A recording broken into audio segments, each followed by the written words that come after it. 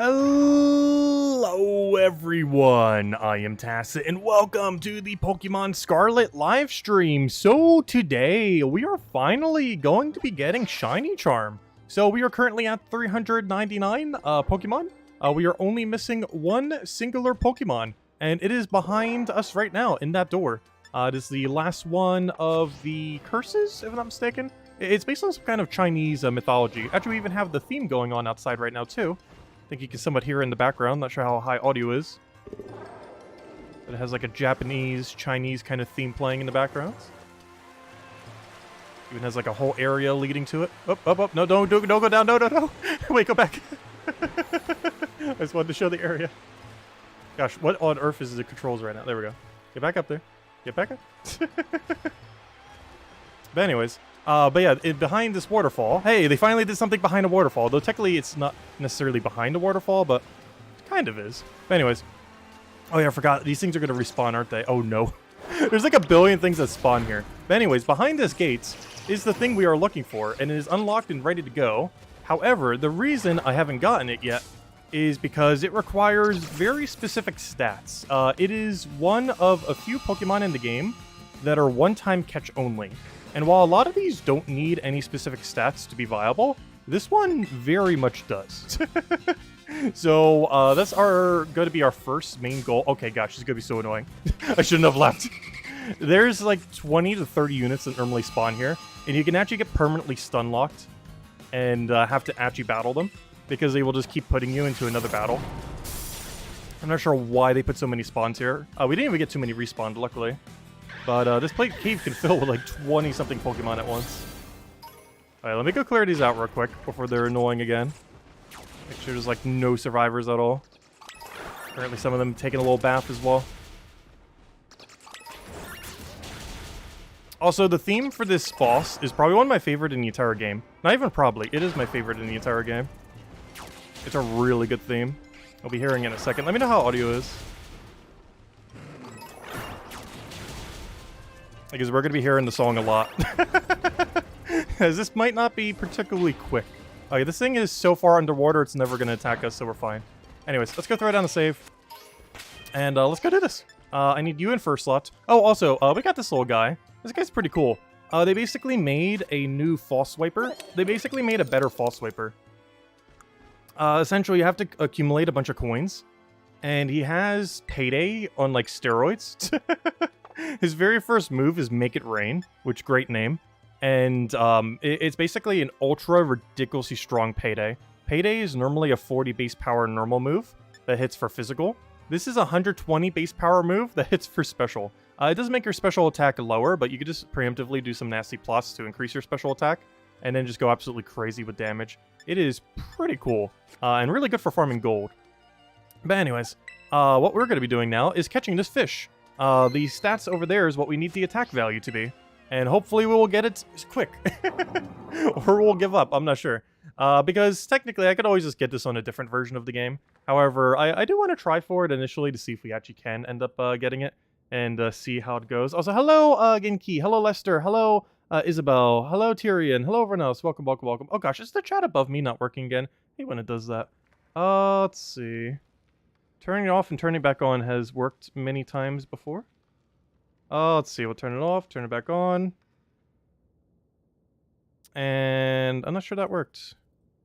Gosh, why does chat not want to work sometimes? Anyways, not too big a deal. Will you touch the shrine?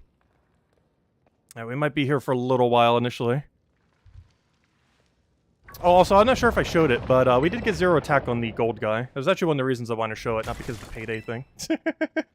Because we did farm him for 0 attack already.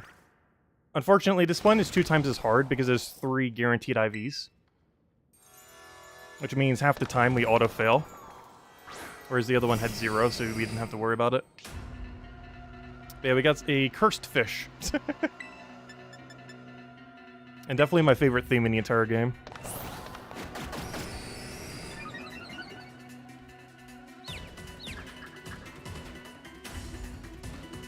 I just land paralyzed. You got this. That's bad. Oh, that's super bad. It's a firefish. Oh no! You're so dead. Bounce. Bounce isn't gonna kill us. So I wish you wouldn't delay the inevitable. Come on, snap out of confusion. Alright, this thing's gonna be really annoying already, I can see.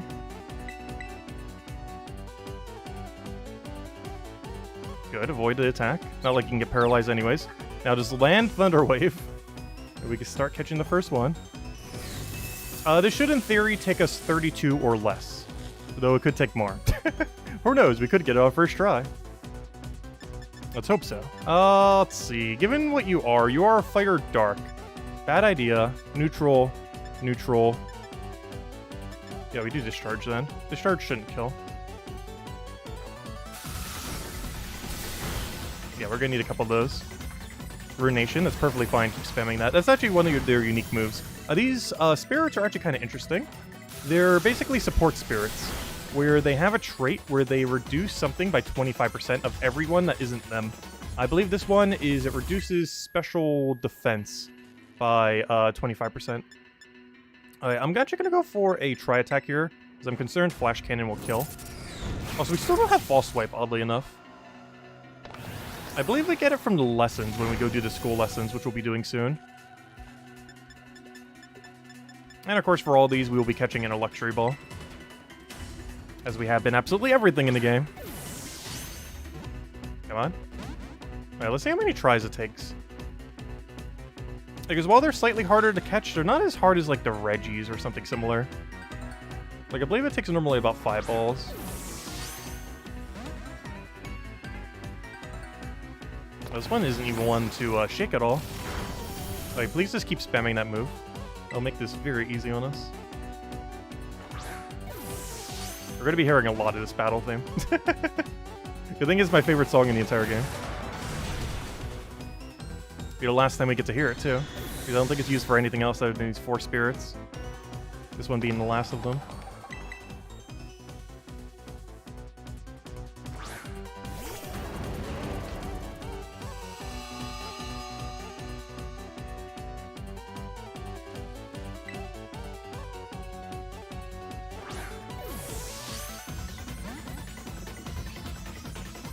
This guy does not want to stay in the ball. Oh, so you may be wondering why we won't, or not using catching power. The main reason for that is it gets reset every single time you restart the game. And for that reason, it isn't really worth the time to make a sandwich here. Or to get back to this location with the buff. So we basically just have to keep throwing balls. Like, the amount of time it would take us to go get a buff and then get back to this location is more time than it would take to just throw a couple more balls. So we won't be running with any buff, unfortunately. Oh, also, I hope I have autosave off. Did I accidentally turn it on? Because that's a huge fail, so... We're about to find out. This might be the fish we're staying with. That might be a short hunt if I have autosave on right now. I completely forgot to check. Okay, I believe I have it off. Let me double check, because I didn't see it trigger there. Yes, autosave is off. We definitely very specifically needed it off for this. I do turn it on occasionally. Okay, very good. Already a fail. One down. Oh yeah, let's go keep track of how many we catch. Let's keep track of our catch number. Perfect fish. There's over numbers. Let's see. Actually, I might just change the dex number. Let's see. Since this is the last one we need anyways. Let's see. Evil fish. I'm just gonna say fish caught. Fish caught. 1. That number hopefully will not reach double digits, though it could, in theory, reach triple if we get super unlucky. Though I'd probably have given up way before we get to that number. At some point, we'll call it quits if it's close enough. Because worst comes to worst, if I truly need an absolute min-maxed one, we could always get it on the other account. Because we do have both versions, of course.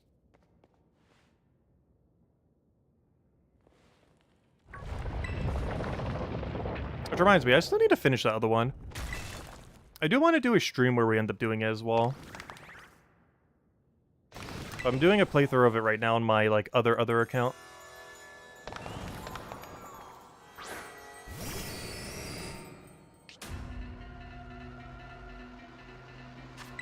Alright, let's hope we get a cleaner start. The biggest issue is until we get paralyzed down, he's quicker than us. Hey, 69. We're going to be seeing that a lot today. I did not plan that, by the way. That's just how much damage a ruination will always do to us. Just bring us to exactly 69. That was not planned. That was very funny. We're going to be seeing that a lot. Because it always hits for exactly half your HP. And that just happens to be 69 right now.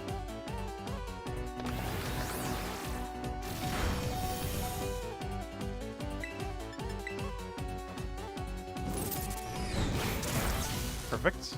Now get in the ball. Swagger, that's perfectly fine. Just don't ever open with that move.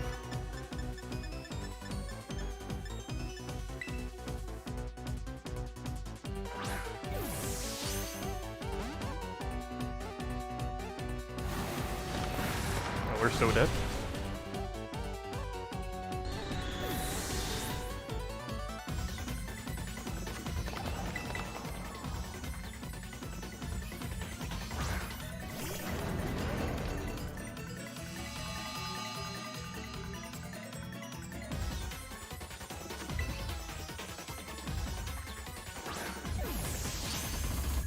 Come on, stay in the ball.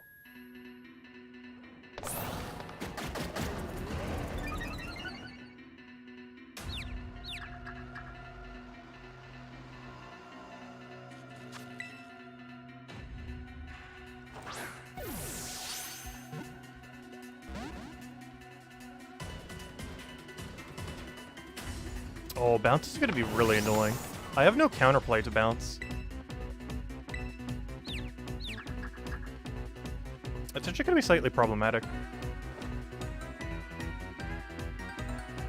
That he has a move like that, because there isn't even a move I can do to prevent him. Actually, that's not true. Is gravity in this game? I don't think... Yeah, there has to be the move gravity. Because I believe that prevents fly and bounce, if I'm not mistaken. I have not the slightest clue what on earth learns gravity in this game, though, if it is even in this game.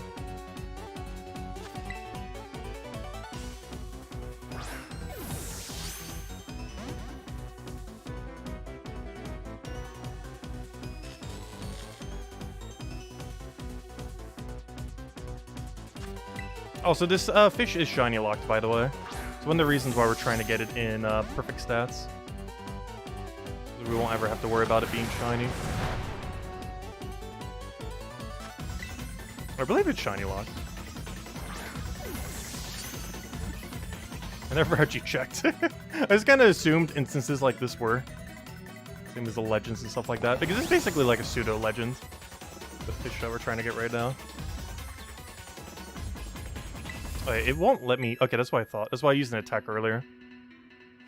Because if they're out of sight, it doesn't even let you throw a ball to waste your turn.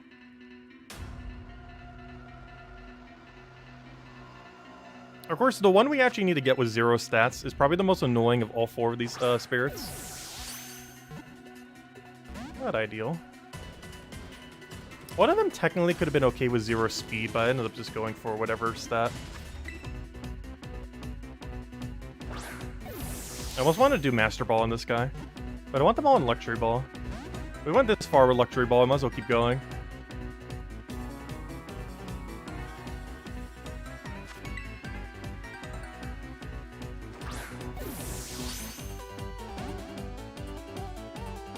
Also, it looked pretty cool in a Luxury Ball, too. Color scheme works pretty well on him. There's also something we're likely to realistically use, too. That's another reason to actually make sure we get it with correct stats. It's the main thing that's been preventing me from getting Shiny Charm. Because once we have this fish, we have Shiny Charm. We can start Shiny hunting then, for anything we want. I'm not even sure what I would want to go for first. There's a lot of good options in this game.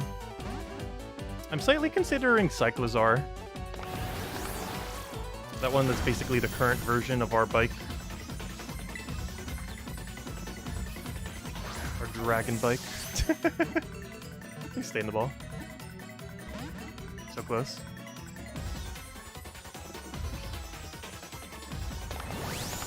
I might need to look up if anything in this game has gravity. 1 second. Does anything in all of this game have gravity. Oh yeah, oops. FD's in tech. Get out of here. There we go. Alright, let me double check something real quick. Also, after this, we will be doing all of the lessons in the school as well. Something that we specifically skipped during the storyline. Well, it's because I thought it would just be mostly lore. Which, realistically, it probably is. So we're gonna read up on the lore. Right, 1 second. I'm looking for gravity. Gravity. Where's current gen? No, don't kill it. Add a Pokemon. Gravity. Does anything in this game know gravity? Gravity doesn't... Wait. Never mind. Hold up. Wait, there are some things. I did that wrong. Yeah, there are some things that have gravity. I was gonna say, wait, no, nothing has gravity? Interesting. What learns it on level up, though? Because I'm not sure if I have the TM for it. Interesting. Sandy Shocks. That one thing from the Area Zero gets it. Blissey also learns it? Interesting. Blissey would actually be pretty good. Blissey would never die. Problem is, what levels are Blissey? Do we have a level 75 Blissey? I assume it's TM. I highly doubt something like that would learn it naturally. Yeah, it seems like Bronzong or Blissey is the best option for it. As far as like bulky things to use gravity. Because I might need to get one just to make sure he doesn't keep bouncing. Because last I recall, I'm pretty sure, gosh, this fish might actually kill us before it goes in the ball. Even more a reason to go on them. Yeah, we might need to go get a gravity Blissey real quick.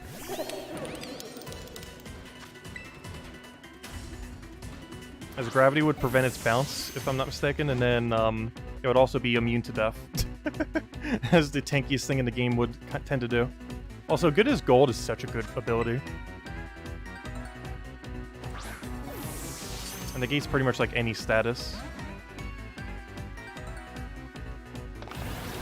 Fortunately, Ruination can still hit us. Also, we're actually going to lose this battle, which is really funny, if he doesn't go in the ball within this next 2.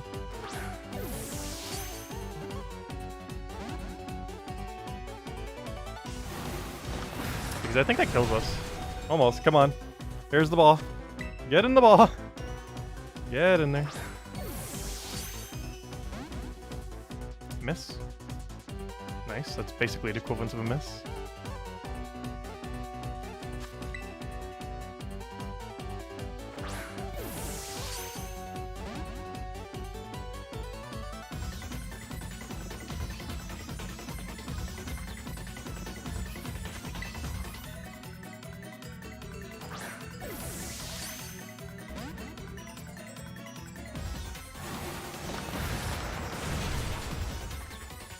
I need to go check something.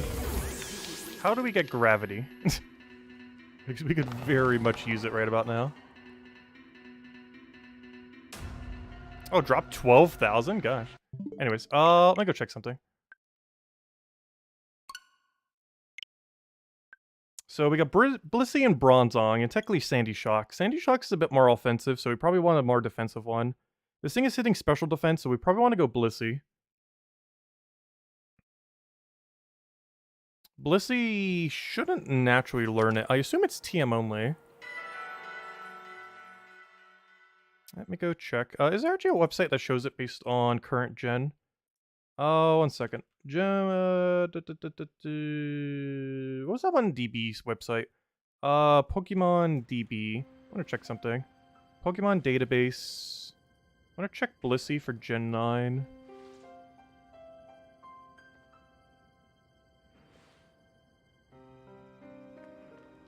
Blissey.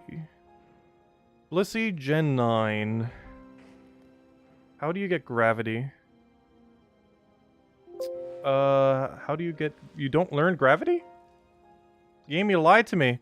It doesn't learn gravity in this game. Oh, wait. No. Yeah, this is Scarlet and Violet. Wait, is gravity not in this game? Oh, no. How about Sandy Shocks? Sandy Shocks. Do you learn gravity? Yes, you learn gravity at 77. Naturally. Okay. Let me go grab my Sandy Shocks. Does he actually learn sturdy? No, because he has that one weird special trait. Alright, where's my Sandy Shocks? He learns gravity at 77. Oh, but isn't he a steel type, though? That's slightly problematic. No, he's ground electric. He's not actually steel. That is perfectly fine, actually. It's not ideal, but it'll work. Okay.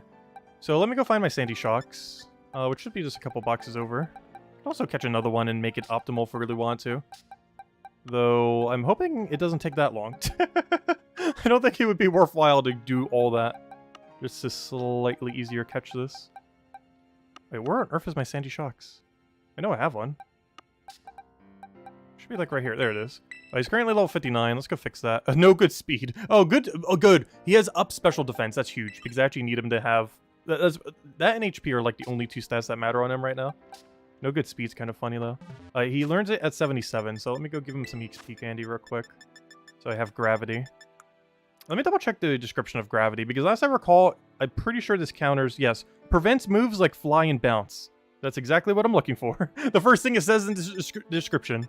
That is the exact thing I'm looking for. Stop bounce. There we go. Alright, still need more. No, do not learn Earth Power. You're here literally just to cast gravity once. And for no other purpose. No, no Mirror Coat. You're here just for gravity. A little more. A little more. There we go. The only problem with this is, does gravity last forever, or is it a set amount of turns? Because this could still be problematic if it is a set amount of turns. I should probably open with Paralyze, then switch to Sandy Shocks for gravity. Also, it would help if I give him gravity. Remember moves, gravity. That's exactly what we're looking for.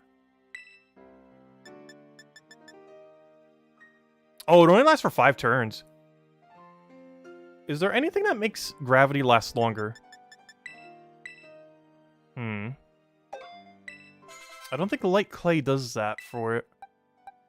It's for 5 turns. It's not a particularly high amount of turns. I guess realistically, we start on you. We eventually switch into you and then spam gravity every 5 turns as we're throwing ball. Also, do I have Assault Vest or something? Oh, but then I can't use gravity. Yeah, about that. Is there any item I can give him to make him just like ever so slightly tankier? Also, that's not where items are. That isn't Assault Vest since we kind of can't use Assault Vest. Let's see. I guess Dodging Clay. Do we even have that item? That 10% Dodge Clay. Critting. Oh, Leftovers. Oh, but Leftovers takes forever on the animation. That wouldn't really be worth doing. Clear Amulet. Is there even anything to stop, though? Oh, let's go with nothing. Anyways. Let's just do it this way. Let's hope this works.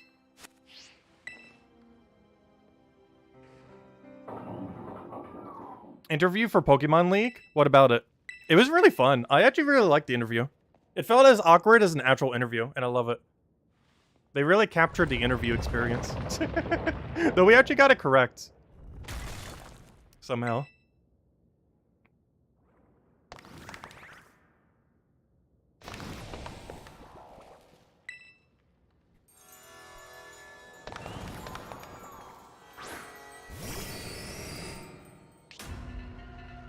Beads of Rune. Everything's special defense has been lowered. Ruination. Ah, 90% accurate. Ours is also 90% accurate, but we have an item to make sure it doesn't miss. Whereas the fish can't hold an item, or at least not currently. Anyways, discharge twice. Thank you, Henry. Thank you, thank you. Yeah, we're just gonna kind of be chilling today. Okay, Sturdy coming through. Also, they're doing an EV event starting tomorrow in this game. Not sure if I'll be streaming tomorrow specifically, though. But I'll probably stream it on Friday. As well as this weekend. Alright, I actually want this to kill me. Because then we can go use gravity. The whole reason why we got the other thing. No, he didn't kill me. What a fail. Well, actually, never mind. That actually works out better because now I can try attack him. Bring him into perfect range. Now we start falling.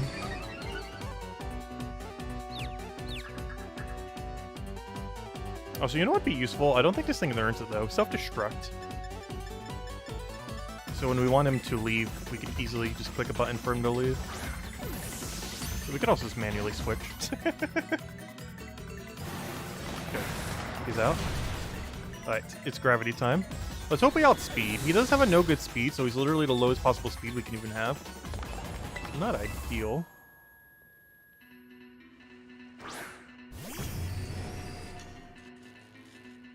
Alright, gravity. The whole reason we leveled you. Good, we do outspeed even with 0 speed. Now you cannot use bounce. Even if you try. Watch, now he's just never going to use it. We got a hard counter for his bounce, and he's never going to use bounce ever again. It would have made it redundant to counter the bounce. It's still relevant, though. Is that actually going to kill? It's still a lot of damage. The special defense lowering is a lot of value.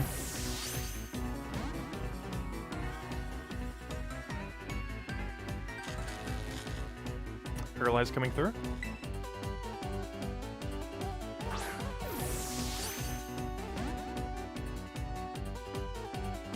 Paralyze coming through 2 times in a row.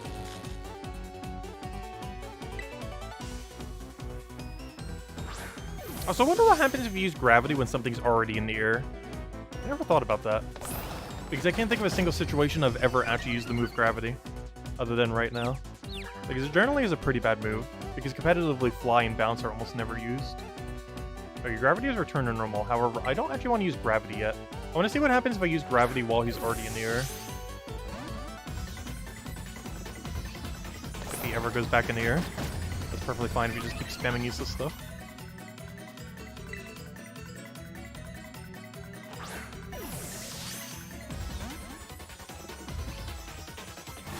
Alright, we're dead. No more gravity for us. Gosh, maybe I should still have a Blissey on our team just to tank. I assumed we would catch it before he would wipe out every single one of our teams.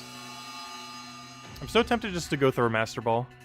Or to take the first one that's even, like, remotely okay. Because I'll take, like, a couple above on attack. I just want something towards the lower end. Doesn't have to be, like, a perfect. But I do kind of want a perfect.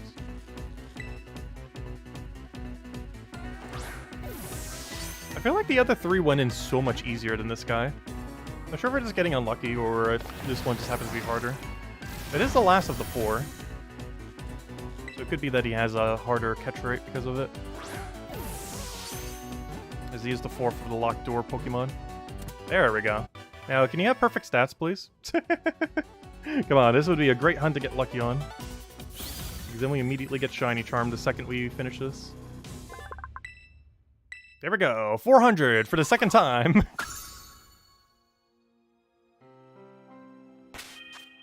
Alright, let me check your stats on if we're staying with you or not. Oh, decent. Oh. Are you the right value? 107. I need a 101. That is 3 off. That is, I mean, 6 off. That is way too far off. Unfortunately. Like, I will take maybe a 102. Maybe a 103. But 107's a little far off. Unfortunately.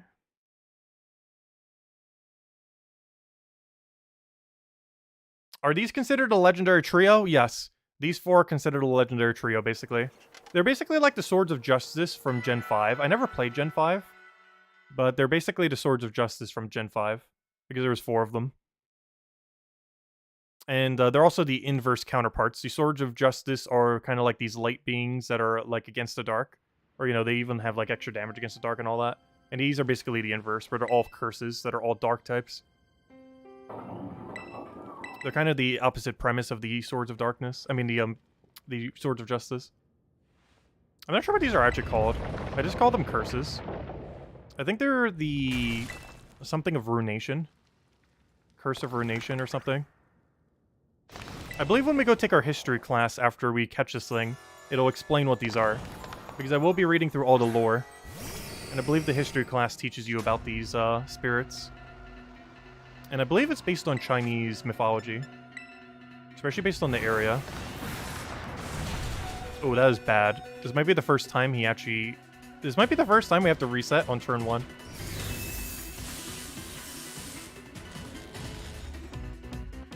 Luckily we did land Thunder Wave, so it's fine. My concern is getting correct to redness, because I still don't have False Wave. Something else I believe we also get when we do our lessons.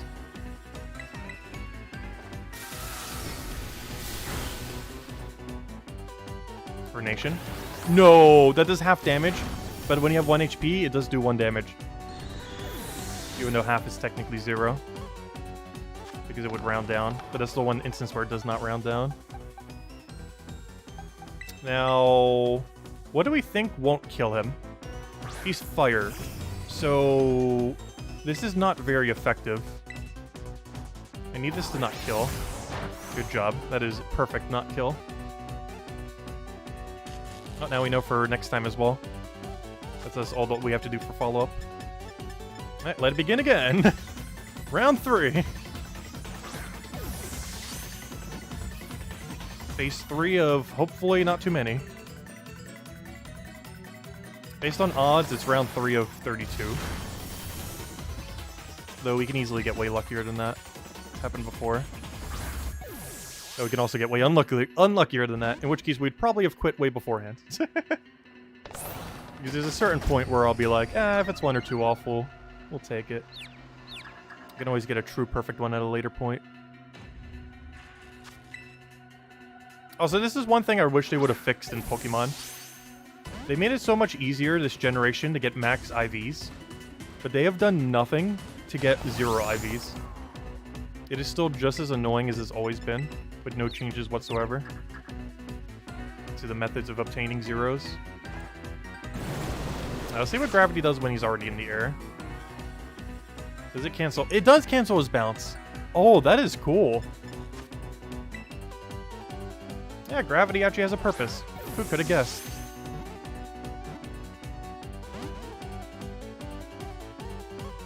It's like one of those moves that you will almost never use, except for the rarest of rare circumstance. With this being that exceedingly rare of rare circumstance.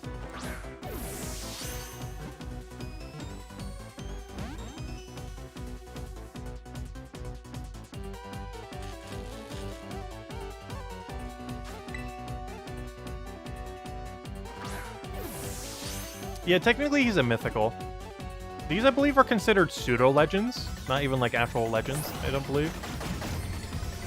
They might be considered legends. I'm not really sure what the difference it really is these days. Of, like, pseudo-legend and legend. I guess pseudo-legends are technically breedable. Whereas all legends are non-breedable. So this would be a legendary, then. The 4 legends of Ruination.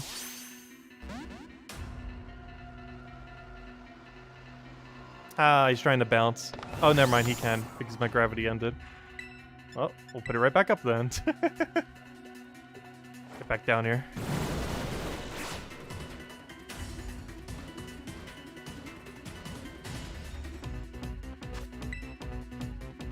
Wait, is he floating in the air higher than he was before? I'm not going crazy, right? He is higher than he was before. I wonder if he's going to keep getting higher and higher every single time I... Oh, that'd be funny. I think he might keep going higher and higher every single time he flies and then gets gravity down. Until his hitbox will eventually be off screen. With all the glitches in this game, I would not be surprised if that's a thing. Where every single time we do that, his hitbox is like keeps going higher and higher until he's just all the way above the circle. Because right now he's like perfectly centered. He wasn't there before. Basically looks like he's a flying fish. Oh, we just dodged it via our shout. Oh, we actually have max friendship on our dragon. Took long enough.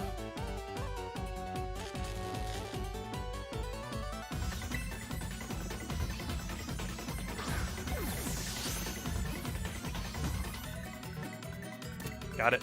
Okay, 3 down. Please be the last. Have mercy on us.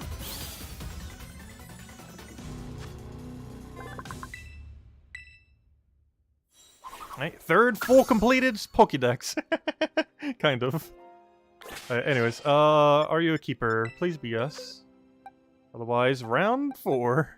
Oh, round 4! Oh no. Ah, that's the bad part with these. You have a 50% chance of automatically not even getting a roll. Because for whatever reason, they thought giving guaranteed IVs was a good thing to Pokemon. When it is the most annoying thing ever.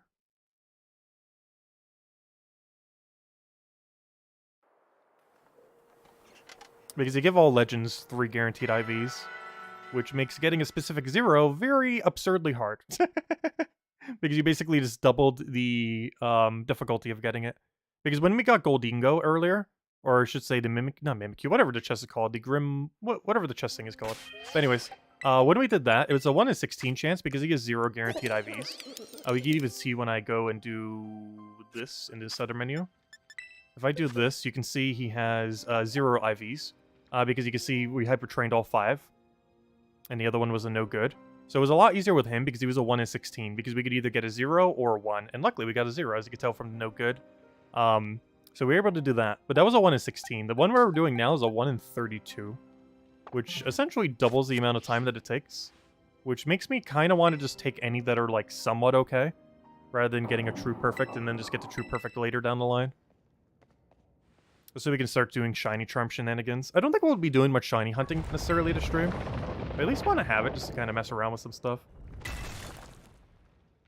I still need to kind of learn what all the shiny methods even are and everything. Like, I know generally the basis of it. I don't have a Masudo Ditto, though. So if anyone has a foreign Ditto, even if it has trash IVs, do let me know. If you have a Ditto in any other language that is not English. It doesn't matter how bad the stats are, I just need one.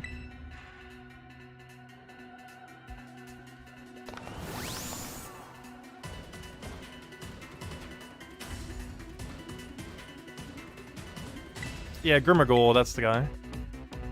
I really like his evolution. He might be actually one of my top 5. His gold version, Goldingo. Actually, what is my favorite Pokemon from this generation? Though I think I'm slightly biased in saying it's probably the box art Legends. However, that is actually generally not the case, because I can't think of a single Pokemon game where I would ever say my favorite Pokemon was the box art Legends, except for this game. Despite them having 9 generations of Pokemon. Yeah, Koraidon definitely has to be my favorite. Though, I feel like he gets a lot of character building compared to its standard Legends. Like, a lot of character building. Also, I was playing through the Violet version some, and honestly, I don't feel like I grew as attached to the Violet version one. Something about it being like a robot just doesn't work as well.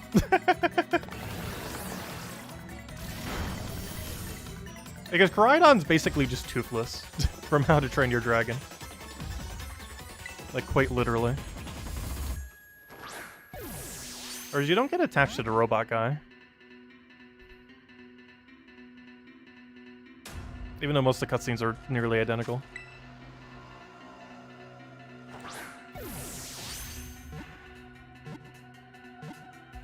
There we go. 4 down. Who knows how many more to go. Hopefully not many. Now, if all of them could just go that quick, that'd be great. It took us 4 throws. Or 5, however many it was. There we go. Our 4th completed Pokédex. By the end of this stream, we'll have like 30 completed Pokédex in theory. Let's see.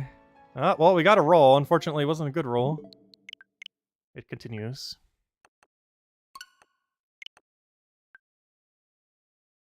But yeah, honestly, one of my other ones I kind of like a lot, though I just looked up at Shiny the other day and I absolutely hated Shiny. But I really like the, that one, Full Moon. Gosh, what was that one called? I'm forgetting the name of everything. But I really like Salamance's prehistoric form.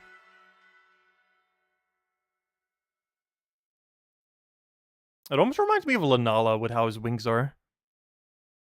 I don't know the lore on Lunala. I wonder if Lunala actually was from the past as well. So it looks like it's from the future based on his design. Let's see. So one thing that's kind of curious since the professors got teleported to the future and past, I wonder if they'll eventually be in a future game.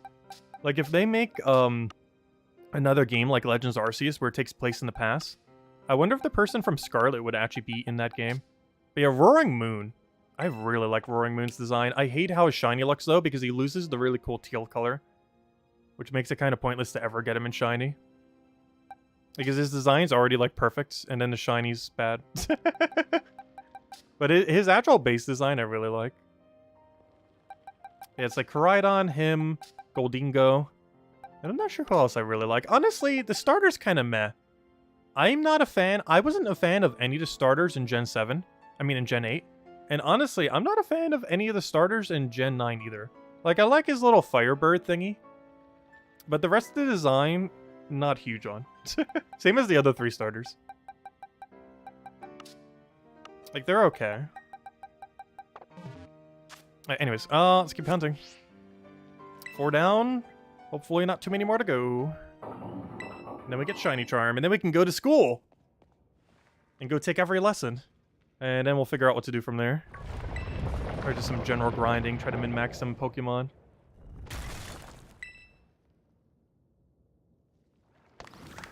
It looks like Ho-Ho. Oh yeah, it kind of does. The wings on the moon one. Roaring Moon. Also, I love the name, Roaring Moon. Honestly, I love the naming conventions that the past forms got as well. Because every single one in Violet basically got, like, iron in front of its name. Rather than being, like, uniquely named.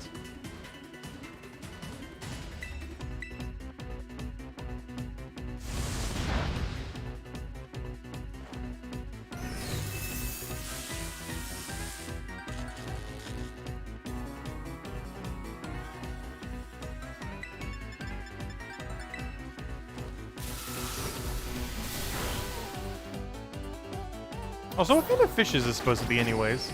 It looks like a small koi fish. But I feel like it's based on something else.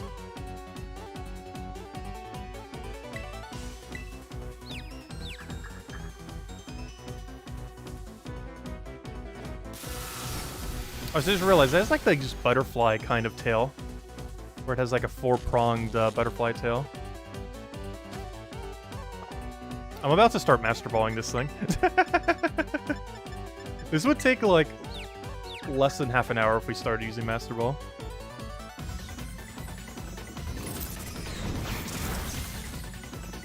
Wait, why did that do so much less damage? Did I not do the same combo? There we go.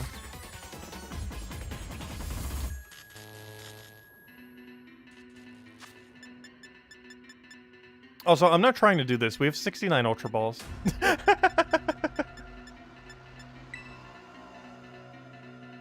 Amazing.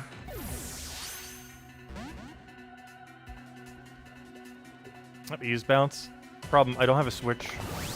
I guess we're gonna switch right now. He's what, a ground something? Ground electric. Well, is ground weak to flying? No, right? I actually completely forget. Probably know that. Yeah, it's not. It's not very effective. Anyways, I need you to... Actually, I don't need a gravity. I only need a gravity once he flies. And then we can start seeing him increasingly go upwards in motion. Oh, don't use Renation. You have to use the right move. His best bet would be double Renation into Lava Flume.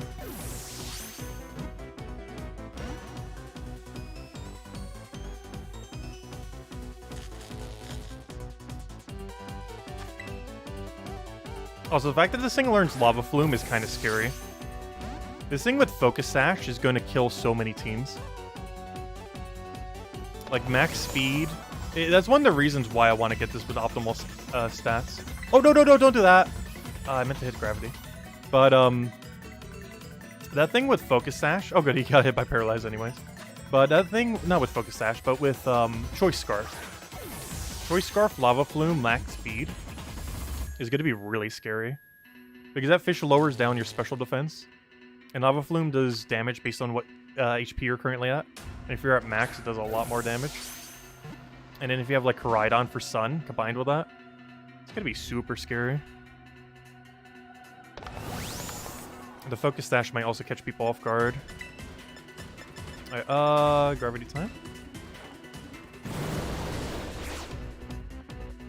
The only problem is, I feel like this game is out in a really quick format as far as like what some of the max speeds are. Because a lot of the things in the Area 0 gain 1.5 times speed in Sun. Or at least in this one. I'm not sure what the Violet ones do. But I know the Scarlet ones, they gain 1.5 times speed in Sun. Or if you use the item on them. So there's going to be a lot of scary Sun builds. And there's not really much rain in this game. Or other weathers to really counter Sun currently. At least until Kyogre and everyone comes back. The DLC. There we go. 5 fish down.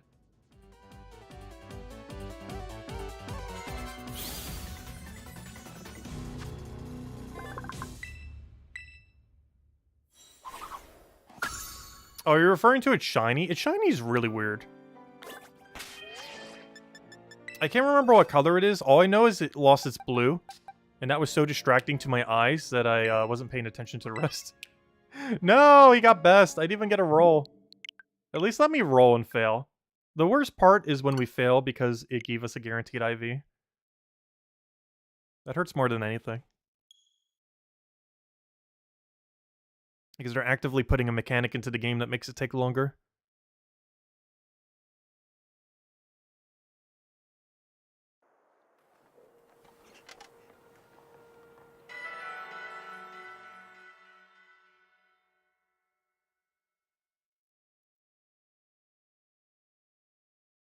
Oh, what were you referring to, Isabel? Let's see. Not sure what you're referring to.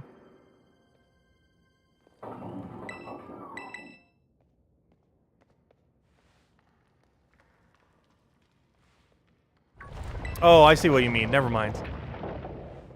You were saying that to the other thing. I get the context now. My bad. Yeah, the bot joke. I was thinking for a second because my brain wasn't thinking the other bike. I don't know, honestly, I prefer Scarlet so much more. That's why we went for it as our main version.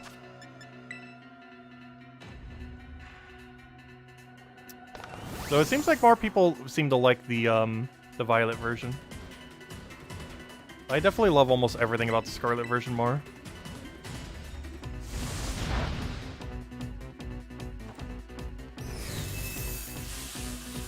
I also feel like these spirits that we're hunting right now are more thematic in Scarlet, too. Because these spirits are from the past, not the future. Goes with the past theme of that Scarlet's already in.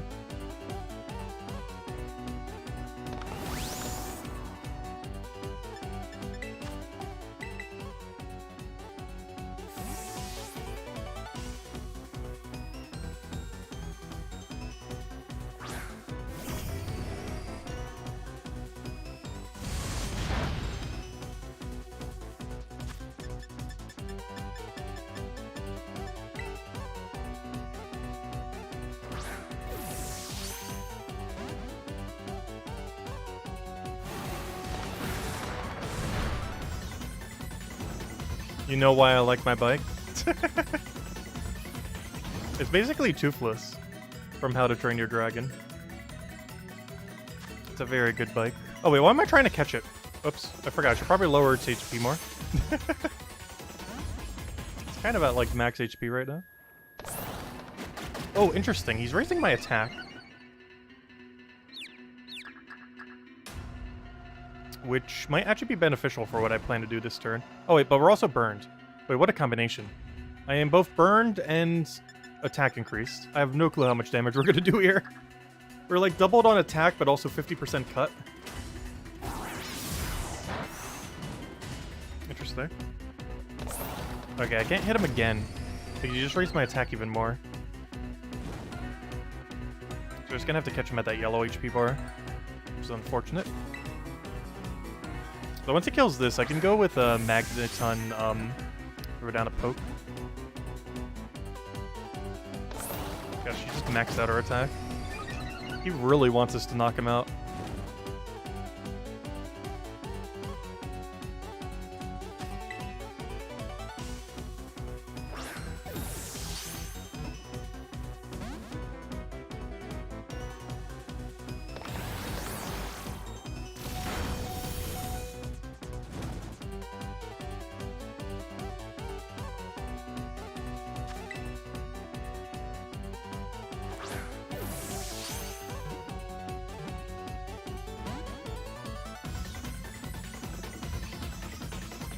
How did I get the feet and tail? Oh, it's a Scarlet exclusive, the one we're using right now. It's Sandy Shocks from Area Zero. He's the ancient version of Magnemite or Magneton or whatever the one with 3 is.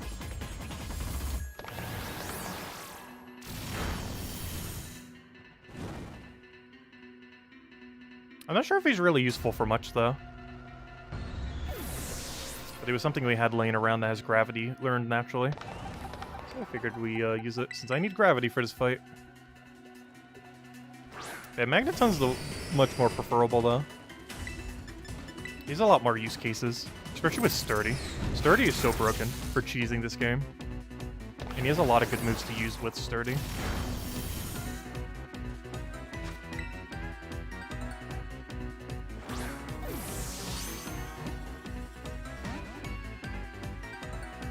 I'm so glad that this battle theme is good. We're going to be hearing it a lot. So this fish is caught. Like, the first time I heard it, I was like, wow. It's definitely the best theme in the game. There's a lot of good thematic songs in this game. As far as my overall favorite, this one's definitely my favorite. By far. Some of the Area Zero music's really good, too. Especially just the whole atmosphere of Area Zero. Well, the visuals for this game might be a little lacking. I feel like they definitely got like that Xenoblade Chronicles like big open area vibe for Area Zero. Actually implemented it decently well, even though the visuals are a bit lacking. But the atmosphere of the place was spot on.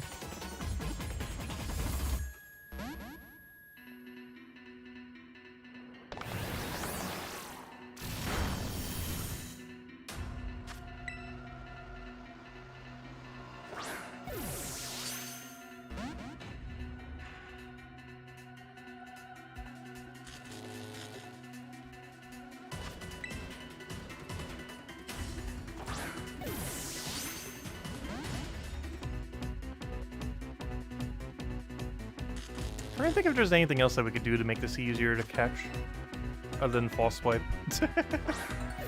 Not counting false swipe.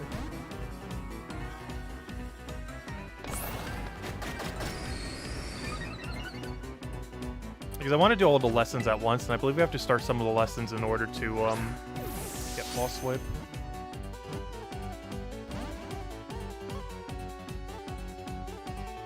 Current strategy's been working out. Okay, I need you to stop going up, because my gravity user is dead. Right? Yeah, he's dead.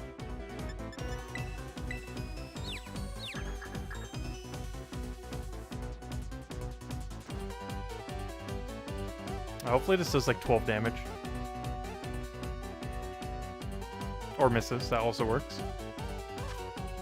But yeah, the fish keeps getting higher and higher. I'm not sure if it's because of our ball keeps catching it, or because of how he bounces and flies. But I feel like his graphic just keeps increasingly getting higher up as the fight goes on. In combination between his bounce and just us throwing the ball. It slowly keeps moving upwards.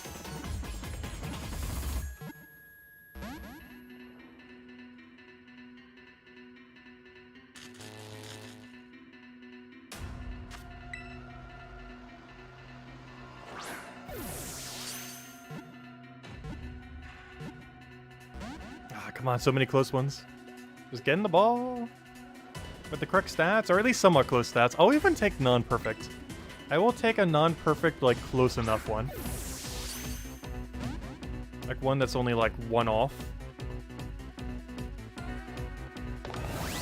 And by one off, I mean, like, a few off, but it results to one stat off.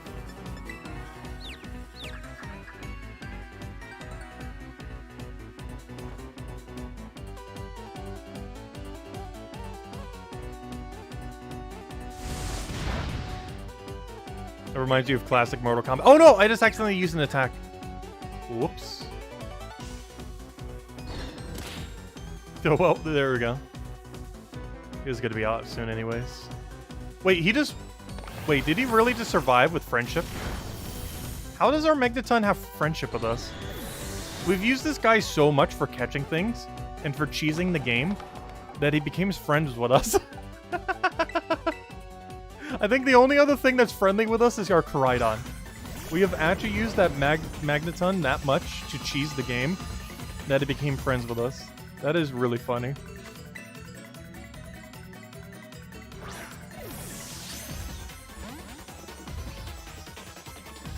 Because that's been the one we've been using for, like, everything.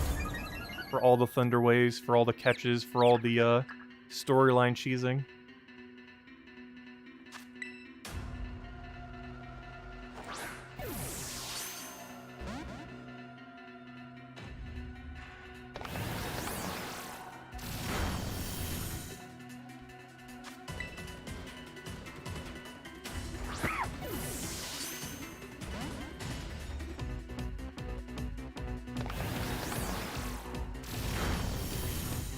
Nation is an interesting ability because it's kind of like a false swipe for this game that can hit ghost types. There's only one Pokemon that actually can do that, but it's not in this game. He's as scrappy with false swipe. But Rare Nation's gonna be a close next one that can kind of do it now. Since you do it a few times and it's pretty much in the red. Because I believe we'll have 3 casts, because you would go from 50 to 25 to 12.5. He's actually going to wipe our team again. That is insane.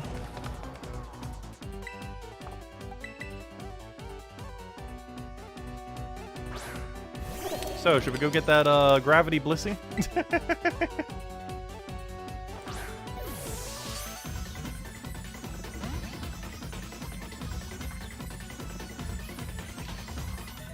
Good as gold. Come on, Luxury Ball should count as like a Master Ball if you're using it with this guy. He's literally made of gold. Just let him get the catch.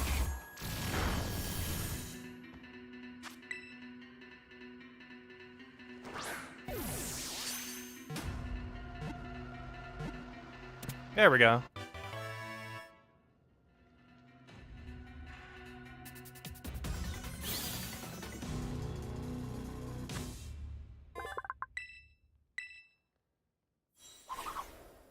Our 6 completed Pokédex.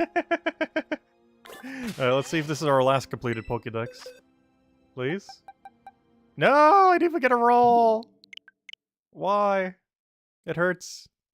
It's painful to look at.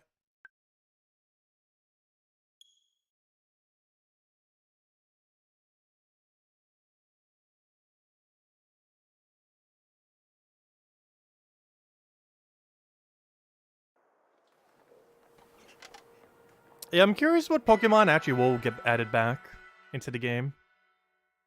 They're definitely going to add all the Hisuian forms. Because I didn't realize as we were playing through the game, but none of the Hisuian forms are currently in the game. All of the Pokemon for the Hisuian forms are in the game, except for the starters. However, the actual Hisuian forms aren't, but I'm pretty sure once we get DLC, they'll be coming in. Because they're definitely going to do that for all the past forms. I wonder what they're going to do for future then. Or is there anything kind of future-based in Gen 5 to 7 that they might add back in? Because for the past, they obviously have all the Hisuian forms.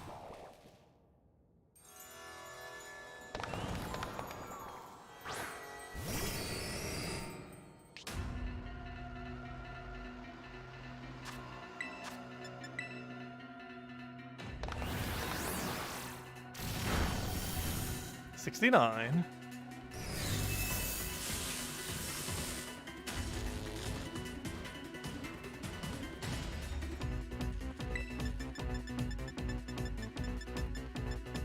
Also, battling this so many times makes me want to learn this guy's backstory more.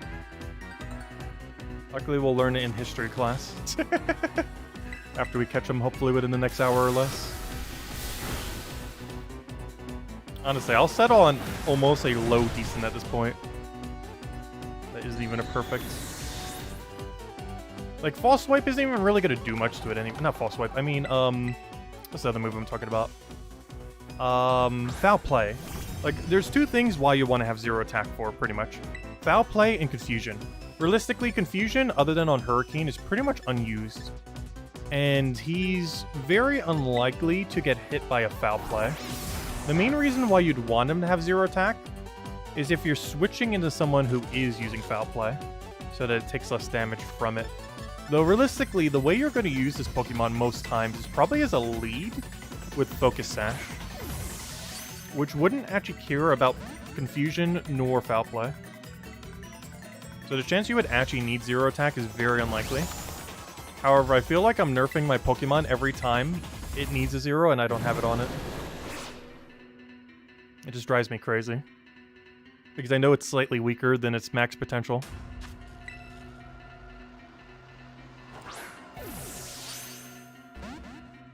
And my min-maxiness will not let that happen. Like, if I ultimately end up catching this thing and it's like a few attack above zero, I'll probably like almost never use it. Because it'll feel like it's not worth it. Also because I feel like it's going to get hard countered by some of the meta as well. I'm not even sure what the meta is for this game right now. Because I was checking it the other day. Multiplayer doesn't exist yet. You can still play with friends. However, the online ladder doesn't exist until next month. So we have until December 1st to prep all of our Pokemon. Which gives us a whole nother week to prep everything we'd want for competitive. Then we can start having some fun. Like, that's basically when you can start playing the game. There's two parts when we can start playing the game. One of them is when this thing's finally caught and we can get Shiny Charm. Because then you can actually Shiny Hunt and all that kind of stuff, post-game stuff. But the other thing is competitive Pokemon. But we can't really do that till December 1st.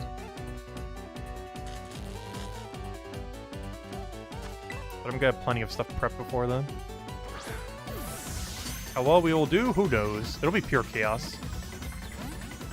Because everyone's gonna throw like every absurdly weird strategy. No one's gonna know what on earth's going on.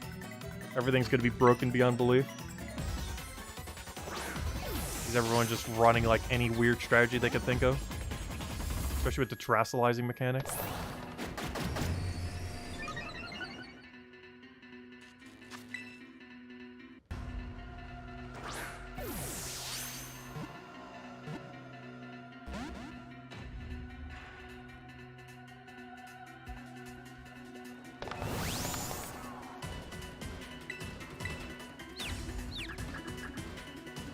Don't hit yourself. Come on, you got this. Good. Back down here. Floating fish. Got a floaty fish. Yeah, look how much higher he is. He's like above, like he was right there before. Now he's all the way in the sky.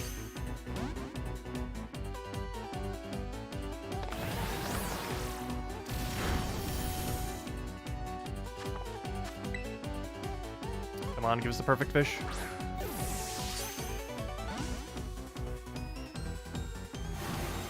The worst part is he doesn't even have any moves that he can try to use attack stat on.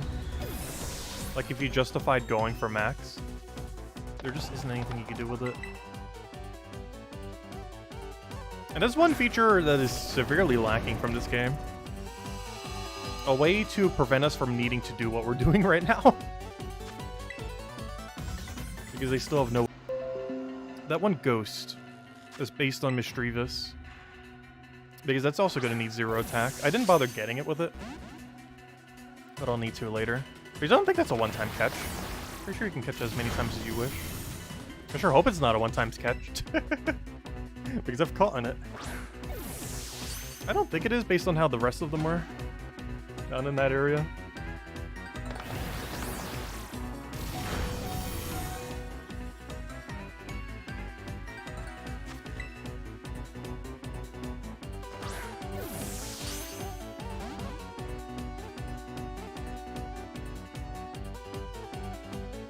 Oh no, gravity ended.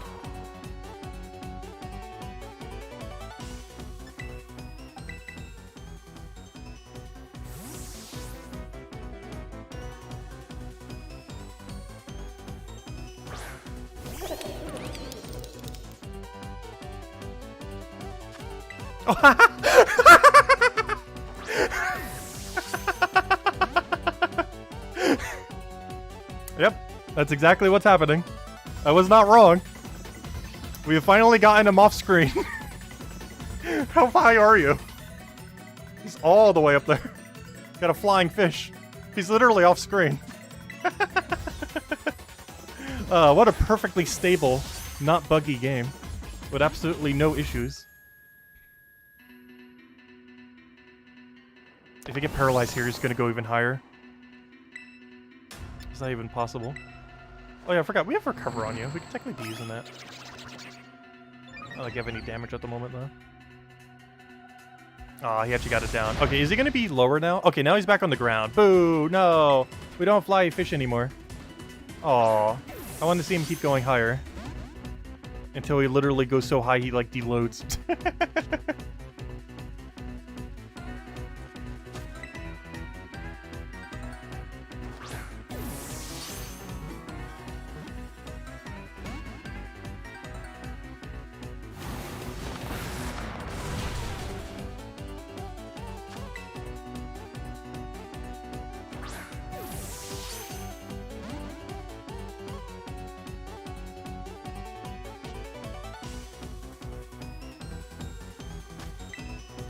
I really like this gold noodle. Just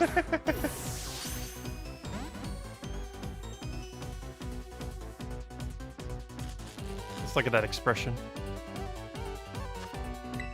Alexi's about to, like, beat someone up.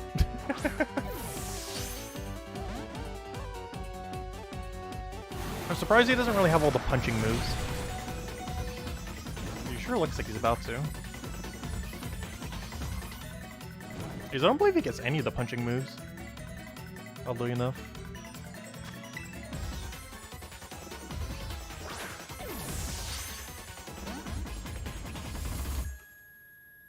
Gosh, I'm about to get wiped by a fish again.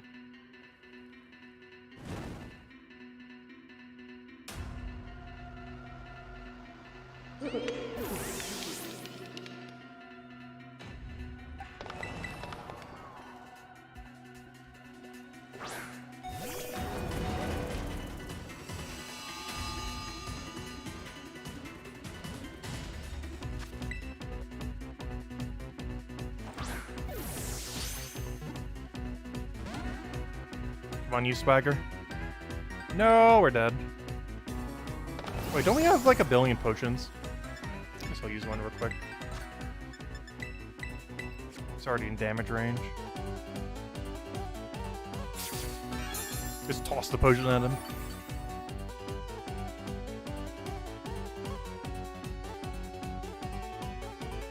Up. The beginning trilogy of the floating fish. Every time he gets paralyzed from balance, he keeps going higher and higher. Gravity also does the same thing. So in theory, we could probably deload the fish if we got lucky enough. I'm not sure what kind of chaos would happen if we did, but it would be really funny.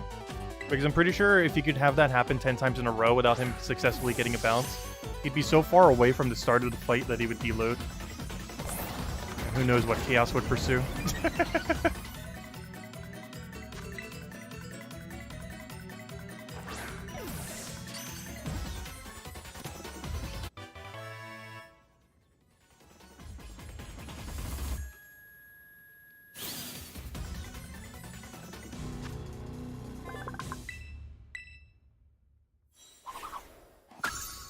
There we go, our 7th completed dex. Alright, let's see if this is the final one. Oh, a decent? Are we just gonna say this is good enough? He already has correct nature too, which is making it tempting. 95 though, no, how do we feel about that? That's too far away. He needs to be a 90. A 95 is like a 10? Let me double check the number. That's too high. As much as that is tempting. Let me double check. What's your number again? That's not what I needed.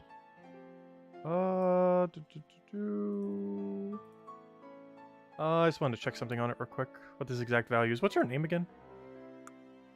Chia. Chiyu. Level 60. I just want to double check. We're probably throwing this guy back in. I just want to see what value this is, though. It's negative plus... I want to say it's like a 10. 10... it's actually an 11. Oh, gosh. That's the highest possible decent you could even have. Really? Oh, wait. I didn't do the minus correctly. Oh, yes, I did. Wait, what's this value again? It was at 95. Oh, wait, never mind. Hold up.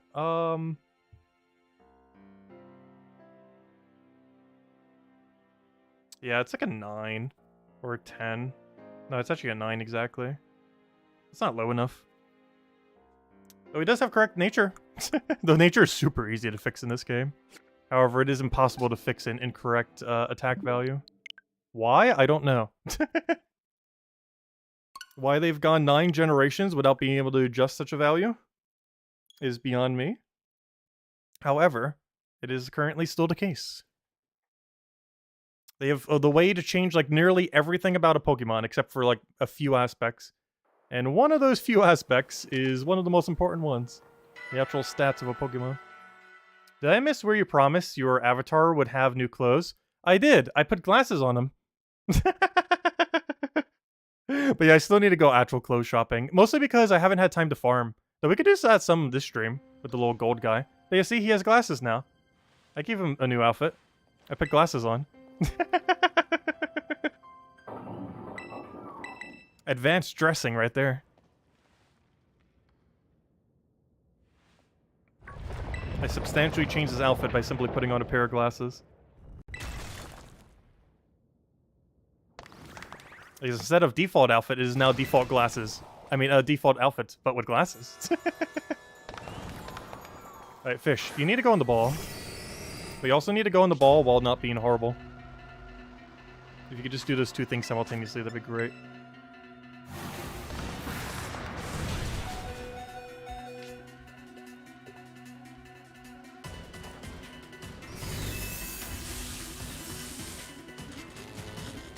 Though if we get a slightly lower value than what we just got earlier, I'll probably just keep it even if it's not a 0.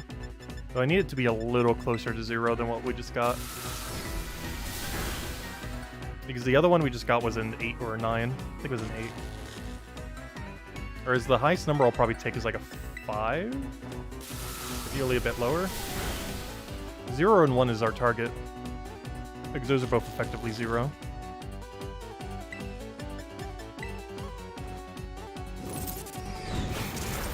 Perfect. Critical. Right in range. Yeah, you're forced to wear school clothes regardless. So change the outfit wouldn't really change too much. We'd still be in school clothes. I wonder if they'll change that with the DLC. Because, hey, Team Star got to break dress code. Why can't we break dress code? There's literally a whole group of people who broke dress code.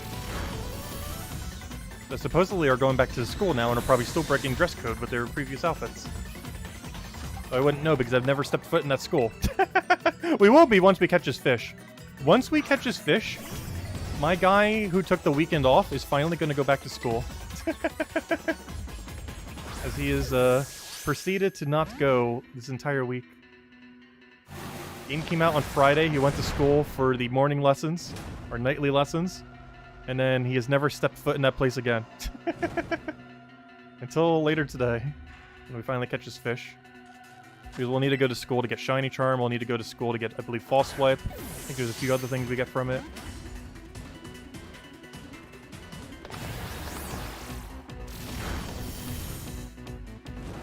Plus, we'll get to learn a bunch of stuff.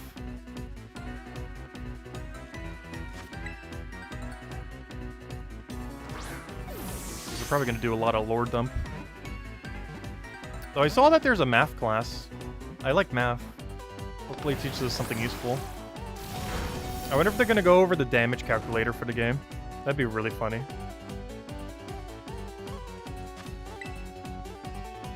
In Pokemon 101 today, we will go over the damage calculator.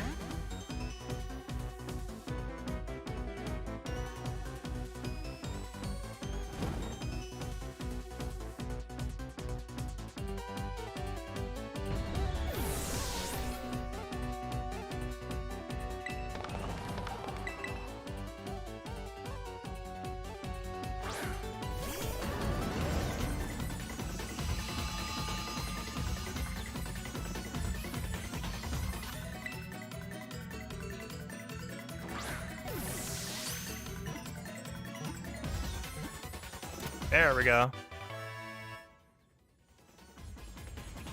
There it is, our 8th completed Pokédex. Slowly but surely, we will have an actual completed Pokédex. Oh, there we go, 8 down. Please actually be the one. Ah, we didn't even get to roll! Why do you have 3 guaranteed IVs? Why don't you have 3 guaranteed no goods? That'd be so much better. This would take, like, literally, like, 2 tries. Maybe 3, max. The weirdest part is if they're not going to add a mechanic for it, why not give, like, 1 guaranteed no good? Like, you can keep the 3 bests, but add, like, 1 no good to the mix. Because that would solve a lot of this issue.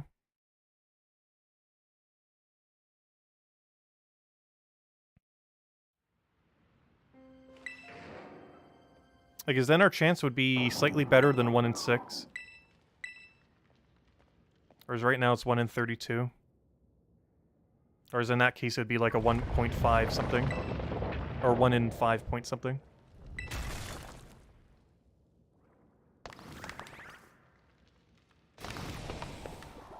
Because in that case you would have a 1 in 32 chance while also having a 1 in 6 chance simultaneously. Whereas right now we only have a 1 in 32 chance.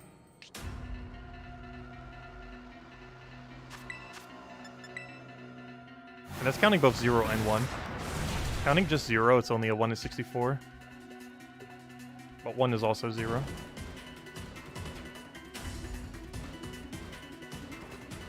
I guess that's how math works. At least in Pokemon it does. And there's some Pokemon that you can get away with even higher numbers and it's still a 0. But there are very few that are like that.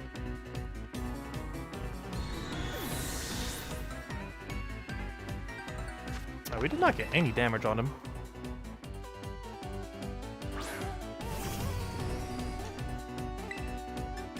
You know, I'm gonna discharge and see how that goes. Oh, that worked out well.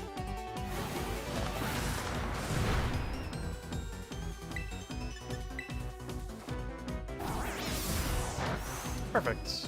We can work with that. Paralyze, also good. Now go bounce into the air. I want to see a flying fish. I want to see if we can get him to go off screen again. Ideally, I want to see him get so high that he goes above the cave. Like literally outside of the cave that we're in. Like clipping through the ceiling. We'd have to get him to fail his turn 5 times though. I'm pretty sure for him to go that high. With how high the ceiling is in this room.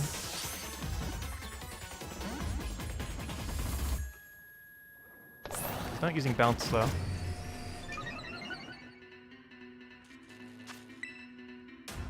You're a rebel, no school for you. I skipped it the entire storyline.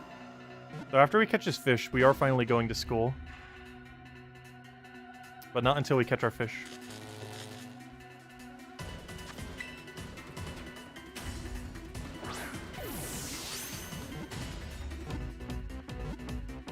Perfect. Well, we don't know if it's perfect yet, but good catch. Smooth cycle. That was like 5 balls. Our 9th completed Pokédex.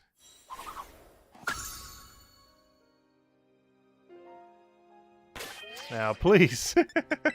Be correct stats. Oh! This is a potential. I might just keep it. Let's see, what do we have? 106. What's our target? 101. Ah, gosh, it's 5 away again. No, I can't. It has to be a little bit closer. I think like 3 away is the lowest I will settle. Yeah, that's 5 away. This is too high.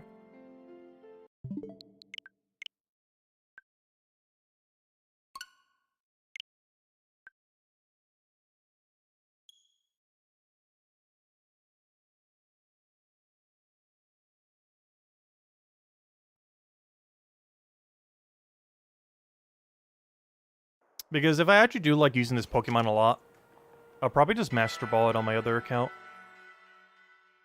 Because I'm going to have 1 spare Master Ball, because I didn't use the Master Ball on this account for anything. Because I Luxury Balled everything.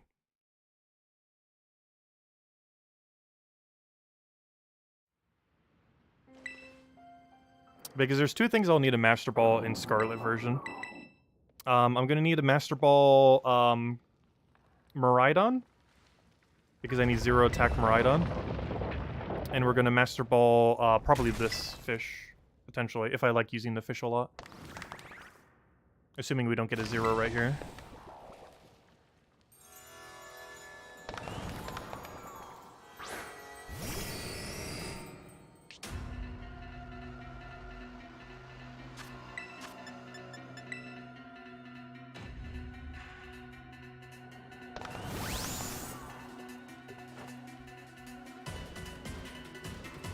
Azala Clip Bomb! Welcome, welcome. Oh my gosh, we've been at this for an hour and a half. And he still isn't caught yet.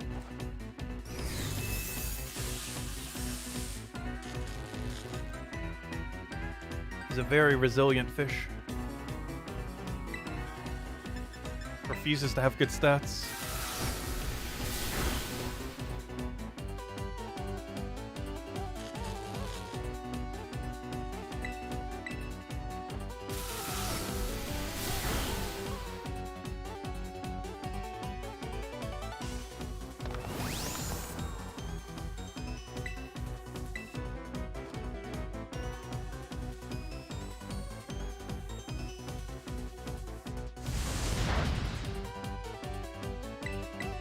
Hey, come on, you need a low roll here. Good. Exactly what we need.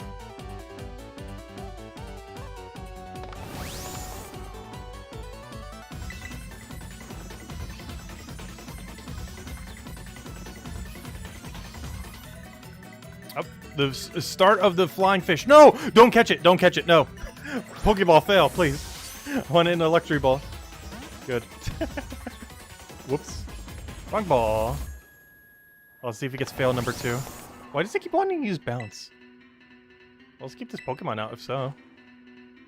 We want to just keep bouncing. Oh, the flying fish! The saga continues.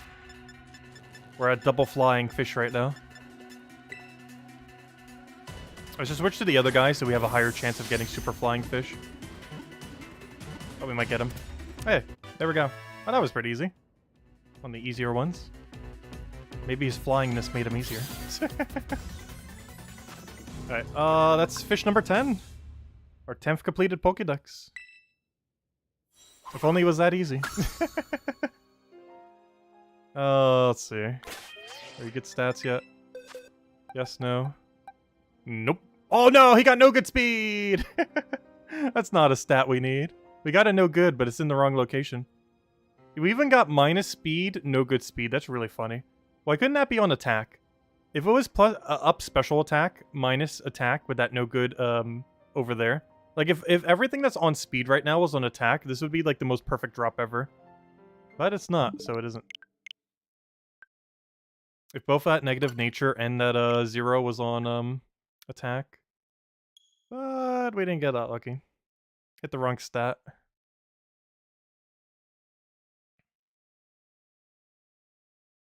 Is that actually our first no good? Because we're actually getting unlucky on that in general. Because what's our chance of getting a no good? Because we have 3 that can roll. It's a 1 in 32. Oh, never mind. It happens about 1 in 10 times. Never mind. So yeah, that's actually exactly at odds. It'll happen about once every 10 to 11 times we'll see 1 no good. It's just not guaranteed to be on attack. In that case, it was on speed. Though 1 is also 0.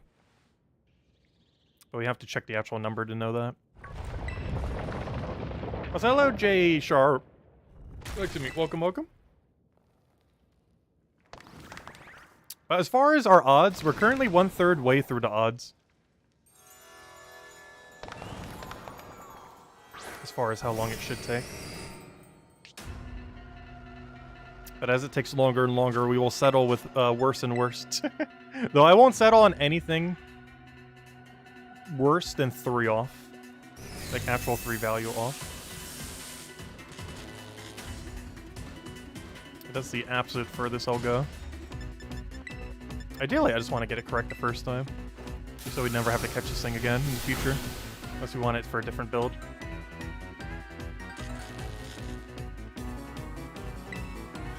Though I can't really see it running any build that isn't Choice Scarf Lava Flume.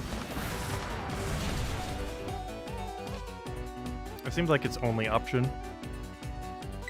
And a really strong one at that. Critical. Perfect damage. Nation for the 1 damage. Let's go start getting our gravity setter ready to go.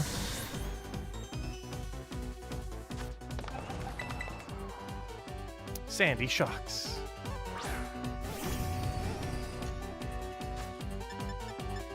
Which for whatever reason is not a steel type. Despite it looking very steel-like. I wonder what the lore is for that thing existing in the past. Because it's quite mechanical.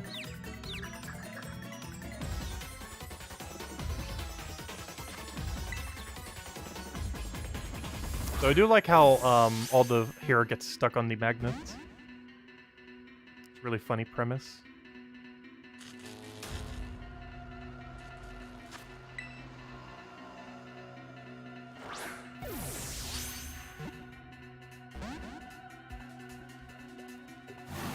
It's gonna be so satisfying once we finally get this fish. Because not only do we get a perfect fish, or a good fish, but we'll also get Shiny Charm then. Because this is the only thing preventing us from Shiny Charm. At this point.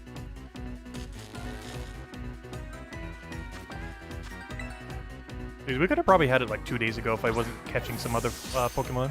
Because the gold one was also what took us a little while. Because I got him with 0 attack as well. I did that the other night.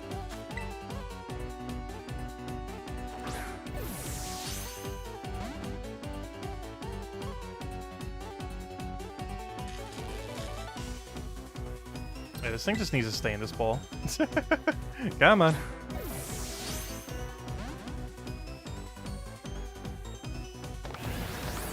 If only there was a way to increase our rate of catching something of a specific type. Like the sandwiches that exist, but they take too long to use.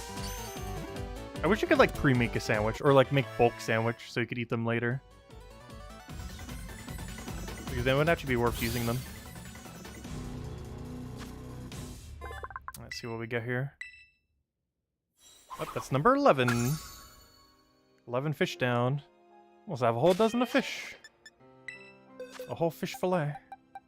No! We got an auto loss. Didn't even get a roll. Hate to see it.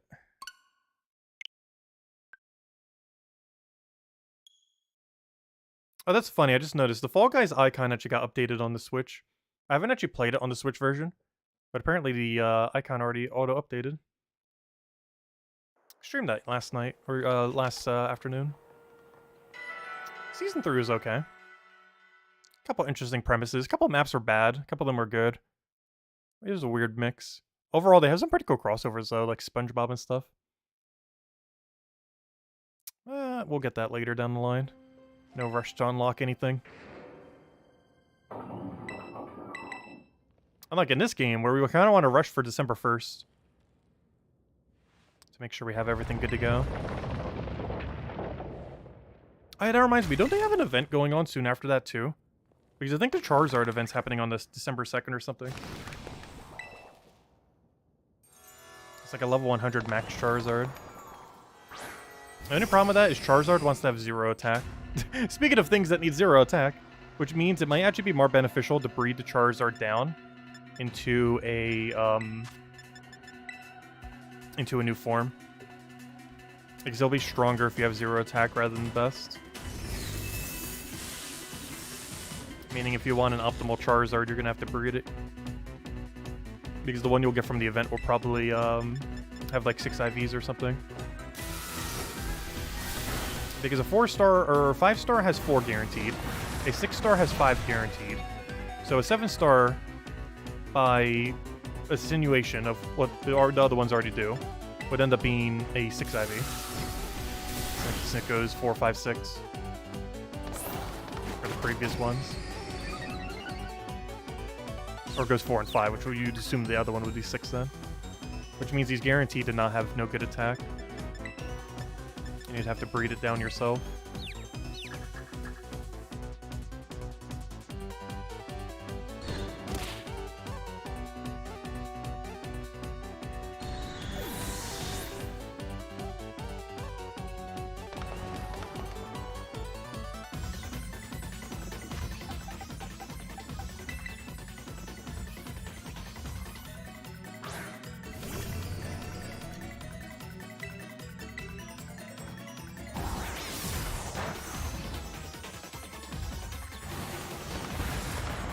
Also, I just realized we have crit 2 times during this, haven't we? Because the chance of critting 2 times total is actually lower than us getting this as the correct stats, which is kind of unfortunate. Because we have critted twice, which is 2 1 and 24s. Whereas what we're looking for is 1 roll of 132.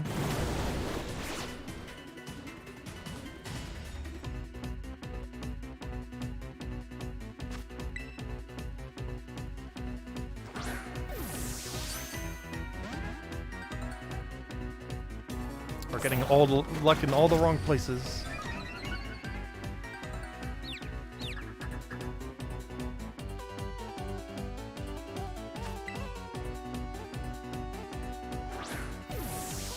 Luckily, most shiny hunting in this game will not be anywhere near this tedious. That's actually one thing that's going to be really fun once we get Shiny Charm. We'll probably start doing shiny hunting this weekend. I'm probably not starting until Saturday stream. Because when we stream for a little bit on Friday, which probably won't be as long, but when we do, it's going to be entirely to farm EVs, because they have some kind of special EV event. So I'll be farming that EV event pretty much all day, assuming it's possible to. Because I'm probably going to have no stream tomorrow. Friday we'll farm the EV event, and then Saturday and Sunday we'll finally get to starting shiny hunting. I might do some off stream, but I want to get the methods down before I end up going all out on streaming it.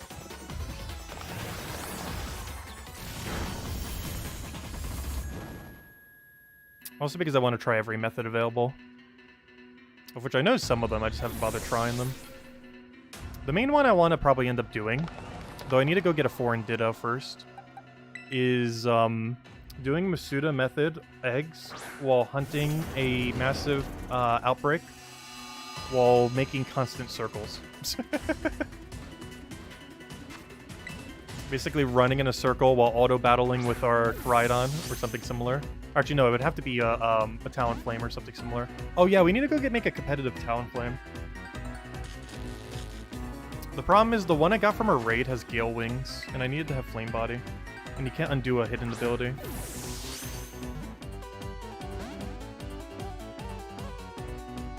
So I believe we have one at like level 50 something. Let's see. Well, we can't do anything with this turn, can we?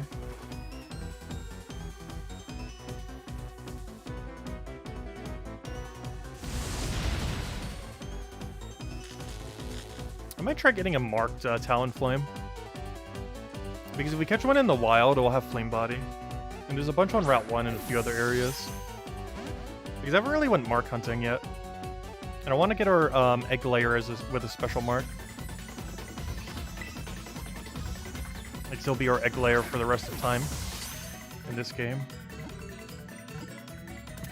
And our other one did it for like upwards of 100,000 eggs. This one will probably also do it for upwards of 100,000 eggs. So he has to be a little special. We can't just use any Talonflame.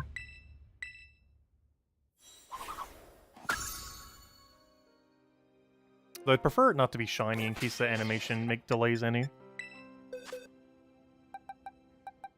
No! We got no good defense! Stop hitting values that aren't attack. That hurts. Oh, also that's 12. Theoretically, we're like 1/3 through the odds now. That we're not any closer than when we started.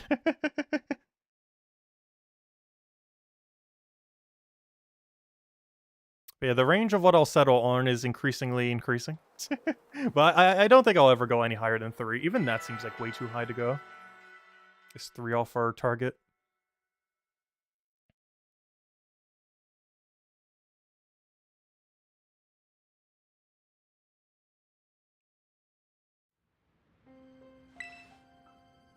Is if we go 3 off our target, I believe that's 5 or 6 values. Which brings our odds to...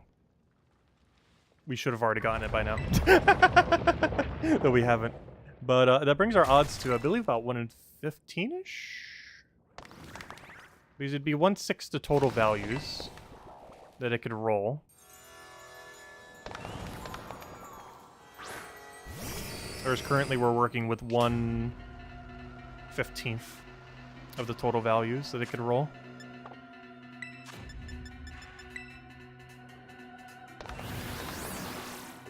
But you still have to account for the fact that half the time you don't even get a roll.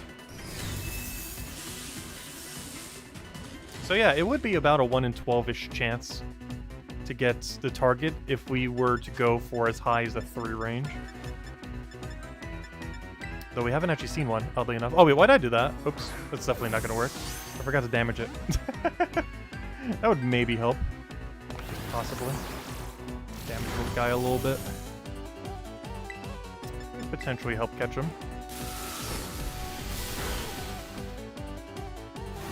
It's gonna kill him.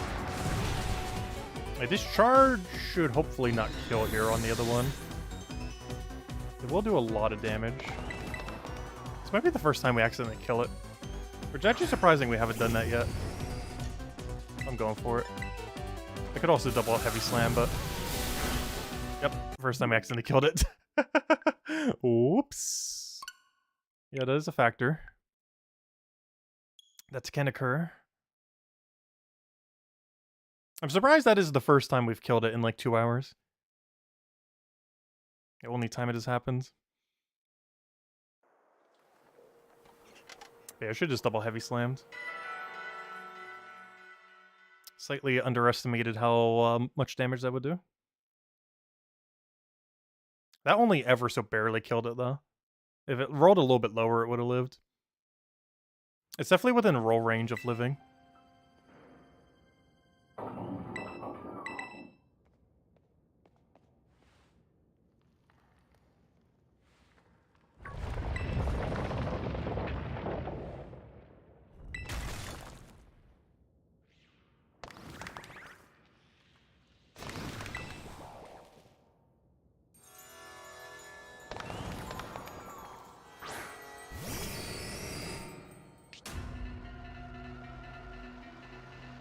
The beads of Rune. Please just get in the ball.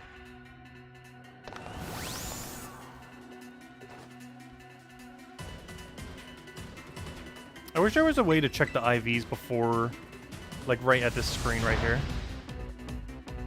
Like if they really wanted to do some quality of life, get some kind of tool that you can use, even if it costs us resources in game, like 10,000 gold or something.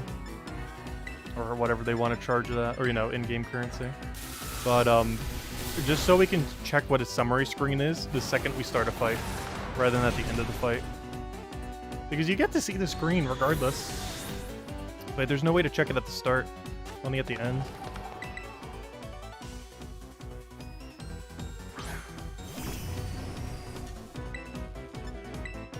It's not like they couldn't add the function. It already existed in the game. Just shown after the fight rather than at the beginning of it.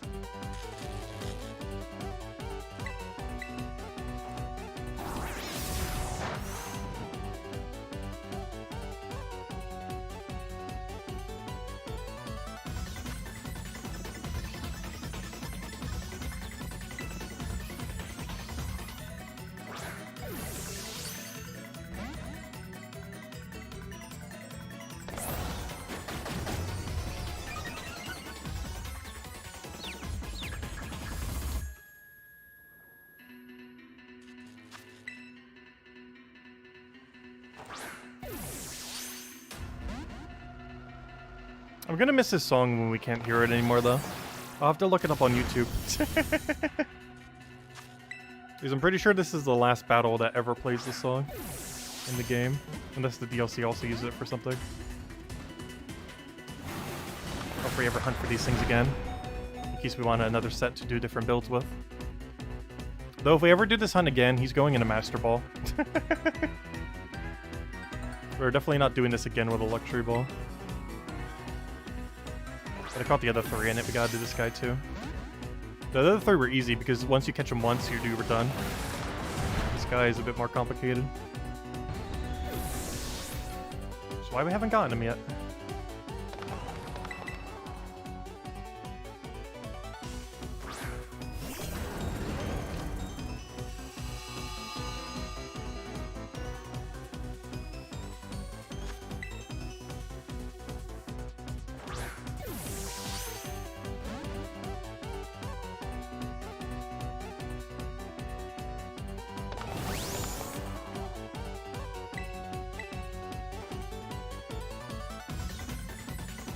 Also, I have a gravity option to stop him from bouncing. Yeah, he keeps dying so quickly that he almost never gets to stop it from bouncing.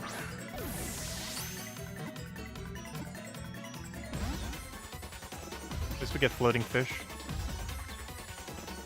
Come on, Paralyzed. Hit him back down.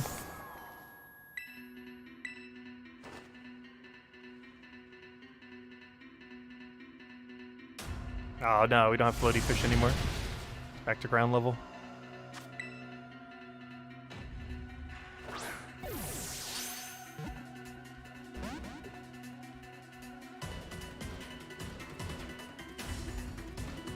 Ah, friendship. I just realized friendship doesn't have an animation in this game. It doesn't have the hearts, it doesn't have anything. I'm not sure if that's a good thing or a bad thing. Because it was somewhat annoying, particularly in Brilliant Diamond Shining Pearl, because the animation took so long.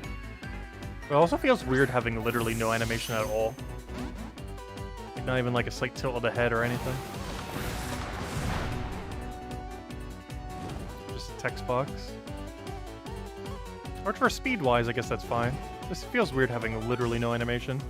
Like, I'm fine with there being an animation for it. It just needs to be a non-intrusive, like, zero-time animation. That doesn't consume into the battle.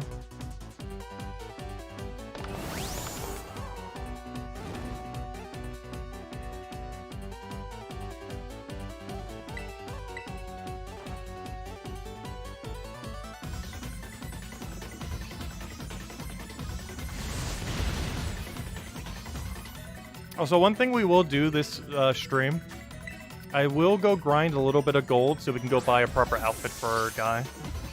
So we can finally get out of default. Though we're probably keeping the glasses. But we are going to finally switch out of default. I'm just not sure how much clothes cost in this game. So we probably don't have enough funds to get the best. There we go. Fish number 13. Also, we'll get to show off the gold guy that we also got to grind earlier for zero attack. Him having zero attack is actually a lot more relevant as well. Unlike this fish, which technically doesn't need it, but I'll be very paranoid if it doesn't have it.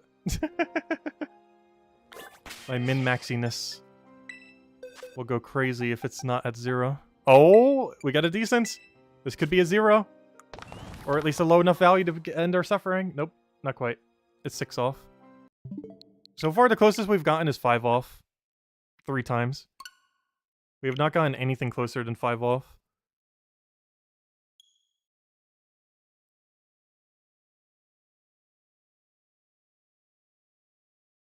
Oh yeah, I have heard that roaming the desert has quite a bit of value. I personally find the league to be a little bit better. I'm not sure what the full drop table is, but I know that the Apple Ball, similar to in Sword and Shield, are in the league. So not only can you farm a couple 100,000 gold from it per hour, but you'd also be able to get all of the special drops, like Apple Balls and stuff. They're really rare, similar to how they were in Sword and Shield, but there's some pretty good drops for it.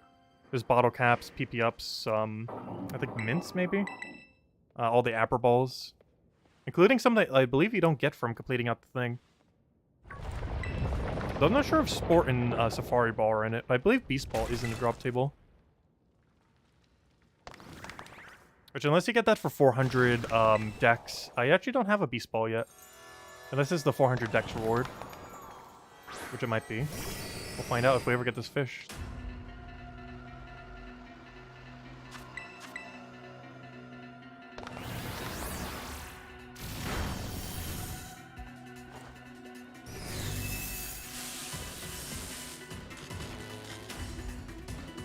And the only reason I'm so adamant about getting this with zero attack too is because I actually do plan on using this fish. I do like its design a decent amount. Especially the back end of its design, which we can't quite fully see properly. It has those butterfly wing fins. You can kind of see it from here, if this was our side. Because the eyes are probably its worst part. But you don't really see the eyes if it was on your side. Like, if this is how we were looking at the fight.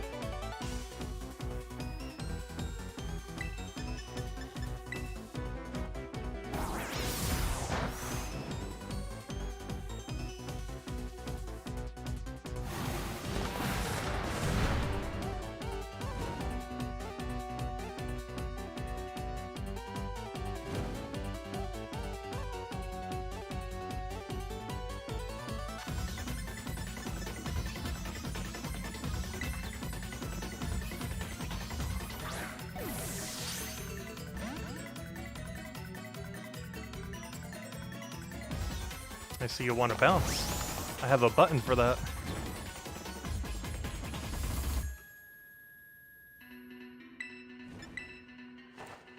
The gravity button. Flying fish! It's not flying too much, though.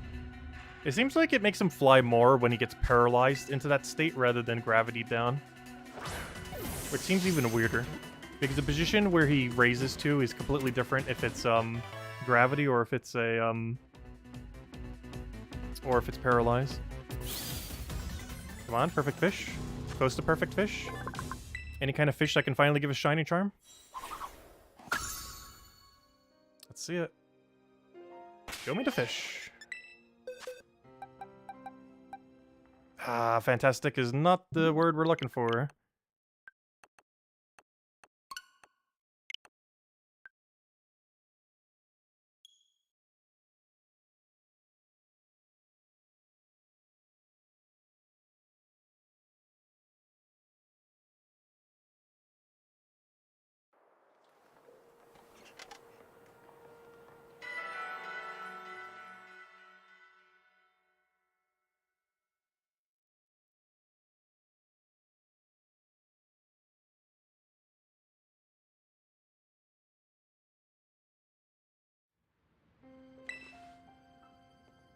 Hey, Tyrion, by the way, how far are you on Dex right now? Or even just in the game in general? Like, have you gotten to the end storyline yet?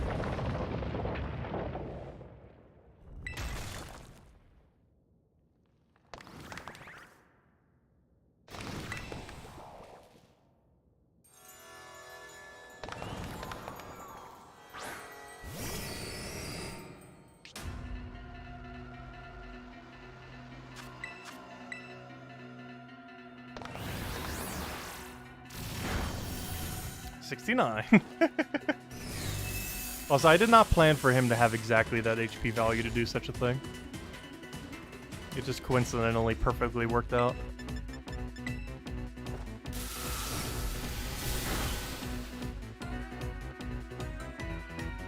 But every time he opens with Ruination, we'll be at 69.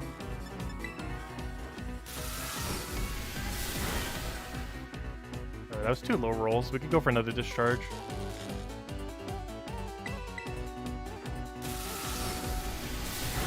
Oh wow, I can even go for it. Oh gosh, why am I low rolling every hit? I gotta keep him on yellow now, because I think Heavy Slam kills him. I still want to Heavy Slam him though, I can't leave him at yellow. And it's the lowest damage option I have on this team right now. So we're not getting False Swipe until after we catch the fish. Don't kill, don't kill, don't kill. Come on, Super Red him. No! Ah, second dead fish. How tedious was getting the oddball Evos? Not too bad. Oh no, like which ones are the weird ones? Because honestly, they were all really quick. I can't think of a single weird evolution that was slow, except for the gold guy. But the only reason the gold guy was slow was because I was trying to get him with 0 attack. It wouldn't have been that slow if I wasn't trying to get him with 0 attack. But that added like an extra couple hours on the grind. Because I think it took like an extra... Oh, I got really unlucky on him. He's like a 1 in 16 chance. I think it took him... I think it took me like 3 hours. Like we were like 30-something rolls in. I wasn't keeping track exactly because I wasn't streaming at the time. But we went way over odds. Like almost double over odds. Though we got exact 0, so that was pretty cool. Even though we went double over odds, I got the exact 0 before odds. Because I think it was like low 30. And the chance you get exact 0 is 1 in 32. Because he has 0 guaranteed IVs. To get exact 0 on this fish would be a 1 in 64. Though we are also settling for a 1, which is also 0. Which brings it a 1 in 32 again. And we're also settling for some other similarly low values. Which brings it to about a 1 in 15-ish or so. Unfortunately, even with that, we are 14 in and still haven't found it. Even with our leniency. I've still not found the perfect fish. Or near perfect fish. He's out there somewhere.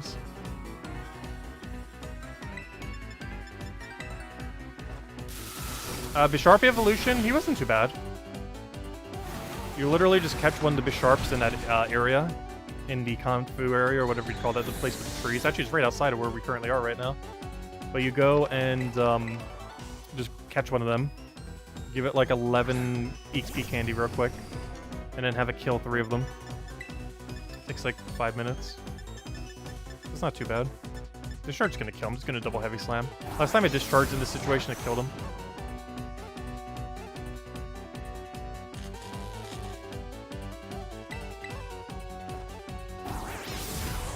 Also, you can get the final evolutions of stuff from raids. Because I got quite a few of them that way as well. Though for the Bisharp, I did end up doing specifically through his actual evolution method.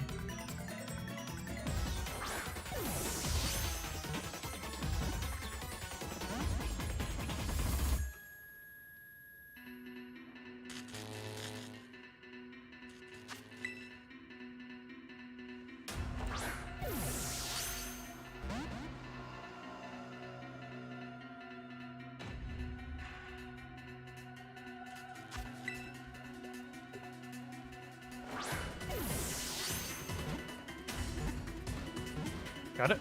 No, that's so close. Yeah, he's probably one of my favorite Pokemon from this generation.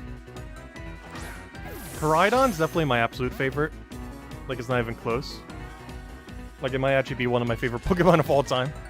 However, as far as other Pokemon from this generation, the gold guy is definitely in my top 3.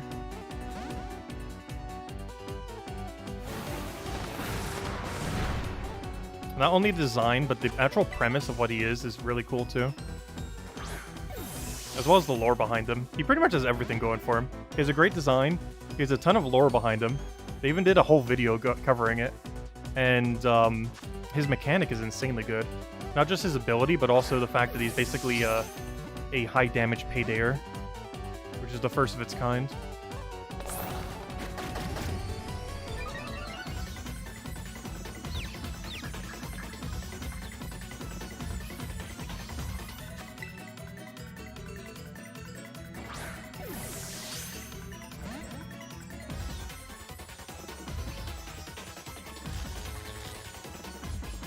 It's also a really good typing, Ghost Steel. Because what other Ghost Steels are there? There's, Aegislash. Is there any others? Aegislash is the only thing that comes to mind.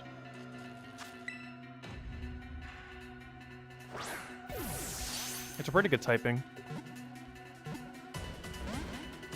Not the best, but definitely a pretty decent one.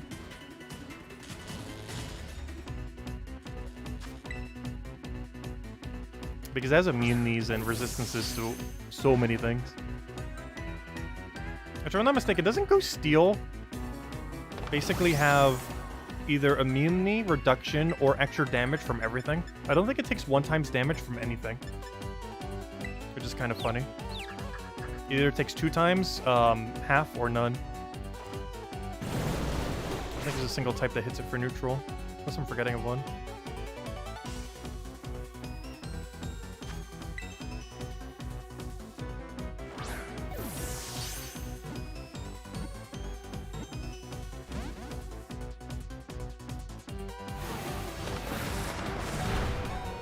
Friendship? No, that was just a lucky roll. Now, if only the actual catch was a lucky roll.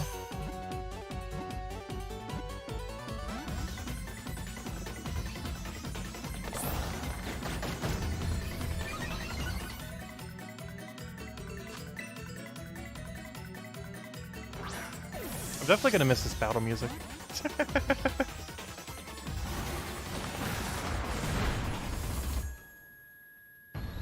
That's the only bad thing that's gonna happen when we finally get this guy done.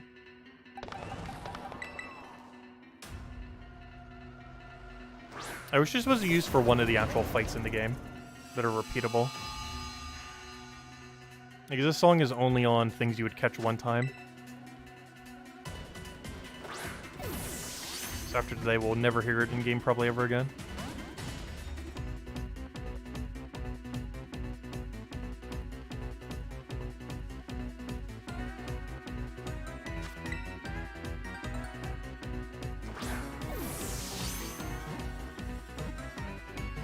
Got it? Yeah! That's fish number 15! I didn't think we'd be doing this much fishing today. Hopefully eventually get lucky. The 15th completed Pokédex. Hopefully the final one. Oh, let's see what we got. No! We hit no good HP. That's not the no good. Oh gosh, every value except the one we need is pretty much no good at this point. I think this is our 5th no good. Although not every value has specifically no gooded yet, but the one we need has not hit it. We're getting closer though. In theory. It hit adjacent to the value I needed. Well, that unfortunately does not actually give us what we need.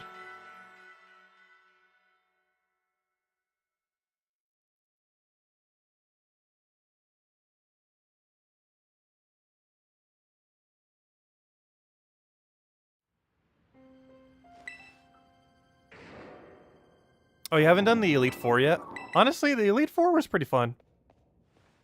The level that you're at relative to when you do it's actually pretty balanced. I don't feel like it was too hard or too easy. The only thing that made it slightly too easy was my starter, due to getting a bunch of dex completion. I think it was like 5 levels over-leveled, which made it a little bit easier. But the rest of my team was under-leveled, so it kind of balanced out.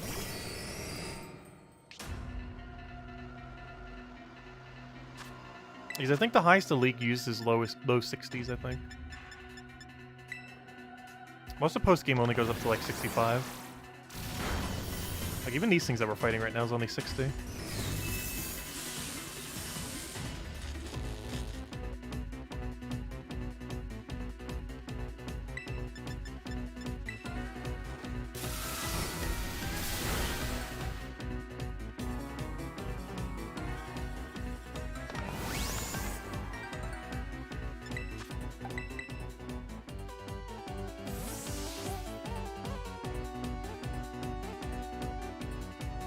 I have changed your form to ancient form. It feels so weird calling it back just to call the other form out. I've transformed him to his ancient variant. Oh, I need a low roll here. High roll actually kills.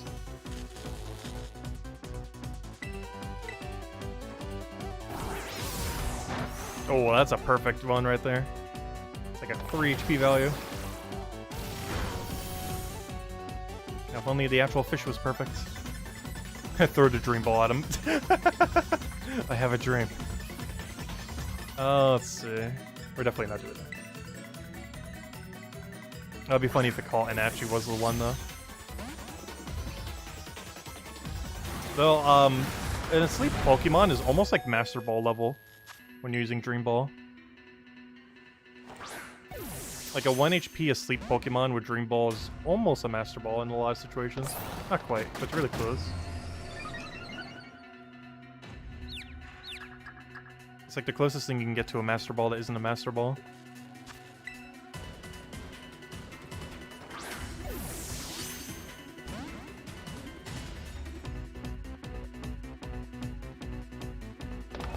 Come back down. Up, unless we recoil ourselves. No! Ah, joke's on you. I won't give you the satisfaction of hitting with bounce.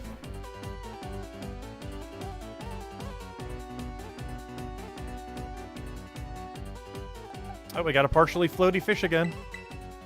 I'll send out my 69 Magneton.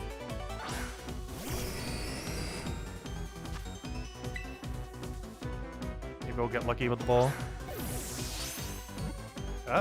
Oh. Oh, you're so dead. Hey, friendship? Ah, it actually was friendship. Now that time that 1 HP was from friendship. I still find it funny that this guy has been used so much for utility purposes that he became friends with us. I believe he's the only Pokemon we've currently befriended that isn't Koraidon. Simply by how much we have cheesed the game with him. Which is just insane that he's gotten that much friendship just from being in our inventory wall, doing shenanigans.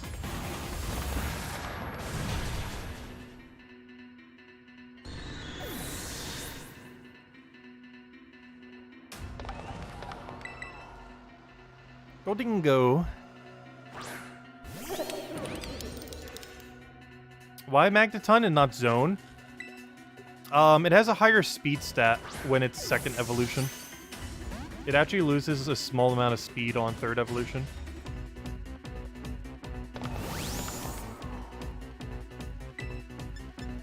And make it rain.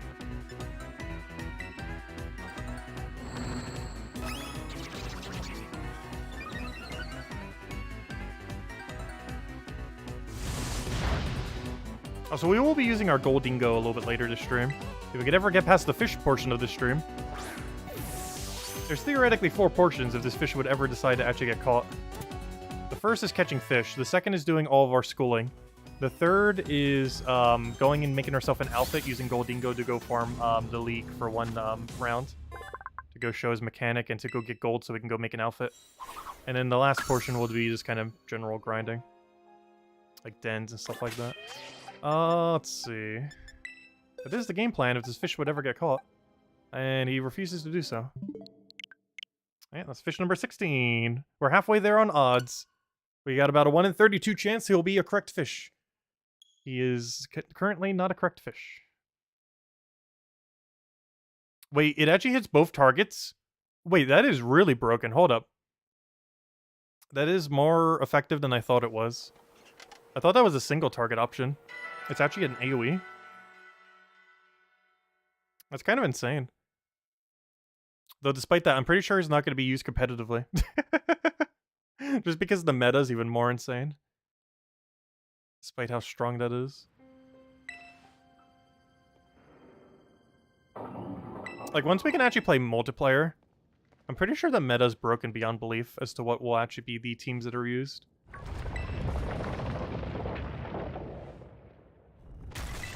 It's probably going to be one of the most unbalanced Pokemon games ever at launch. Be interesting to see how it pans out. Because this is going to be pure chaos. It's going to be great.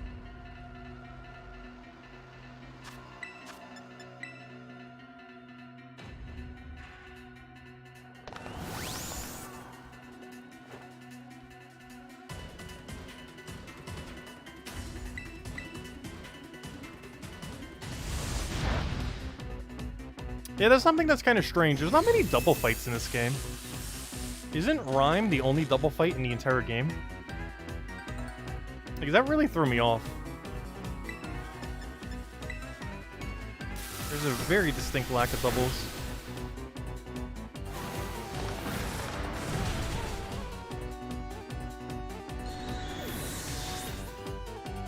Alright, here we can get away with the discharge.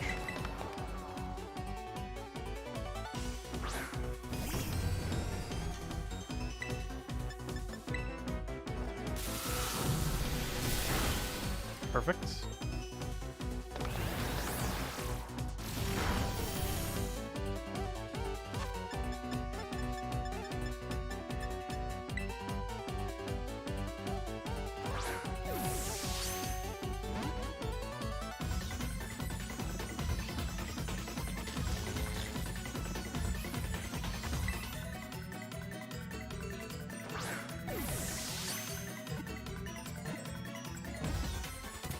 Oh, that was a super quick catch. 17.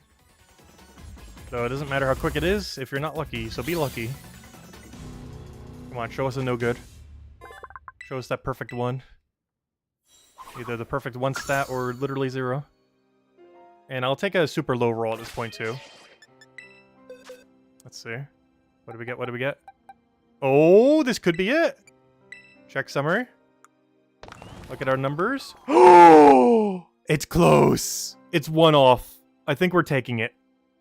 I think I have to take it. It's not perfect, but for my sanity, I think we're taking it. So this value is either a 2 or a 3, which is not a 0, but it's pretty close. Let me double check something. Put a plus there. Put a minus there. Oh, that's not a... Oh, I need only 1. Yeah, this value is either a 3 or a 2. Yeah, it's either 3 or a 2. Let me actually check. And not like it matters too much either way. It is one off. I don't know, what do you guys think? Should we settle or no? Place your bets now. Or not bets, but should we settle on this one? He will have one higher attack than a true 0. But only one higher, essentially.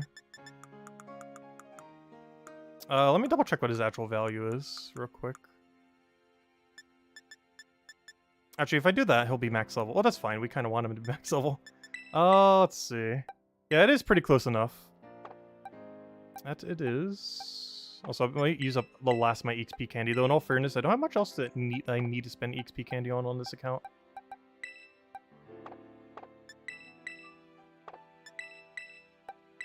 So hello, Emanator. Yeah, we might settle for close to perfect fish.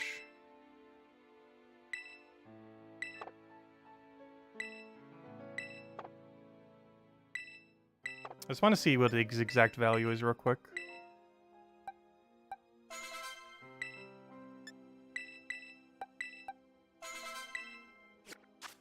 Alright, his exact value is it a 2 or a 3? It is a... Oh, I need to change 1 second. His exact value is a 3. But it is effectively a 2. But it's effectively a +1. I don't know how you would look at it. Basically, it's effectively a 1. But not a 1 that's a 0, but a 1 that's actually a 1. So he has one higher attack than what would otherwise be exactly perfect. I'm just going with it. If we want a true perfect one, I'll Master Ball it on the other account, since I didn't actually use the Master Ball on this account. It's close enough. Yeah, let me go make his build real quick. Since we're already min-maxing him, might as well do it all the way. Okay, let me go change his markings. Change markings. Oh wait, I need to see what your stats are first. Change markings. Oh wait, this is weirder, how this is set up. Wait, I need that to be that. Boom. Boom. Boom. Yeah, that's his markings. Alright, let's go fix up this fish real quick. How many stats do we have to fix? Only 2. HP and special defense. Alright, let's go make a perfect fish. Or one off from perfect fish. Let's see, where do I need to go? I need to go to the Ice Town. But yeah, we'll just settle on him. If we want a truly perfect one, we'll get it later. The fish part of the stream has now ended. With a almost perfect fish. Not quite perfect, but it's good enough. There's almost no situation where we're going to lose because of one single attack value on him. Alright, let's go get him his build. I'm not going to EV train him right now, though. Because I want to get a setup so we can start multi-EV training. Rather than having to do them one at a time.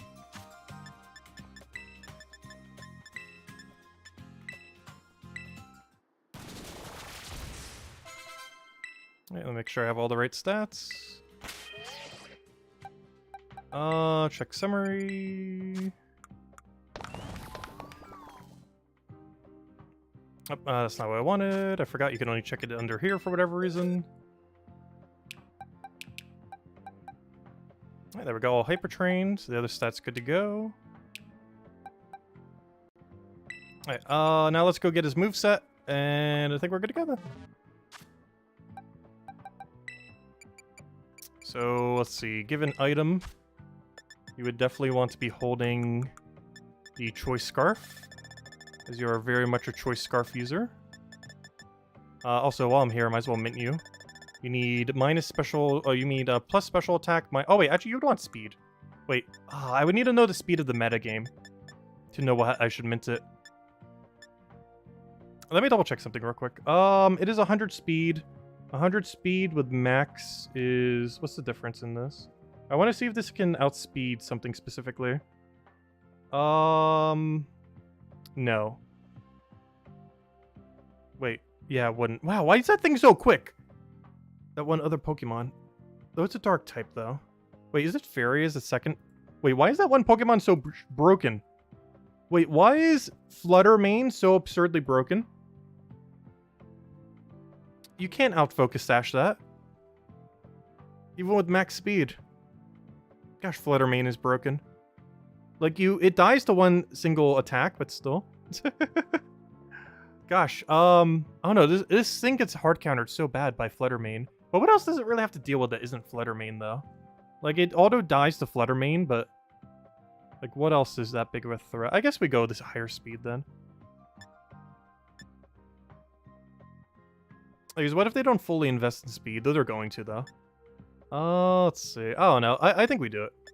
The mints are easy enough to get in this game that if we choose to change it later, it's not too big a deal. The biggest issue is changing the EVs is going to be a problematic. But yeah, I think we go all in for speedy then. So we want minus attack plus speed, which is this one. Oh, I did not want to equip it. Fail. Here, take your choice scarf, and then let me use that thing on you. What a fail. Where's my choice scarf? Do I even have one bought? Oh wait, I don't have a choice scarf? Oh. I don't have a choice scarf yet. Probably because it was like 100,000, I didn't feel like I needed it at the time.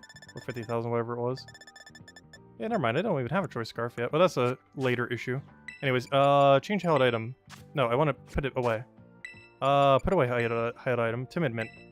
Now I'll go use the item on him. Let's see. Bag. Mint. Give him mint. Where was it? Should be this one, timid. He's now timid nature. Okay, what else do we have to do with him? Give him his correct moveset. Or at least some that is remotely correct. So he's definitely going to be a lava plumer. Let's see. Oh wait, lava plume's not the move I thought it was. Oh wait, hold up. That still works though. Let's see. A quick Will-O-Wisp could work out pretty well. Ruination we're probably keeping. Because there's some utility purposes when that quick. Yeah, well, I was thinking Lava Plume was something else. I was thinking of, what move was I thinking of?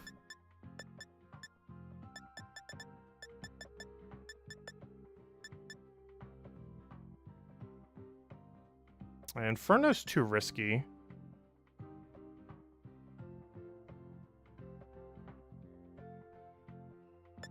Overheat's probably not needed. I'm pretty sure this last move will likely be... not Dark Pulse, but I'm giving it for now. But his last move will probably end up being a TM move. But for now, we'll end up doing it like this. Seems fine. Super speedy fish. And it'll probably be Choice Scarf then. Alright, there we go. Anyways, let's go put this fish away. Let me go heal him first, though.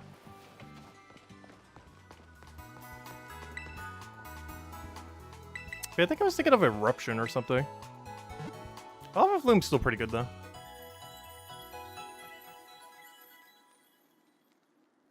Especially in sunlight. The problem is there's a lot of things that will contest it in sunlight. Is the only problem. There's gonna be like a whole meta game around sunlight. Especially with Koraidon existing. A lot of sunlight teams. But anyways, let's go get Shiny Charm. That's the whole reason we did this. Other than to also have a competitive fish. Any other ones we'll clean up later. But anyways, let's go put away our Sandy guy. Or Sandy Cheeks. Let's go plop you there for now. Magneton, you also go chill over here. So this is our current Egglay bird. Though he's not our permanent Egglay bird. He shall be changed in the future. Alright, actually, that's already correct. Oh, do I have any pickups? What are my pickup options? I need to go make a pickup team that's actually leveled. Because I believe the issue right now, and I'm not even going to bother doing it, is I don't believe I have a leveled pickup team. So for now, this is going to be our team. Because it's the only things I have that are EV trains. Which, honestly, EV training seems like it's going to be the slowest part of training in this game. Everything else is kind of quick now. There's only 2 things that are super ridiculously slow. Technically 3. The 3 things are getting a correct 0, as you can see by the 2 hours we just spent doing it. And we didn't even get it perfect. It was 1 off. So that is still annoying as ever. EV training is way slower in this game than it is in Sword and Shield, to enough of a degree where it is actually quicker to send Pokemon that are in Sword and Shield, or that are in this game that are also in Sword and Shield, over to Sword and Shield, then send them back to this game, than it is to actually train in this game. That is how much quicker it is in Sword and Shield. And the third one is changing Terra type. Terra type, if you do a lot of raids, won't be that bad. However, changing it's not necessarily a quick thing if you're grinding it all from scratch at a given moment in time. Anyways, let's go get our shiny charm. How do I do this? I don't know. I believe you have to go to a certain lesson to a certain degree in order to get it. So I was planning on doing all these anyways. So what I'm going to do now is go through all of the schooling. We are going to go through every single possible schooling possible at this academy. This is a mechanic that has existed this entire game that I have ignored up until this exact moment right now. Despite it being a mechanic that we could have done at any point. I don't believe you could do all of it until post-game, so, well, we could do all of it now. And basically, if you talk to this clerk at the front desk, she has a bunch of lessons that we can take. And I have not taken a single one of these. Good evening, Master Tacit. What class would you like to take? So we have biology, math, history, languages, battle studies, art, home ec. That's a lot of options. I have no clue which one is correct. However, I like math, so we're starting with math. And then we'll probably do it from top to bottom. But we're starting with math. You'd like the math with Miss Time? Sure. Also, we will be reading through all this. It is reading time. Anyways, class will begin soon. Don't be tardy.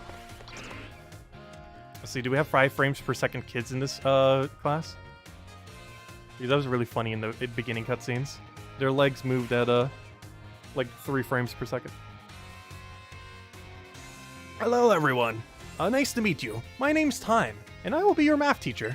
Sorry to put you all on the spot. The start of class, but let me ask you a quick question. Do you enjoy numbers? Yes. Arithmetic? Kind of. And the like? Depends. Sort of. Yeah. I like those two. Oh my, ha. Thank you for your honest responses. Some of you may like numbers, yes. And some of you may not.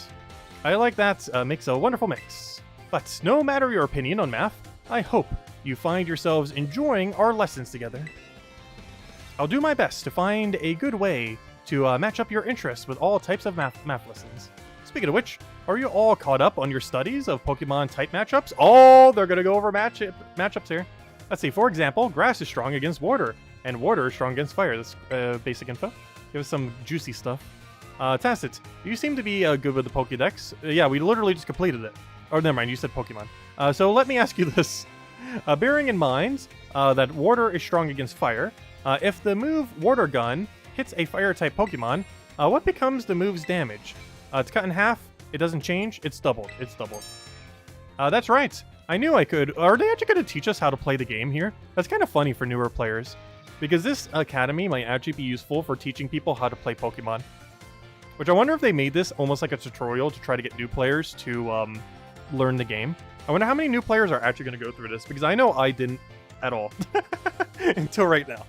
Anyways, that's right. I knew I could count on you for this question. Using moves of a type that your opponent is weak to is super effective tactic. It multiplies the damage of the moves by 2.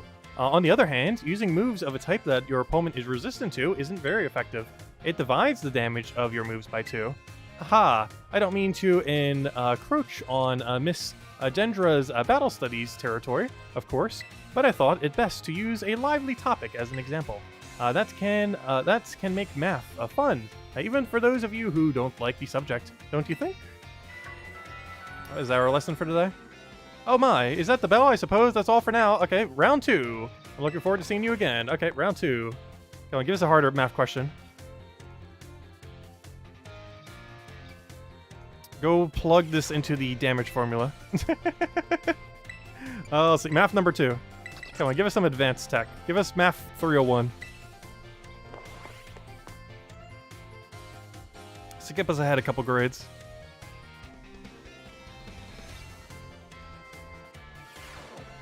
Hello everyone, let's have a fun class today. Tell me, do you all enjoy shopping? Isabel does. We're about to. Buying tasty bread or choosing new clothes, even just window shopping, is so much fun. In today's class, I'd like to use shopping. Oh gosh, they're gonna make us do. Oh gosh, one of my own favorite hobbies, mind you, to teach you all about math. Oh gosh, I'm sure everyone here has visited a Pokemart at least once. They sell all sorts of Pokemon items. Pokeballs are. Oh gosh, no! I know exactly the type of problem this is gonna be. Oh no. Pokeballs, there's going to be a couple numbers we need to memorize. Pokeballs are one of the many useful items you can find there. They cost 200 each. Now then, I'd like you to all do some thinking with me here. One Pokeball is 200. If you had 2,000 and bought as many it's 10. That's super easy. I thought they were going to do a super advanced one there. I was getting ready to have to do like a multi-layer. Wait. It was a trick question? Oh wait, did I not read it completely? With 200, you can get 10. However, you purchase 10, so you can easily get one. Oh, wait. Yeah, so you get a Premier Ball, right? Yeah, you get one Premier Ball. I forgot about the Premier Ball. How could I not remember? Oh, the gosh, she is right. That is a super trick question. It is 11. Because the brain initially thinks, like, oh, that divides in 10 times. But then every 10 is also plus 1. She got me. I got. Which is funny, because I always buy balls in increments of 10, knowing that you get a Premier Ball every time. Yet I still get that question wrong. Yet the game is trying to teach you to buy balls in increments of 10. I actually like that. It's trying to teach people that you should only buy balls in increments of 10, which is the only correct way to buy balls. Which is I've been doing this entire playthrough. Yet when they ask the question, I get it wrong. It sure is nice to get a little bonus like that on the shopping, isn't it? Do we get to pass this class, or do we auto-lose because we got the answer wrong? Do we have to retake this class? Or are we on to Math 3? But yeah, I like that. They're trying to teach mechanics of the game through these lessons. I wonder what the other studies will have. Is this teaching like actual in-game relevant mechanics? So far they taught us basic effectiveness. They taught us that buying balls in increments of 10 give you a Premier Ball. Which, both of which we already knew, of course, but for a newer player, it'd be helpful info. Let's see, do we get anything good here? Hello, once again, blah, blah, blah. Tell me, do you enjoy fortune telling? No, horoscopes. I think it's great to read horoscope, blah, blah, blah. It laid a question on us. So today I'd like to teach you all about math while focusing on the topic of luck. Oh no! It's 1 in 24 is the crit chance. Perhaps you have seen the following phrase crop up during Pokemon battles before. Yep, it's 1 in 24. It's 1 in 24. I was one step ahead of you before you even got to it. A critical hit. When a Pokemon attack lands a critical hit, the damage it deals is increased by half. It also hits through defenses. Or, you know, if they have any buffs on defense or special defense. It also hits through light screen. I hope she says that. In other words, it does 1.5 times as much damage as it normally would. It is truly luck and determines whether your Pokemon lands a critical hit or has one landed on it. This can cause a great upset in battle. Does anyone know what percent? I do! Call on me! I know. It's, wait. I've never seen it written like this. It's this one. It's about 1 in 4. Wait, the way that this is written makes it more confusing. Wait, it's 1 in 24. Why does it say about 4% though? Because that's not 1 in 4. It's more like 1 in 5. Oh, wait, actually, never mind. 1 in 4. Yeah, never mind. Hold up. Yeah, never mind. It's that one. I know it's that one, but I generally don't see it written in that format. Confuses brain. Anyways, that is correct. Well done. The chance of, yep, there it is. 1 in 24, I told you. Which is a 4.17. I just never seen it written as like a 4 before. The chance of landing a critical hit is said to be 1 in 24, which figures to roughly 4.17%. The odds are more favorable for certain moves, though. Why moves such as Stone Edge and Shadow Claw have a 12% chance. You can also use a move called Focus Energy, or use an item of Dire Hit. Both raise the critical ratio by 2 stages. That's a 50% chance to land a critical hit. It feels great to land a critical hit, but perhaps not so great to be struck by one. There is a surprising amount of mathematical probability hidden in Pokemon battles, you know? If you're able to do the calculations, that'll swing luck in your favor. It may open the door for more strategic choices for you during battle. Yes, Pokemon is basically just a calculator with graphics over top. Though so are most RPGs. You're literally just looking at a colorful calculator.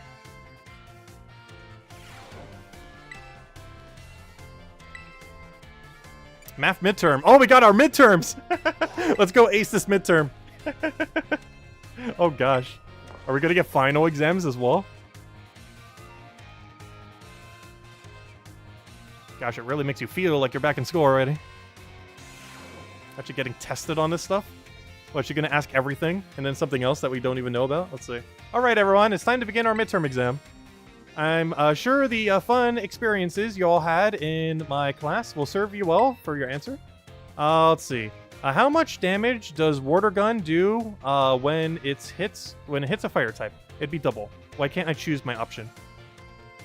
Okay, that's how I choose my option. I was trying to do it on the paper, but I had to click A. Anyways, I was gonna say I don't have a touch screen on right now. But yeah, how much damage does water gun do when it hits a fire type Pokemon? Double. How much damage does Razor Leaf do when it hits a fire type? Half. It feels weird having to click A every single time rather than just immediately clicking onto it on the paper. But, yeah, that'd be half. If you spend 3... I'm not gonna get this wrong this time. It's 11. How many balls would you get? It's 11. Because of Premier Ball. What percent chance does a Pokemon usually have to land a critical hit? About 4. It feels so weird seeing in that value, though. How much damage does a move deal when it lands a critical hit? Half as much. There we go. All right, everyone, time is up. We got 100. Thank you. You've passed.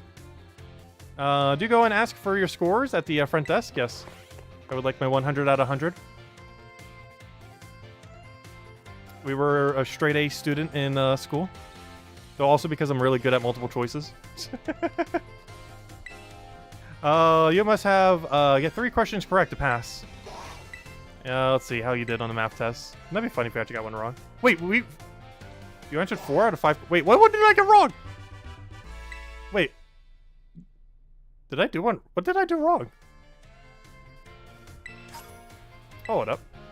Which one did I... Is it not going to tell me which one I accidentally inputted wrong? Did we even get asked 5 questions? I'm pretty sure we were only asked 4 questions. Wait, I need to go look back. What on earth did we do wrong? Wait. Hold up. How many questions were even on the test? Yeah, there was 5.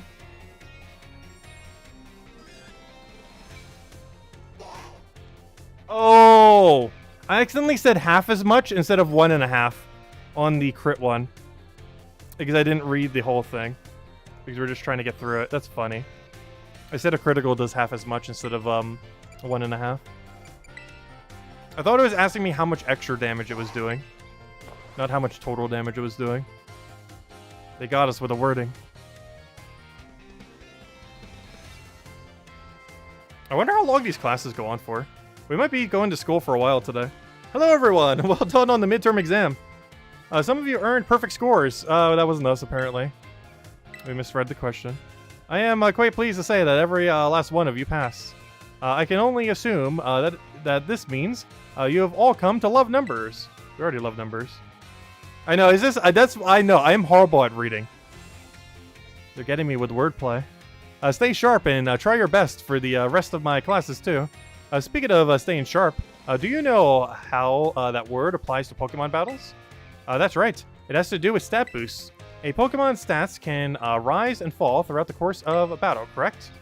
For example, if a Pokemon uses the move Work Up, its attack and special attack. Honestly, this must be so good for newer players coming into the series. This is actually a lot of useful information, most of which we already know. And by most, I mean all of it so far.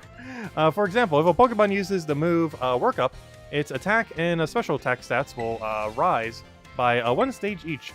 And as you may know, each time a Pokemon's attack or special attack raises 1 stage, moves effects by that increase by 50% more damage. If that same Pokemon from our previous example were to use Work Up again, both its attack and special attack will raise by 2 stages total. This results in a 100% increase to damage dealt, making its moves twice as strong. Swords Dance, on the other hand, boosts attack by 2 stages at once, allowing the Pokemon to deal double damage after just a single use. Using Swords Dance twice would boost the Pokemon's attack stat by 4 stages. How much more damage, then, would that be 3 times? It would be triple damage. Wow, that's great. You answered this difficult question with ease. Each stage that because it's not multiplicit like the other one, it's additive. Each stage that a Pokemon's attack or special attack stat is raised increases its damage by 50%. So being raised 4 stages would result in a 4 times 50% or 200% increase. The base damage of a move is 100%. So adding 200% to that gives us 300%. In other words, the next move the Pokemon uses will deal triple damage. Type matchups, critical hits, damage, and other factors all play into these calculations as well. So even a small boost must be taken seriously. By the way, if a stat simply rose, that means it has gone up by 1 stage. If it rose sharply, that means it went up by 2 stages. And if it rose drastically... Wait, how? I guess that it can happen occasionally. There's very few instances where it could ever raise drastically. There are some moves that could do it directly, like Cotton Guard or whatever that one is called. There are a few other weird circumstances. And if it is rose drastically, that's 3 stages. Just so you know, the X attack and X special attack items, which can only be used in battle, can be used to sharply boost the respective stats, which is a 2 times, and that's going to be asked on the midterm. You know because you said it. Take note on that. But you got to put that in your notes right there. But that's definitely going to be in the test. She wouldn't say it otherwise. That's how all teachers always do it. Oh my, is that the bell? I suppose that's all for now. Because she's going to ask on the test, like the exact question. I already know what it's going to be. It's going to be, how much does X like special attack increase your attack by? And it's going to be the term. It's going to be, instead of being 2 times, it's going to be the term, which is sharply. Anyways, class done. Especially since you keep repeating the word sharp. So you know it's going to be on the test. And for that one, it's raised sharply. Which is why she keeps repeating it. Otherwise, the answer is also 2 times. Okay, anyways, more math. Here's all the math. Oh gosh, this is going to be so annoying for all the other subjects. Like, this is our good subject. Is it going to start to get hard when we get to our bad subjects? History is going to be a nightmare. Hello, everyone. Let's have a fun class today. Did you make sure to review last class's material in order to stay sharp? I know it was a little difficult with all that talk of multiplication and percentages and the like, but today we'll be talking about percentages again to learn. If you didn't like percents, well, I got more percents for you. So now we're going to learn about probability. That may sound like we're going to have another difficult class, but did you know that all of you already deal with probability on a regular basis? Pokemon moves generally have a probability called accuracy, which determines the probability that they will hit. The accuracy of tackle is 100 or 100%, so if you were to use tackle 100 times, you could expect to be a hit 100 times. The move hypnosis is 60%, so you could expect it to hit 60 times out of 100, so it'd miss 40 times. Many of the truly powerful moves often tend to have lower accuracy. So when you're deciding whether to go slow and steady with moves that are sure to hit, or hard and fast with stronger but less accurate moves, you're already studying probability. Let me see here. Perhaps Surf and Hydro Pump would be good examples for this discussion. Surf has a power of 90 with an accuracy of 100. Oh, are we going to do the average probability of how many hits are going to come out to a expected damage output? Because that seems like what she's coming out to. Its accuracy is 100%, meaning that you can expect to do a 900 damage total. Whereas with this, you can expect to do 880. So she's going to ask which one will ultimately do more if you cast it 10 times, and it's going to be Surf. But when it hits, its power is 110. So between Surf and Hydro Pump, which move would you want to use yourselves? Surf, because it's statistically more likely, plus it multi-hits. Oh my, I see. It's slow and steady, but also because it's statistically more likely to do more damage, though the other one's more bursty. Slow and steady wins the race for you. I may have made it sound like there was a correct answer here. There technically was. It's called Surf. But there's not. You're free to use any moves you wish. Factors like PP or number of targets hit may make some moves more suited to certain situations. For example, I'm not sure if she's going to mention it here, but spread moves, I believe, do 25% less damage in a multi-battle. So Surf would actually do 25% less damage, meaning in that situation, it would actually be better to Hydro Pump if we were looking to KO. Though, yeah, anyways. However, trading accuracy for power, or vice versa, is purely a matter of preference. This Surf versus Hydro Pump debate has been ongoing for quite some time. The answer is Surf. Personally, I'm more invested. I did not read that. Let's see. Personally, I'm more invested in debating the... Gosh, I didn't pause it. Fail. I'm more interested... I want to see her text. Let's see. Ah, she's more... Oh, that's funny! She made it a competitive Pokemon joke, and I accidentally skipped through it. Because she said she's more interested in discussing about Rock Slide and Stone Edge.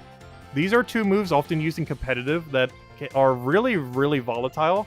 Because Rock Slide is a 90% accurate spread move that has a 30% chance to flinch on top of it. Whereas Stone Edge is a 80% accurate move that hits really hard that has a higher crit rate. So in both situations, they are a RNG roll that is rolling another RNG roll. So you have to figure out, like, it's a funny one. But generally Rock Slide is better because it has higher accuracy. Because Stone Edge is generally anything with lower accuracy. It's a lot swingier, but if it misses, you're just like auto lose.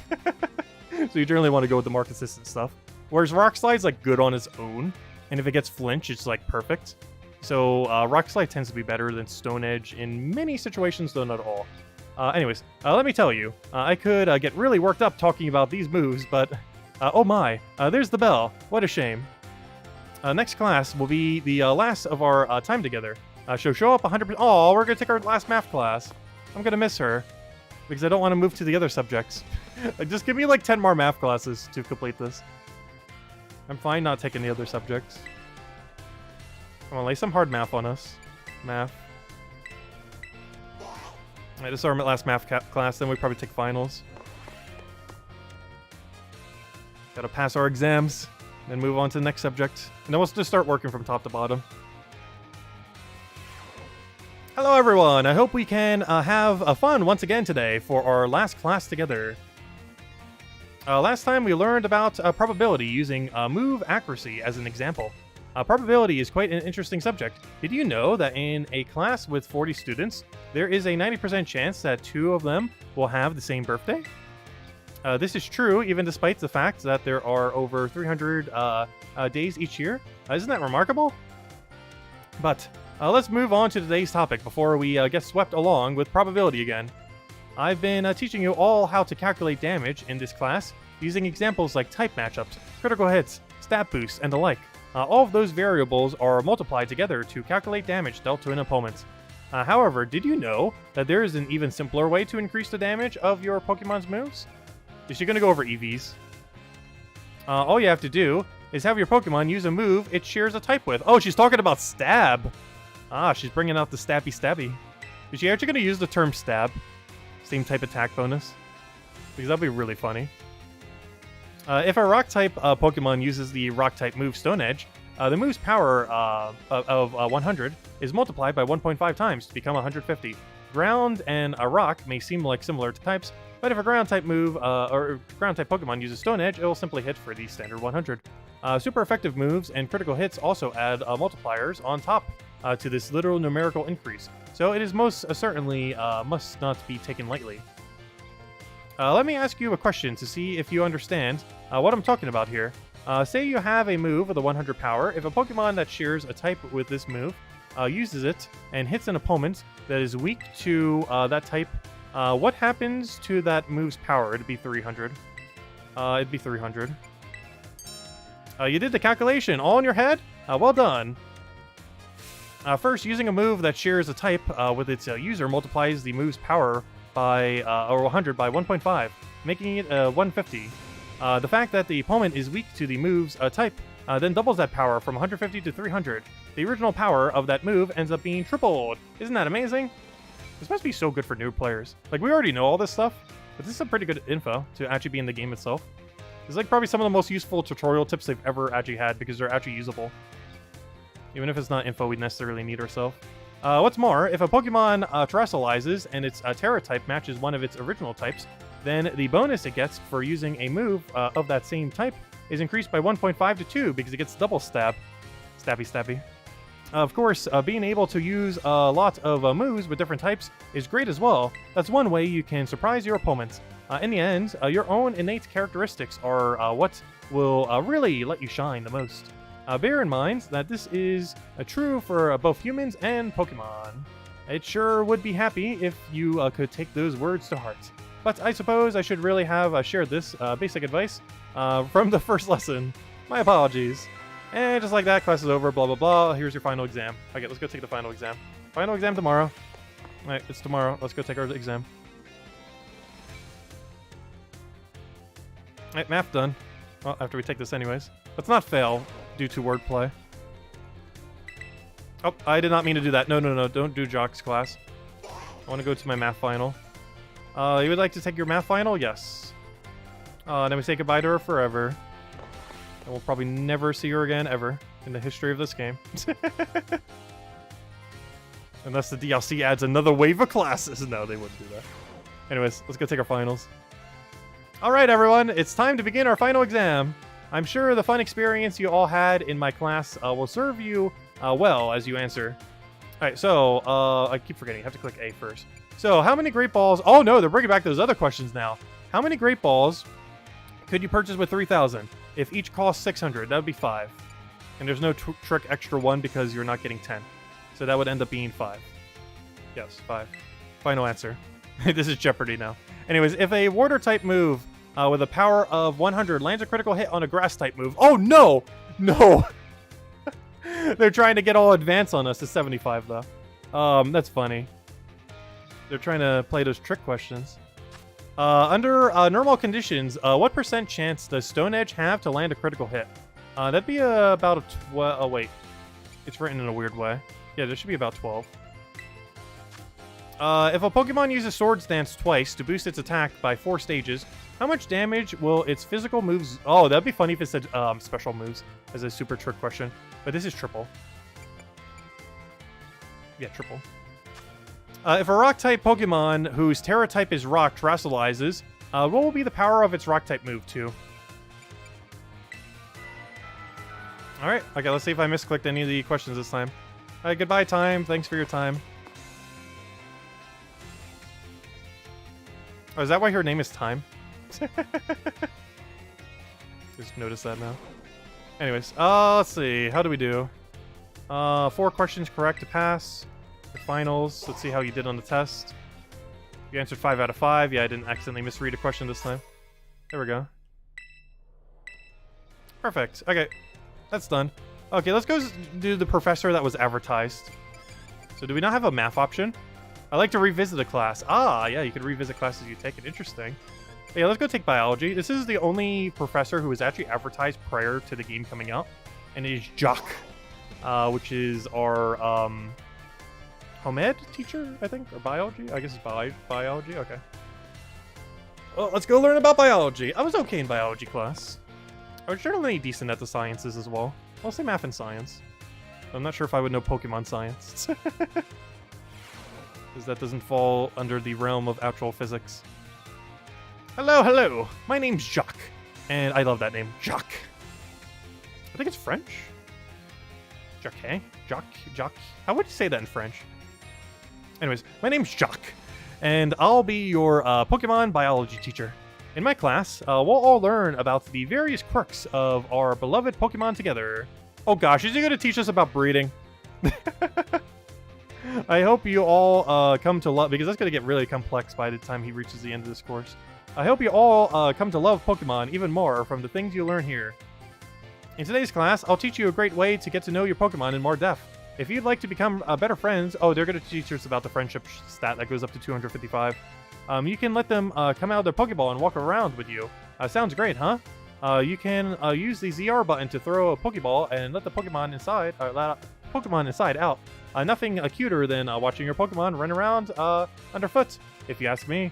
Once you let your Pokemon out, try speaking to them. They're sure to respond in some way, and this will also increase their friendship as you're walking around. It's a great way to get to know them better. However, letting your Pokemon out of its ball isn't such a great idea in some locations. Can anyone tell me where it is you shouldn't have your Pokemon walk along with you? Near the water, inside buildings, tall grass. Probably tall grass because enemies. Pokemon love tall grass. I can't see them having any problem walking with you there. The correct answer is that we should not walk with your Pokemon indoors. Oh yeah, duh, because you're not allowed to. Yeah, I see what you mean. I see, because they're not allowed to walk indoors. Even though they should be. But yeah. Because you're not actually allowed to send them out indoors. Some Pokemon might damage walls, desks, and other things walking around inside buildings, so it's not allowed regardless of the species. Therefore, please only let your Pokemon out of their balls while outdoors, okay, everyone? I think I see them out and about in classrooms from time to time, but still. Anyway, you may become even closer friends. I like how he addresses that, because there are some random Pokemon just, like, randomly around. He's saying, like, don't do that. Anyway, you may become even closer friends with your Pokemon pals by walking together. Hey, he does mention that it gives friendship. Oh, I almost forgot. Keep in mind that you can only walk together with your lead Pokemon. Remember to use the ZR to end up doing that, blah, blah, blah. Okay, it'll be on the quiz. It looks like we're out of time. On to number 2. Come on, hit us with more biology. Hit us with natural biology one. Teach us how to breed. Teach us how making sandwiches somehow creates eggs. Good morning. I would like to take biology again. Yes, I would like more biology.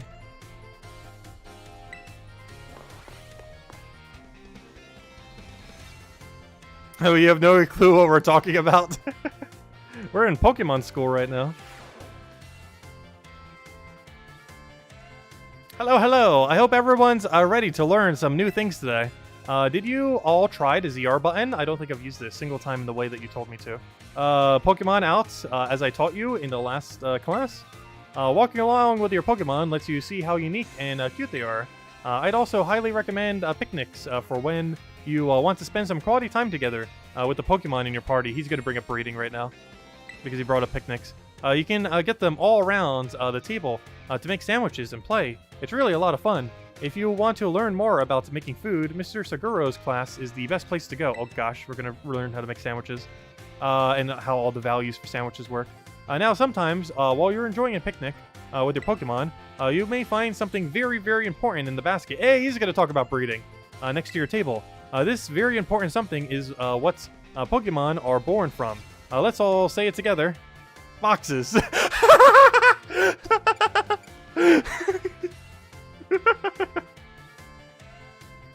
My Pokemon was born in a box. I want to say boxes so bad. I have to say boxes. We're not going to get any knocked off for not saying eggs. I gotta say boxes. Huh? Tassie, it looks like you're the only one who said boxes. We sometimes send Pokemon to boxes for safekeeping, but they're not born from them. The very important something I'm talking about is a Pokemon egg. It's not clear where these eggs come from, but they're probably placed in the basket rather than stealthily by the Pokemon at the picnic. Walking around with an egg will help warm it, which allows it to hatch. Eggs won't warm up sitting in boxes, though. You need to have them in your party. And here's one more super important thing I'd like you to remember about eggs. Pokemon entrust us with their eggs because they believe in us. So, I sure would be happy to see you all being responsible parents for your little Pokemon eggs. Alright, that will conclude for today. I shall see you again tomorrow. It is now tomorrow.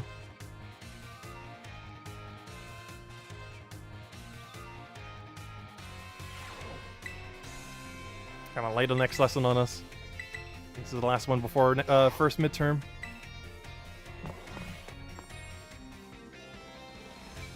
What are you gonna drop on us now?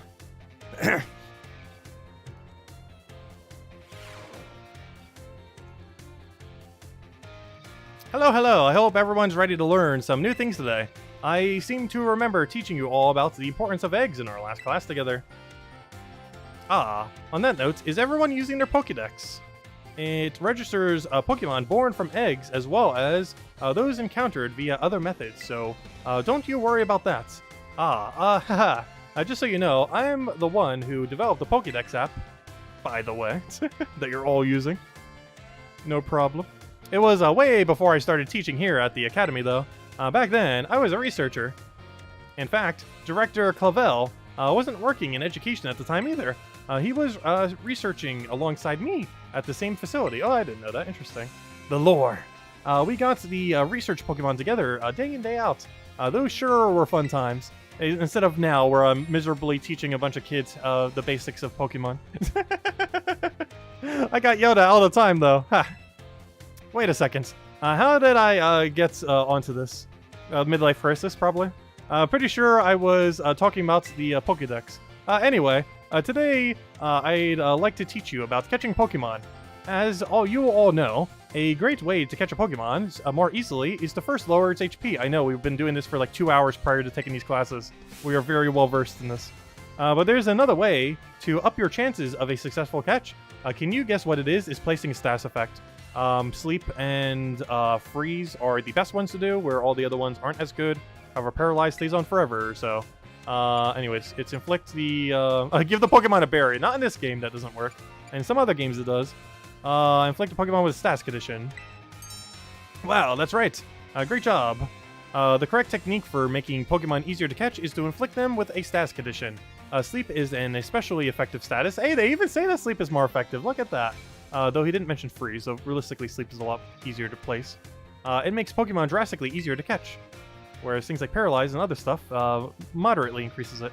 If you have a Pokemon that can use moves that's put opponents to sleep, like Sleep Powder or Hypnosis, filling up your Pokédex will be a cinch. I already did. I have a full completed Pokédex for you. Also, isn't he the guy we probably have to show it to?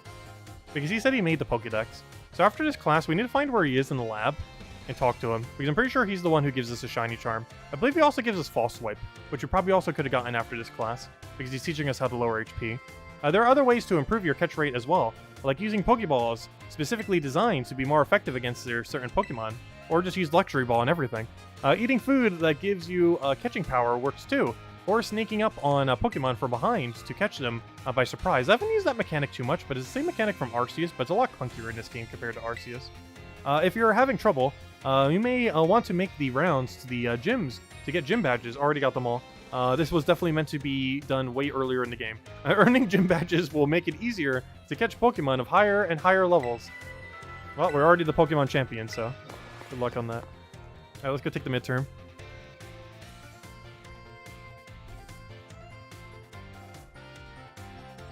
So much info. We're not even... I think we're like a fourth the way through. Wait, how many classes are there? 1, 2, 3, 4, 5, 6, 7. There's 7 classes. We're halfway through the second one. Gosh, they really wanted to teach people how to play Pokemon this gen. They literally made a whole school to trying to teach new people to Pokemon what Pokemon is. Alright, let's go ace this exam. I think we need to get 3 out of 5 if it was anything like the other one. Hello everyone! Today's our exam midterm. It sure feels good to fill in all those empty spaces on the enter sheet, doesn't it? Take your time and contemplate each question carefully. Okay, what button would you use to let a Pokemon out of its ball, ZR? Combine one letter and one number below to correctly say, wait, when and where eggs are found. I don't understand the wording of the question, but I know the answer. It's during picnics. It's in your basket. Wait, what? Combine one letter and one number. Oh, hold up. Yeah, during picnics in your basket. I see what it means now. Okay. That completely confused me for a second.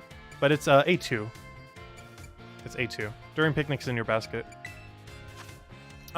Which of the following is an effective way to warm up eggs? Going to sleep, walking around, battling, walking around. That'd be cool if battling actually helped it. What will not make Pokemon easier to catch? Giving them a berry, that will not make it easier. Surprise them from behind, that will. Inflicting them with poison, that will. Using certain kinds of balls, that will. Okay, giving them a berry. In other games it might, not in this game. What will make it easier to catch Pokemon? Like in Legends Arceus actually made them easier to catch too, as well as all the Go games. Like Let's Go Eat Pikachu and Eevee, as well as I believe Pokemon Go, even though I never played it. Anyways, what will make it... Though they probably put that there to make sure that Pokemon Go players who are starting to play the mainline series know the difference between the mainline series. Because they're used to berries actually helping catch things. What will make it easier to catch Pokemon of higher and higher levels? Gym badges. We already have them all. This question won't affect your grade. How do you like the Pokédex? His ego. Is so hurt right now. Is it easy to use? I'd be happy to hear your honest opinions. It's easy to use. I completed it for you. Can you please give me Shiny Charm?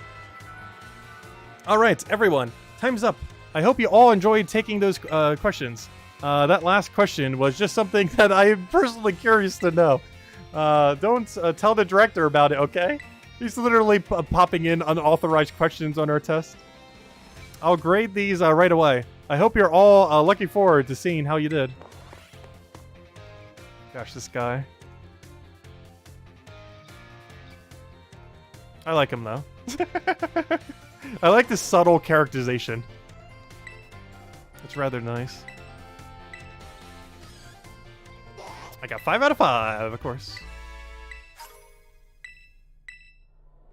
Now, let me throw down a save before the game decides it wants to crash 1,000 times over. Because you know the game's thinking about it right now. It's trying to think how it wants to crash. Good morning! What would I like to take? More biology, please. Let's go finish out everything with Jock. I'm pretty sure he's the guy who we get False Swipe and Shiny Charm from. Most importantly, Shiny Charm. Because realistically, I've done almost everything I need False Swipe for other than, I guess, maybe helping secure Shinies a little bit easier in a specific ball. Hello, hello! I hope everyone's ready to learn some new things today. You all did really great on the midterm exam. Thanks for answering my little question at the end, too. I'll be sure to keep your responses in mind. Alright, we're now heading into the last half of our classes together. It's time for our knowledge to evolve and grow, just like our Pokemon. Evolution, yep, haha, evolution. Okay, we're going to talk about evolution today. Today, we're going to learn about the fascination phenomenon of Pokemon evolution. As your Pokemon battle and level up, they learn moves and get stronger. And for some Pokemon, once they've leveled up enough, their appearance changes and their stats increase sometimes by a lot. They can also decrease in the case of the example that we brought up earlier, where our Magnemite, or whatever the second evolution that thing is called, actually loses speed when it levels, rather than gaining it. That's Pokemon evolution. Pokemon become very strong when they evolve, making them trusty partners in battle. But some Pokemon prefer to keep their Pokemon in their adorable pre-evolution states. Isabelle, is your starter still the first evolution? To do this, it is still the kitty. To do this, has it gotten to 2 legs yet? To do this, you just need to remember a certain button. When your Pokemon begins to evolve, it is the B button. Say it with me if you already know. To cancel evolution, press the B button. It's the B button. There's not even a C button. Oh, actually, I guess there is the C button. It's still a kitty? Really? Wow, that's some commitment. Jock is right. Some people do keep it as a starter the whole time. That is quite a bit of commitment. That's right, everyone. B for best answer. The button you want when you need to stop a Pokemon from evolving is the B button. If you press this button soon after a Pokemon begins to evolve, you can stop it from changing. Also, I hope he mentions it, but you can also put a evolutionary stone on it so that it can never evolve. He mentions it right there! Nice! Hey, he's actually giving useful info. I actually like these classes. Like, we know all the info already, so hopefully we'll learn something new in some of the classes. But, yeah, this is all really useful, like, new player info. You can also let the Pokemon hold an item known as an Everstone to keep it from evolving. And keep in mind that the requirements for evolution differ from Pokemon to Pokemon. Some may evolve by having a certain item, such as a Firestone or Thunderstone used on them. Also, hello, the boxes, welcome. Others may have to learn a specific move or defeat a specific Pokemon in battle to evolve. The way Primeape evolves into Annihilate... Oh! He's actually going to tell you how to evolve one of the Pokemon, so you don't have to use a third-party resource to figure out how on earth it's done. He's going to say you have to use Rage Fist, which is something I didn't know and had to look up because I didn't take this class yet. You basically have to use Rage Fist 20 times, and now he's going to tell you that's what you have to do. You see, there's a certain move that... Oh no, he doesn't actually tell you. Oh no, he was being cryptic. But yeah, you have to use Rage Fist 20 times, and then he evolves into the new form.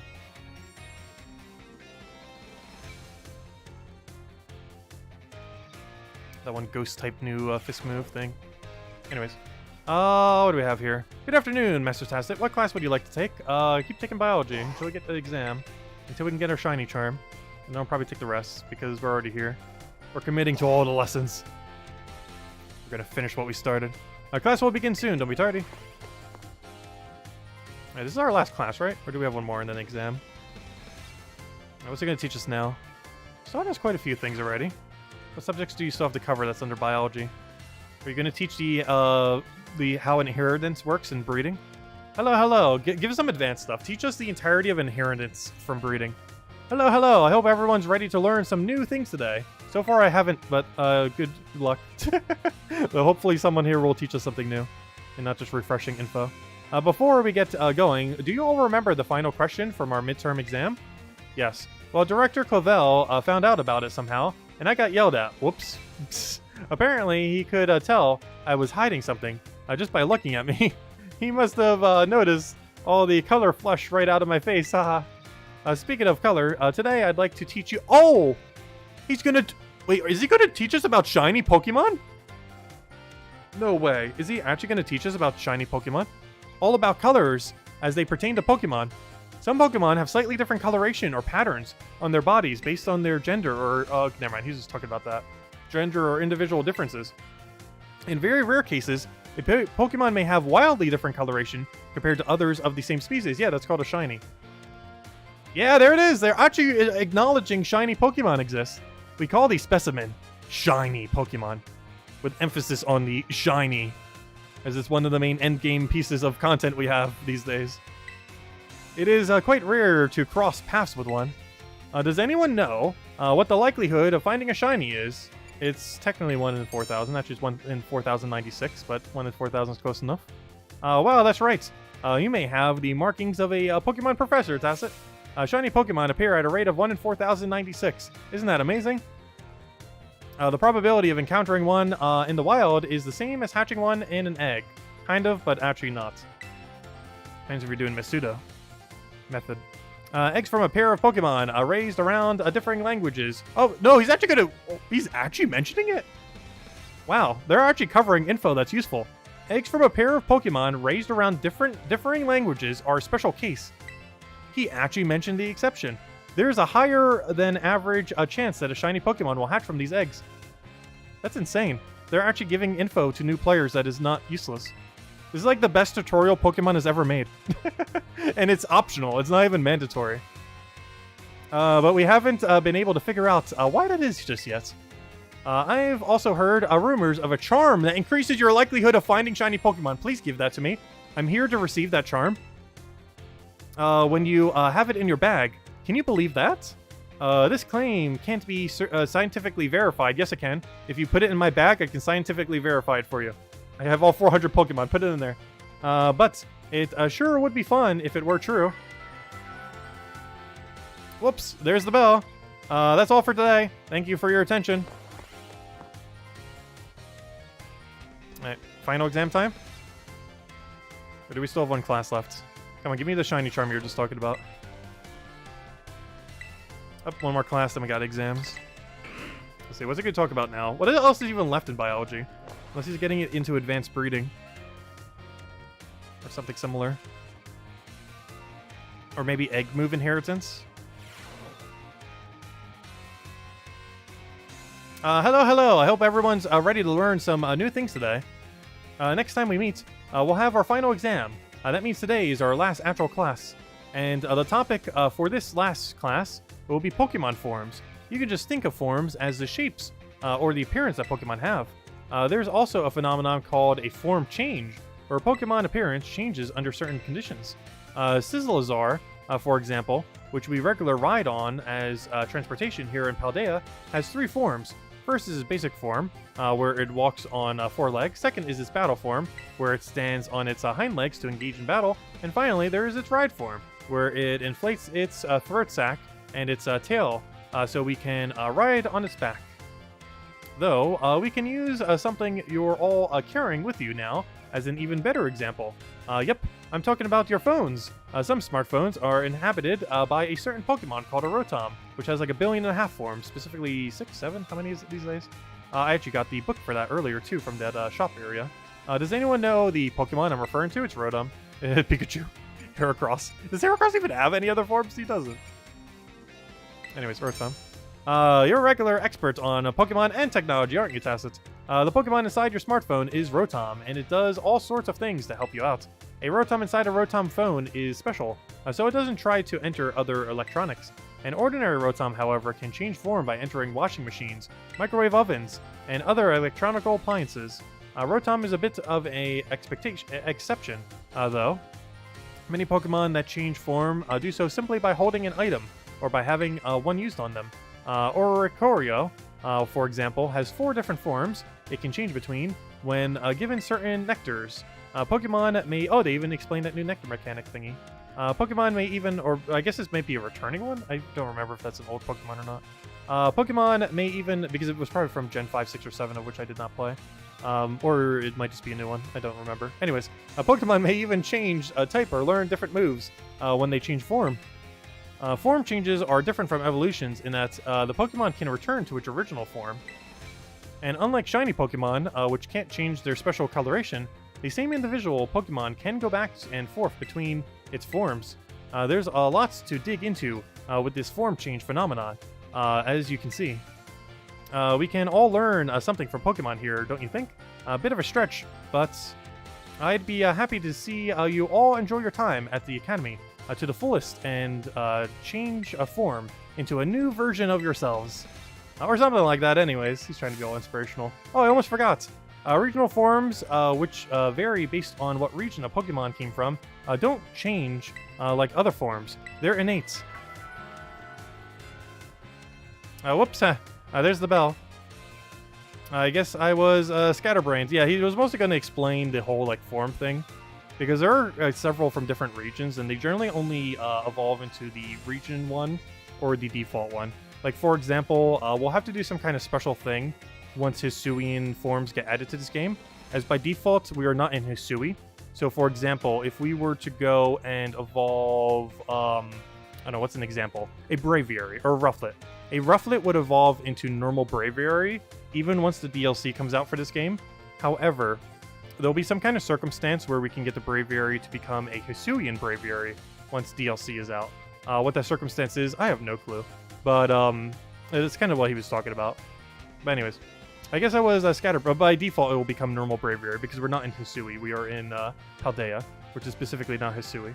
I guess I was Scatterbrains, Mr. Jock, right up to the very end, huh? I had a great time teaching all of you. I hope you'll do your best on the final exam.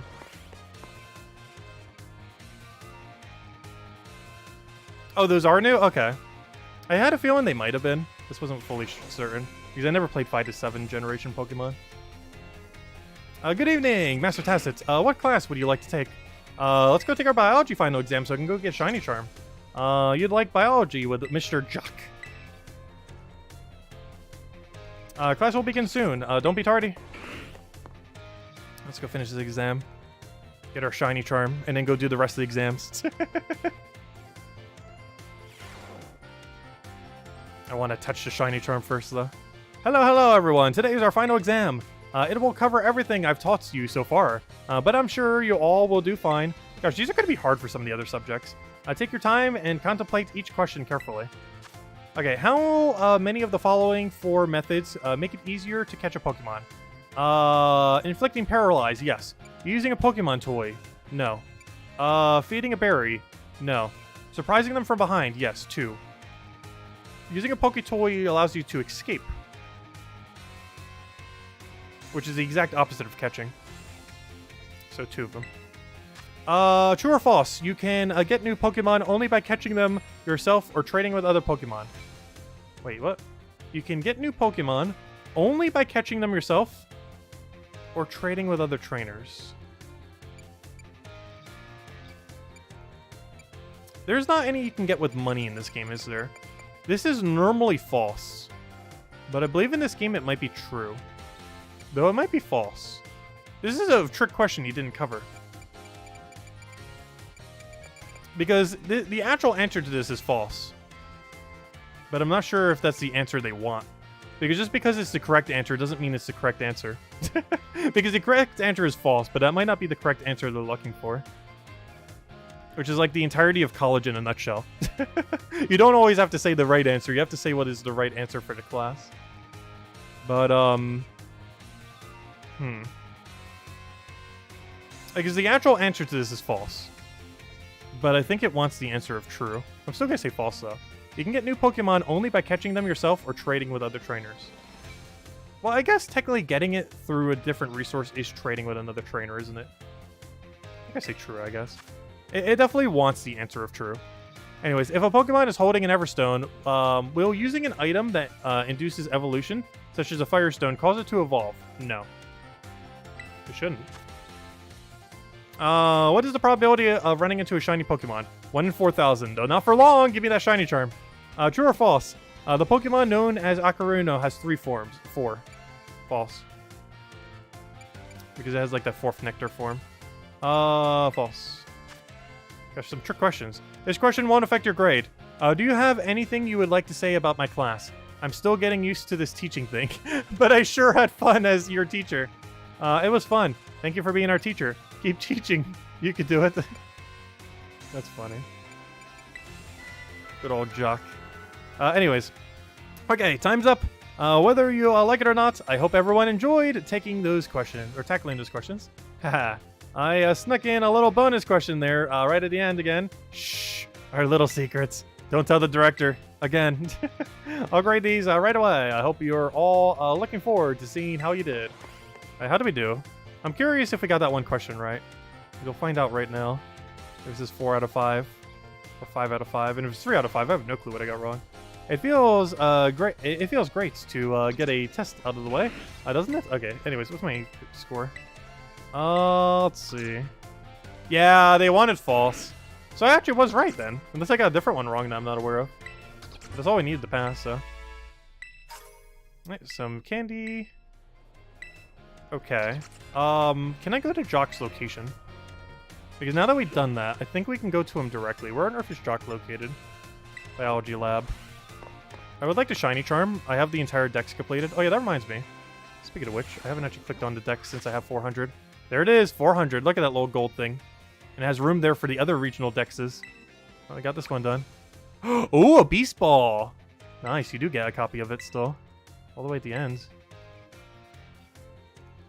I think you deserve a plum. Oh, I wasn't even reading all this. Come see me in the biology lab back in Naranja. Oh, I'm already right here. I'm literally here right now. Hello. Person talking to me on phone. I'm literally right in front of your face. The Pokédex completion mark has been added to your profile. As a reward for completing the Pokédex, you received a Beast Ball. Congratulations, you've completed the Pokédex. There we go. Cool. Oh, 1 Pokédex done. Until they add like 2 or 3 more. Because there's plenty of room on that shelf. They're definitely adding at least 2 more like they did in Legends Arceus. I mean, not Legends Arceus, I mean Sword and Shield. Anyways, next order of business. Also, that's a funny image for him. Look at him, he's literally surfing with a bunch of coin. The coin entity. He looks like someone who would run an arcade and have those little dispensers for those coins. He has a cool design. Anyways, yeah, we're done with Dex. I would like my shiny charm now, please. 1 shiny charm, please. Ah, hello, hello. Have you gotten used to things here at the academy? Yes. We've been taking over lessons one by one, all at once. Great. Glad to see you're having fun. Oh, have you been using your Pokédex app? I'm the one who made it, you know. Yes, I know, you've said it like 10 times. Every time someone uses the app, catches a Pokemon, the data, it gets sent to me. It's really helping with my Pokemon research. So be sure to catch any new Pokemon you find and work on filling your Pokédex. We kind of already finished it. Let's see. For your first goal, let's aim for, say, 30 registered Pokemon in your app. I am way ahead of you. Let me know when you're done. I'm done. If you've already registered 30 species of Pokemon to your Pokédex for me. Yep. Is he going to give everything right now? Wow. So you caught this kind of Pokemon. And this one? All this data. This is the best. Sorry about that. I got a little excited there. But I get the feeling that you're going to be a great help in my Pokemon research. Here, take these. Consider it a way of saying thanks. You got False Swipe. Gosh, that would have been useful so much earlier than now. But at least we finally have it now. Better late than absolutely never. There it is. False Swipe. You sure are good at catching Pokemon, aren't you, Tacit? We already got them all. Your next goal is 100 species. Already hit it. Remember, when you find a Pokemon you've never seen before, give a Pokeball a throw. Already did it. I see you've already registered 100 species of Pokemon to your Pokedex for you. Also, I'm not even having to re-enter his chat. He's just doing it automatically. Wow, a little Pokemon, big Pokemon, whoa. You even have data on Pokemon of this species size, specific size. So much data. So much to analyze. Sorry about that. I got a little excited there. My Pokemon research is moving forward at a great pace. Thanks for your efforts. Your next goal is to hit 400. Here, take these. No, he's probably going to have like a 200 one. Oh, 20 Ultra Balls. Not bad. If only I actually needed them to catch things. You're a natural at this Pokemon catching thing, aren't you?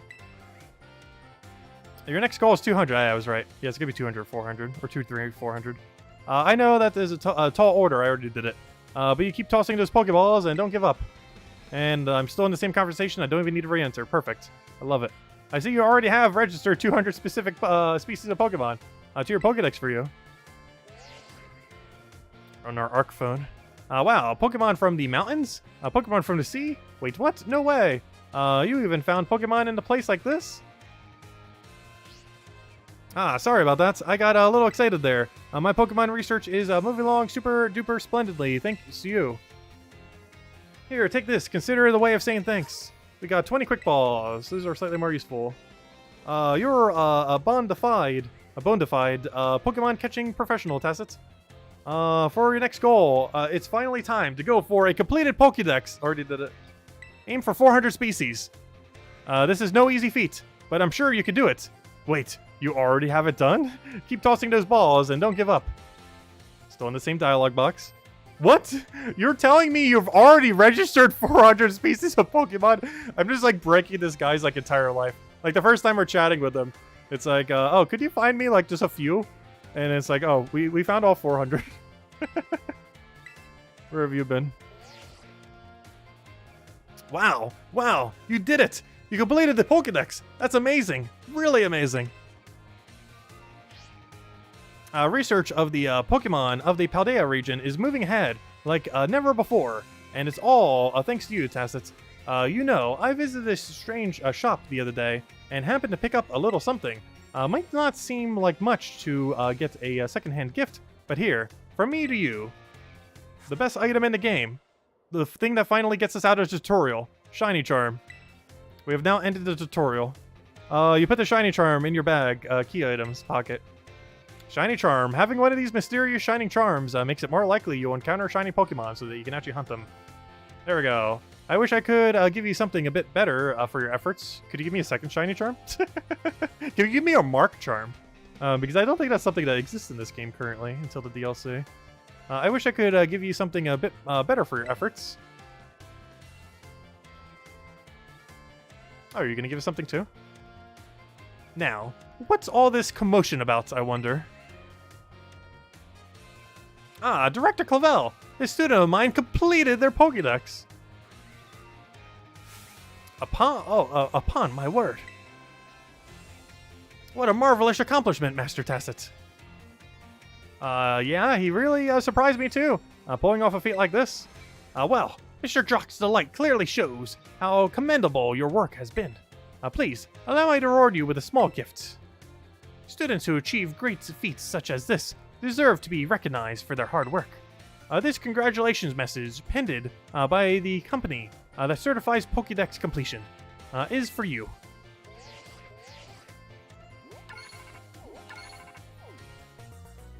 There we go. Diploma, Trainer Tacit. We hereby certify your achievement of completing the Pokédex. May this great feat be celebrated by all. Cool. Got our little diploma. Though the only thing that matters is a Shiny Charm. I reconfigured your Pokédex app so that you may view your diploma there anytime you like. Programming is another of Director Clavel's skills, though you couldn't figure out that the other person was hacking earlier. But anyway, you sure did great with the Pokédex, Tacit. If completing the Pokédex was one of the treasures you were after, then I'd say you'd had a resounding success on your treasure hunt. Now we can actually start our treasure hunt. Quite right, Mr. Jock. A fitting comment indeed, if rather surprising coming from you. Well, I am his homeroom teacher after all. Got to act like it's from time to time, I guess. You may have completed your Pokédex, but there is still plenty of adventure to be had. I hope you'll keep looking for new Pokemon to befriend here in Paldea. Yes, all the shiny ones. I very much look forward to watching over your continued progress as well. Alright. Well, we're almost 1/3 the way done.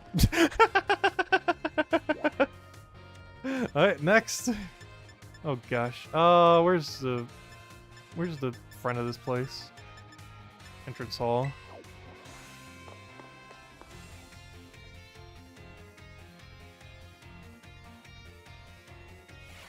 Let's keep going. I said we'd do all of it. Alright, let's do history. I'm pretty sure history will bring up the 4 curses and what on earth the Ruination stuff is. Alright, so this is my worst subject, by the way. So get ready for us to actually finally fail one. I wonder where our teacher's gonna be. It's been a different one so far each time.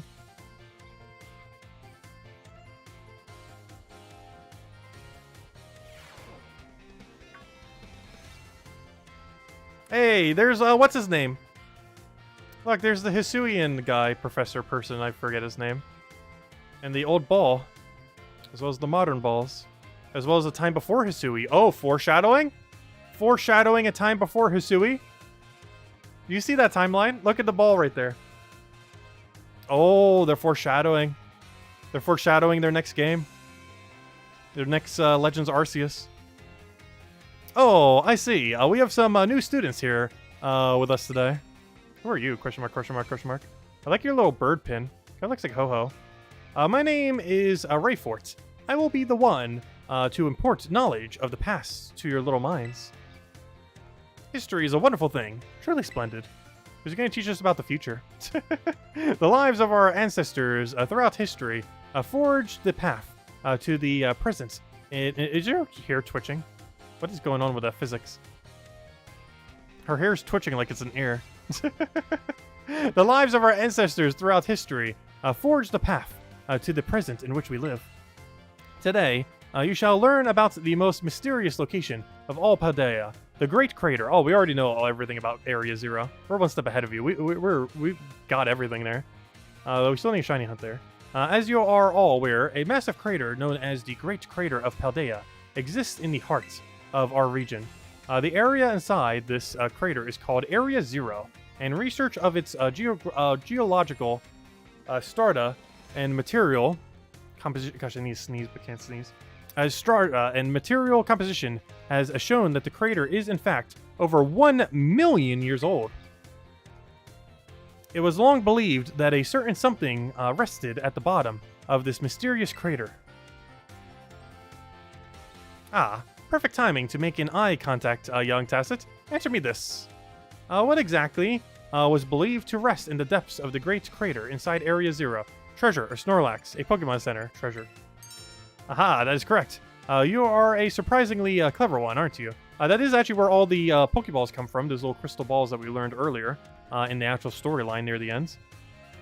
Is that all the balls that they used for terastallizing came from Area Zero? You are surprisingly clever one, aren't you? I see you did your homework prior to coming to my class. That's right. Some believe that a treasure more valuable than anything else in this world rested in the depths of the Great Crater. This is great foreshadowing, though, for if you actually read this before you got to Area Zero. So much for dreams of treasure hunting, though, as a lab has been built in those very same depths. Oh, and before I forget, you would all do well to remember that the Great Crater and Area Zero are both off-limits. Well, we already got there, no worries. To all but those who have official business there. We have official business there. Do not dare entertain the foolish notion of gallivanting off to Area Zero in a search of riches. No worries, we've already been there. It is no place for children dreaming of treasure and adventure. Besides, if it were at all possible to investigate the area, I would surely be the first to do so. Oh, is that the time already? I must have gone and swept by, blah blah blah, other things. Anyways, this is the next lesson. Got the info we need. As soon as we finish this one midterm, we are 1/3 the way through. Actually, after this lesson, we're 1/3 the way through. Since there's 7 of them.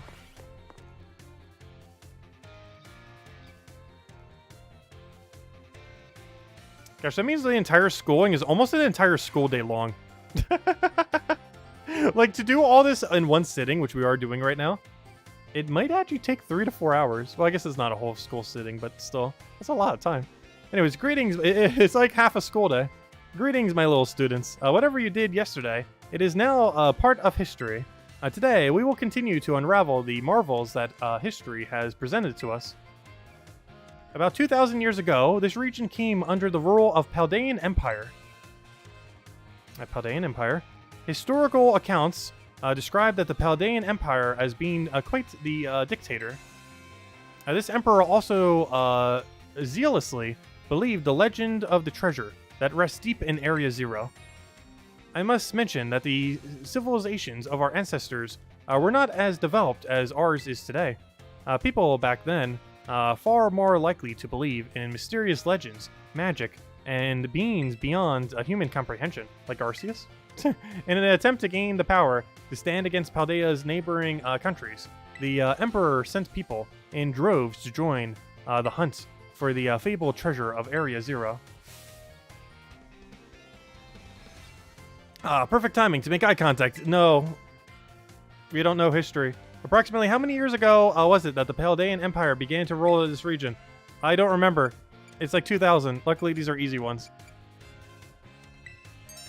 That is correct. You are a surprisingly clever one, aren't you? I see you're listening intently to my lecture. The answer is about 2,000 years ago. That is when the great era of exploration began. However, it is said that not a single adventurer sent out by the Emperor ever reached the depths of Area Zero. We did, and came back alive, and caught a Pokemon there. A lot of Pokemon. Actually, all of the Pokemon. Was it the punishing journey itself that barred their way? Or perhaps some unknown creature? Oh, foreshadowing! The resounding failure of this great era of exploration almost certainly heightens the air of mysterious surroundings, the crater.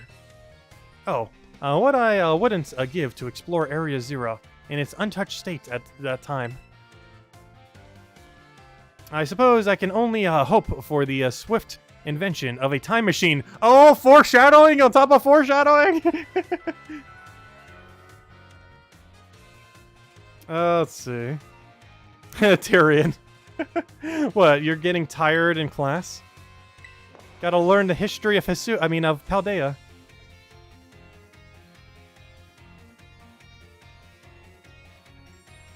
We're 1/3 the way through. We're almost done. Good evening. Yes, give us more history. Or worse subjects. Some of it's interesting, though.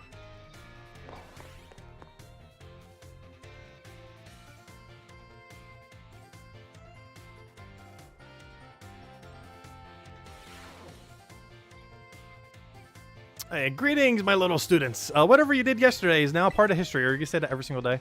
Today, we will continue to unravel the marvels and history presented to us. As you should remember from our last class, Area Zero's great era of exploration began about 2,000 years ago. That's going to be on the test because she mentioned it twice. This era lasted for approximately 1,000 years, but not a single soul was able to venture all the way to the deepest reaches of Area Zero. Having poured much of its human and financial resources into the exploration of Area Zero for so long, the Paldean Empire fell into decline.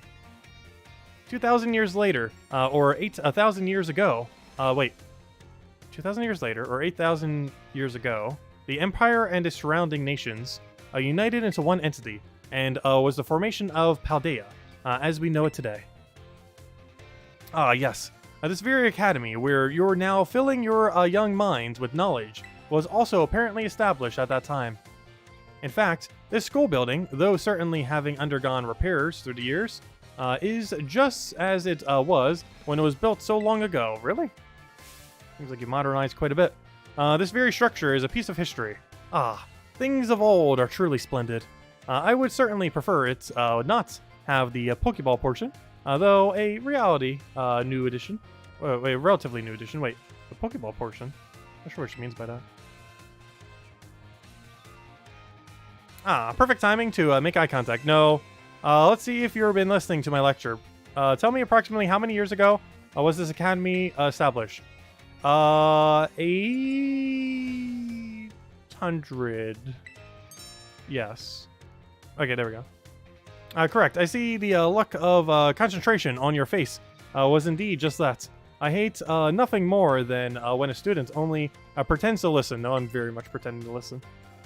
This academy was constructed exactly 805 years ago, to be precise. In other words, your academy here is 805 years old.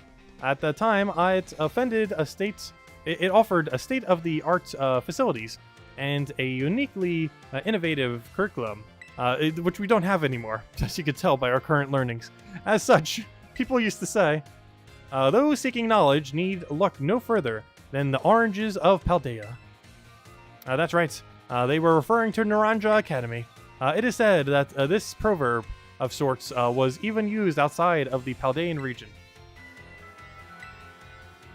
Alright, let's go take our midterm and barely not fail it. This is history. We're just lucky to get scraped by. Luckily, they're all multiple choice. Alright, let's go take our midterm. Then we get to some advanced history. We're probably going to learn about the 4 curses. The 4, oh gosh, what are they called? The 4, I'm looking for the correct term in my brain. This is why I fail history. Anyways, those she didn't technically teach it to us yet. Greetings, my little students. It is time for our midterm examination. Oh yeah, the 4 runations. Summon your historical knowledge from the dark recesses of your minds. Yes, it is very dark. I do not know history. They answer these questions.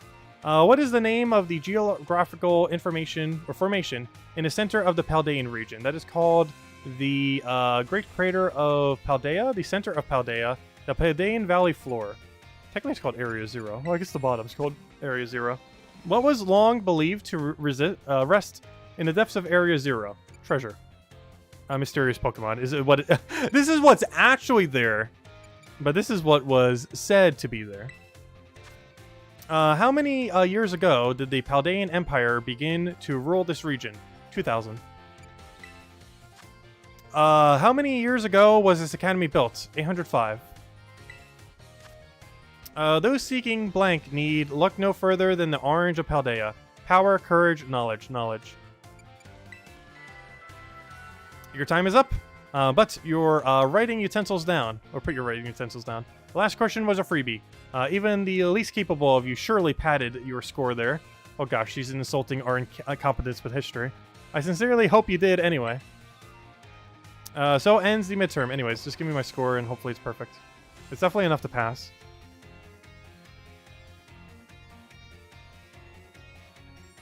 Oh, you're still trying to avoid some spoilers? Oh yeah, this might have some spoils. Because I don't even think you can even unlock all these until you're like almost in post-game or literally in post-game.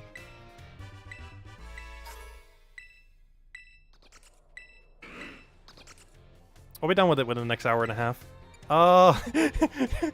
We still got 4.5 classes left. Gosh, they really wanted these classes to last an actual school day long. They weren't messing around. Anyways, you like history with Miss Ryfort. Yes. Class will begin soon. Don't be tardy.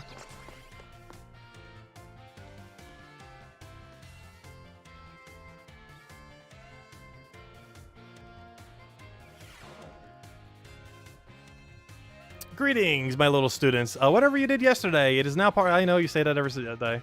I was hoping to continue unraveling the marvels that history has presented us today. However, imagine your ability to concentrate has been spectacularly derailed by my midterm. I suppose changing things up for fun and variety may be a good idea every now and then.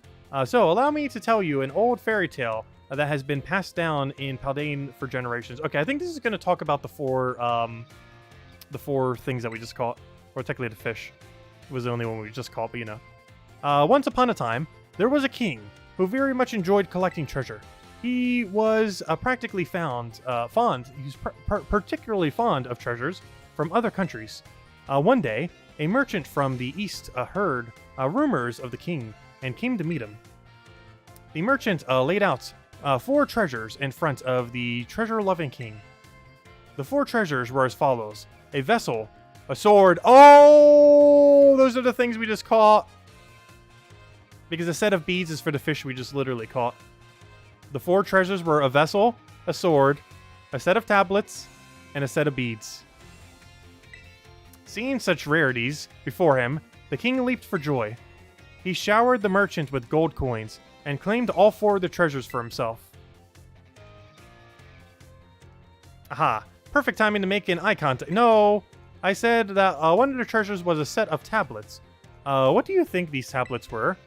Wooden planks for writing on, handheld electronic devices, medicine that you chew. They look like swords. Yeah, wooden planks. Correct. Your daily pursuit of knowledge serves you well. These particular tablets were wooden and used as a writing medium in the East in ancient times. As you may know, they fell out of popular use as paper became more universally available. For the king to consider these paper substitutes treasures, they must have been of superb quality.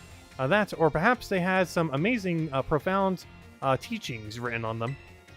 So, the king obtained these 4 treasures, and on that very night, it is said that a terrible disaster rained down upon his castle, reducing it to rubble by dawn. Oh, is that the time already? I wasn't done with my story, but alas, so ends today's lesson. Oh yeah, please tell me more about it. I really want to know more lore about them, of the things we just called, like the little fishy. If you are interested in how the story ends, you may come see me outside in class hours. Oh wait, yes, I want to know how the story ends. Because we literally just finished catching them. And I want to know. How was our fishy born? I would like to go to your class after hours. Where's your class? Over here. Let's go talk to you.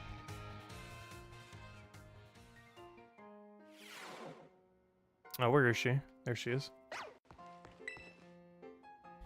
I would like to know about these things.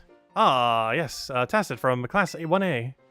The way you conduct yourself in my class and answers you give to my questions, I admit they pique my interest. You are quite the interesting people, I must say. Tell me, given a choice, which do you prefer? Things of old or things are new? I know which one you prefer. Ah, so you prefer the things of the past, do you? The potential I saw in you was real after all. Yes, this one may indeed be of good use to me someday. Ah, you can disregard that. I was simply thinking out loud. I enjoyed our little conversation today. You have my thanks. You became slightly closer. Does that do anything? I want to know about the things. You're quite, no, you told me, you lied to me. You said you'd give me lore, and you gave me no lore. I have been lied to. You specifically mentioned lore, and then proceeded to not give lore. Yeah, maybe after the exam, true. Maybe after we finish all the exams, she'll have more info on it.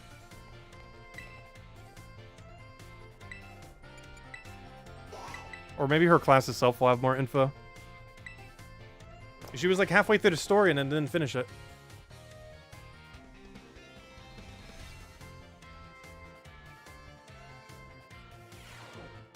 Greetings, my little students. Whatever you did yesterday, it is... I know you say that every day. Today we will continue to... There we go. The unravel the marvels history that presented to us. I trust that you all remember our lesson before the midterm exam concerning the Great Crater of Paldea and its interior, the Area Zero. This mysterious crater captured the imaginations of many, including the former Paldean Emperor. 200 years ago, a group of explorers claimed to have finally reached its depths and did not come back alive. The name of the team that achieved this great feat was the Area Zero Expedition. The team is said to have been made up of Paldean's best and brightest. Skilled battlers, brilliant researchers, talented individuals of all kinds. Among the list of them, members was the name of a man who was an author and a brilliant natural historian, Heath. We have never heard this person before. After returning from the expedition to Area Zero, he used his literacy talent to record the events of the expedition and publish them. Oh, is that what that one red book is? That we used as a key for the one thing? Ah, perfect timing to make eye contact. No, I don't want to keep making eye contact. Let's see if you were paying attention. What was the name of the team that first made its way to the... If this wasn't multiple choice, I would have no clue. The Area Zero Expedition. Oh, gosh. What was the name of the team? The Survey Corps! Ah, that's a Legends Arceus reference. The Area Zero Adventurers. Wasn't it Expedition? Yes, correct. To pick up on and remember a term I simply slipped into the flow of the lecture, you really are quite the clever one. The correct name for this team was the Area Zero Expedition.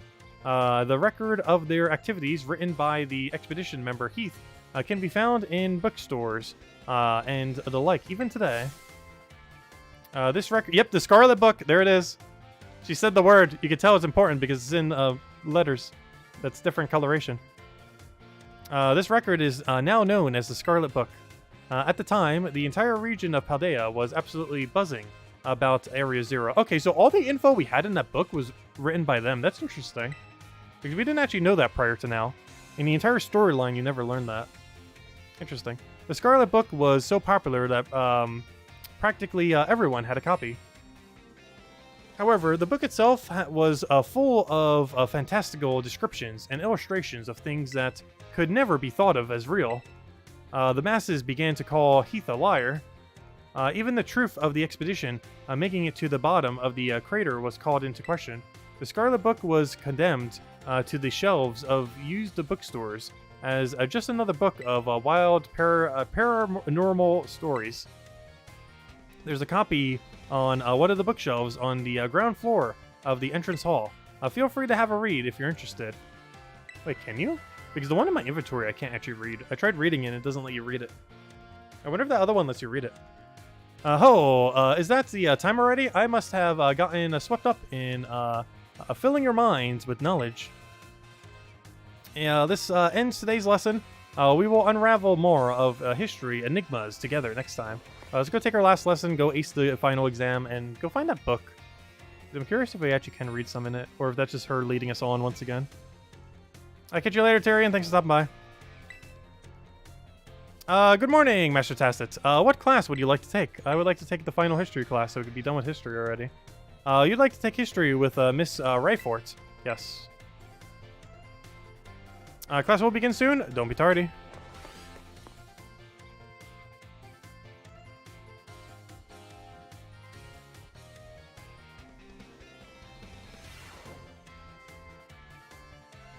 Greetings, my little students. Whatever you did yesterday, I know we already heard you say that a billion times.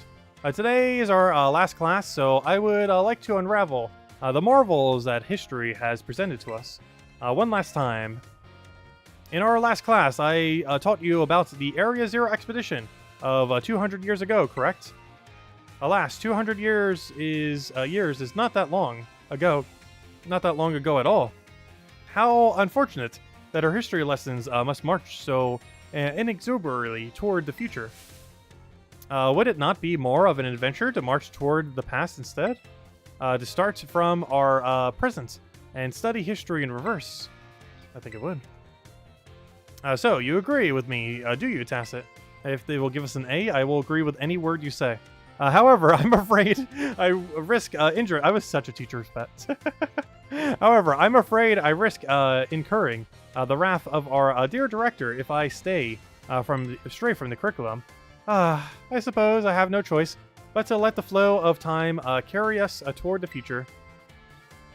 In this last class of ours, I shall fill your minds with the history of the terrestrial phenomenon. The technology behind Terra Orbs has its origins in Area Zero. Oh, she actually mentions this before the storyline does. Interesting. Even after the Area Zero expedition supposedly reached the crater's deepest depths, others continued to explore that area. And around 140 years ago, Pokemon cloaked in a mysterious light were discovered there. As you may have already guessed, these were in fact terrestrialized Pokemon. However, when those who discovered these Pokemon brought them out of Area Zero, the light faded, and the terrestrial phenomenon remained a mystery for quite some time.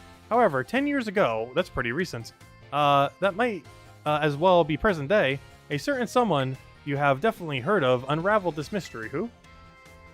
Professor, is she gonna say Professor something? Perfect timing to make, what is the name of the famous professor who, oh yes, it's Sada. Interesting, hold up. Sada made this 10 years ago? Was this before or after her death? That's interesting. Did we learn at any other point if this was before or after her death? Interesting. I assume she was still alive 10 years ago. It's hard to tell without more info. Correct. To think you, a new transfer to our academy, could correctly answer this question. You must be very diligent in your studies. Approximately 10 years ago, a professor named Sada unraveled the mystery of the terrestrial phenomenon. She discovered that the shining crystals down in Area Zero, or rather, the energy they emit, is what causes Pokemon to terrestrialize. This led to Professor to invent the Terra Orb technology, and to develop a practical use for it. This technology was then shared with both the Pokemon League and our academy. Rumor has it that the director Clavel was one of the researchers on the professor's team. Alas, this story is much less exciting now that someone we all know appears in it. Modern history truly is dull, isn't it? Thus ends my history classes. Our next session will be our final exam. Okay, let's go do it. Final exam time. Let's go fail this history exam. Like every other one. No. Where the only thing saving us is multiple choice. Because I don't remember barely anything until I see it as an option.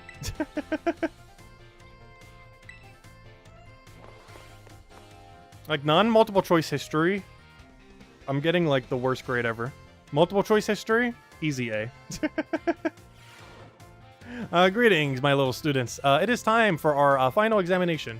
You could also tell based on how a person tends to make their quizzes as well, how you can end up guessing the correct answer even if you have no clue what the actual answer is. Summon your historical knowledge from the dark recesses of my mind. Yes, it's buried somewhere in there. Anyways, what is the area within the Great Crater of Paldea called? Area Zero. How many years ago was the Academy founded? 805. Which of these did not appear in the Paldean fairy tale about 4 treasures? A vessel, a folding fan is the one. Folding fan. Which Area Zero expedition member wrote the record of the team's activities? It was Heath. I like how they did thief because it rhymes with Heath. And actually, Leaf also rhymes with Heath. Gosh, what? Why? The only way to make this worse if this was H-E-I-F. But anyways, Heath. How many years ago did Professor Sada invent Terra Orbs? How is this only 10? Sada's history is spread like so weirdly. Because if I gather this correctly, Sada died because she got in the way of like one of those things, like basically super spoilers, but well, given that we're getting into this already, we're already in like ultra territory of that. But basically, to my understanding, how it went down is that Sada, like, she basically got the time machine running, got a bunch of the Pokemon, basically just throwing balls into the past, getting them into the future, and basically it just eventually got out of control. She was keeping that one dragon kind of as like a, I don't know, almost like a How to Train Your Dragon kind of situation. But anyways, there was basically a situation where she ended up protecting it from being killed by like one of the other wild past Pokemon. She died from that, Then everything else transpired. But the thing I don't understand is when exactly the terrestrialized orbs fits into that whole timeline. Because she was eventually replaced with that robot. And the main two things I don't fully understand now is why was the robot even made in the first place? Like, was it made before her death or after her death? And because it was never really clarified. And the other thing is similar to before or after her death was, did she actually make those orbs before or after? Because did the robot one end up basically making these orbs and then distributing it around? Or was it actually like still alive, the one that made the time machine Sada? Because neither of those were really clarified yet. Your time is up, but you're writing utensils down. You must excuse that last question. It is too shallow and ridiculous to be a history test. But alas, the director forced me to include it. Wait, what even was the last question? I don't remember what it was. Wait, what was the last question? What up? I already forget what it was. That's how bad my history is. I have short-term memory. I can't even remember like 5 minutes ago. What was even the last question? Let me go look it up real quick. Let me go look back. What was the last question? I'm gonna go all the way back. Wait, she's mentioning the one from 10 years ago as that. It's a shallow and ridiculous to be on a history test, but alas, the director forced me to include it. That's interesting. That's really interesting that he would mention that, the 10-year one. Oh, that's even more curious. What's this lore? The lore thickens. That's actually really important for the lore. For anyone unraveling everything. Because I've been trying to keep up with it as much as I can as I'm kind of going through. But that's a really interesting line. This says quite a bit about both Sada and the director. So ends our final examination. You may ask for your scores at the school's front desk. Because he specifically made sure it was on the test. Like, she didn't want to put it on it. But he made her put it on it. It's rather interesting. Anyways, how do we do? We gotta get at least a 4. We got a 5 out of 5. Multiple choice history. The only history I'm capable of doing. Okay, 2 things I want to go check real quick. She mentioned a book. Where can I find a Scarlet book? Pokemon Natures. Does this teach you all about Pokemon Natures? Cool. I already know about Pokemon Natures. I want to find a Scarlet book real quick. Where's a Scarlet book? Academy rules. No. And regulations. One of those is definitely that you always have to wear a school uniform. Oh, what's this one? Student registry. No. Give me the book I actually want to read. Gosh, how hard is it to find a book we actually want to read? Scarlet book? Down there? No, it's just a weird colored book for no reason. No, I don't want to go anywhere. Just wanted to see if that was something. Anyways, let's see. No book there, no book there, no book there, no book there. Book? This is the nature one, right? Yeah, just natures. We already know about natures. Kind of, where's the Scarlet book? Did she lie to me again? Oh, there she is. I should go talk to her. She might have more lore. Status conditions? No, this is all tutorial stuff. I'm looking for the Scarlet book. Types and moves too. No. Stop giving me tutorial books. Types and moves 1. Kind of funny that we found the second book first. The Oranja Academy School song. That one would be funny, but no. I'm not gonna sing that song. No Scarlet book? You lied to me twice? You lied to me twice! How could you do such a thing? Are you at least gonna give us some info? Well, if it isn't Tacit from Class 1A. Are you perhaps interested in the rest of the... Yes! Okay, now she's gonna give us the tale. Okay, here we go. So now she's gonna drop more lore on the 4 runes. Or the 4 curses of Runation, or whatever they're called.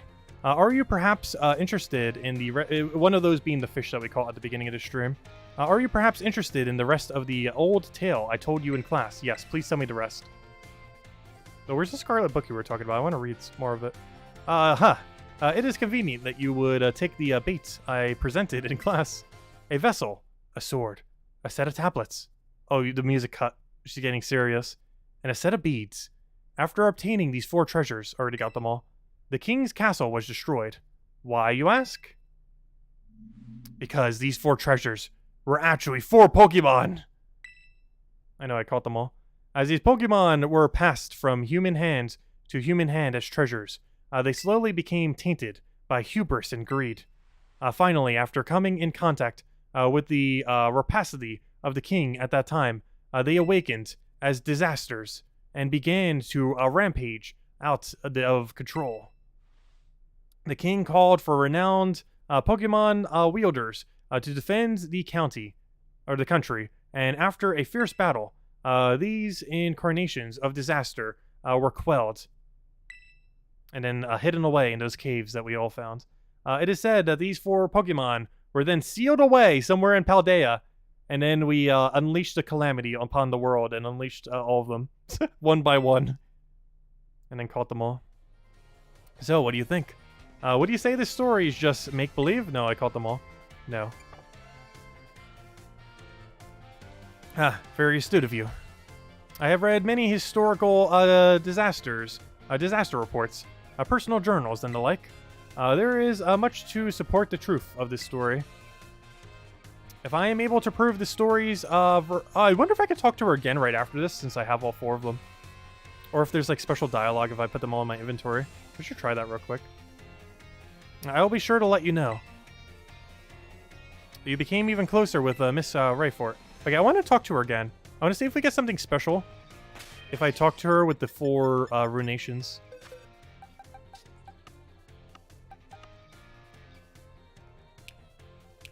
Wait, let's see. How do I multi-select? I hate how you have to multi-select in this game. Oh, there we go. Let's see if she gives me a different dialogue. Oh, so hello, Clip Bomb, or goodbye, Clip Bomb. Tessa, the time has come. The cursed treasures. The 4 Pokemon of Rune. They exist! I know, they're in my inventory right now. And I stumbled upon the truth in the newspaper. I literally have them in my inventory right now. Of all places. Ha! I am in an interview piece with a carpenter, no less. The Pokemon wielders apparently use sacred stakes to seal these treasures of rune and shrines. There is a separate shrine for each of the 4 Pokemon, and 8 stakes driven into the ground in the area surrounding each shrine keep the power of rune at bay. All hidden very well. Also, here's an image of it. In other words, if all the stakes for a given shrine were to be removed, it would release the Pokemon held inside. Don't you think it would be nice to free those Pokemon from the confines of their tiny little shrines? Yes, I already have. So you better have unique dialogue when I talk to her again with all 4 in my inventory. Ha! A kind soul. I see you are proving truly useful. She wants to reach calamity. She wants to release calamity on the world. Let's see. She was right. We were useful to her. I already did this for her, unintentionally. According to the descendant of the Pokemon wielders in the story, you must have a bond with the Pokemon in order to remove the stakes. I'm sure someone as Pokemon savvy as yourself would have no trouble at all with that. You can choose for yourself whether to believe me or not. I already have them all. But I will mark the locations on the shrines on your map. Oh! That would have been convenient earlier, prior to doing them all. That would have been really convenient if we didn't already do them all. I'd rather go myself, of course. But skipping out on my... no, actually this would be still useful if those are now teleport locations. Because I can't teleport to them. But this now allows us to teleport to them. That's actually kind of useful. If they only marks it on our map, that is not very useful.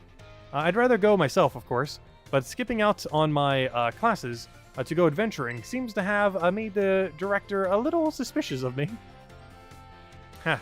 You can think of it as a part of your treasure hunt. Treasures of Rune are still treasures after all. I hope you will investigate these shrines if you are at all inclined to do so. Already did, though I do want to check something. You feel trusted by Miss Ryforts. Alright, before I do, I want to see something. Can I teleport to the runes now? I can! Oh, that's good. Okay, there was a purpose to doing this. I can now instant fast travel to all 4 of the rune locations, which now gives us more teleport spots than what we had before, which is convenient for getting to these terrestrial spots, like this ferry. Like, let's say we only wanted to do this ferry. Before, I would have to teleport over here. Also, I don't think I got all the watchtowers yet. I didn't even realize you could use them as teleport locations. So I should probably go find them all. But, the closest location we would have had to getting to here before would have been here. But now we can just teleport straight there. Boom. Set it, fly here.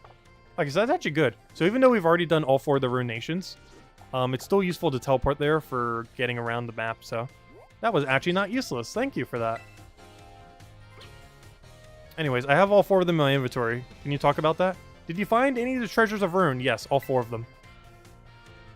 You're gonna give us any other good reward? Because honestly, teleport spots isn't too bad. Ah, you caught Ting Lu, the vessel of rune. Are you gonna give lore on them? Oh, how interesting. I simply cannot keep my curiosity under control. Judging by its shape and size, this vessel was almost certainly not for everyday use. Perhaps it was a work of art, or better yet, a ritual artifact housing some sort of deity? Question mark, exclamation points. I feel that there must be some meaning behind the horns and the designs resembling eyes. Could it be that this artifact was fashioned after the deity's very appearance? This mystery grows ever deeper. Ah, my thirst for knowledge is slowly being quenched.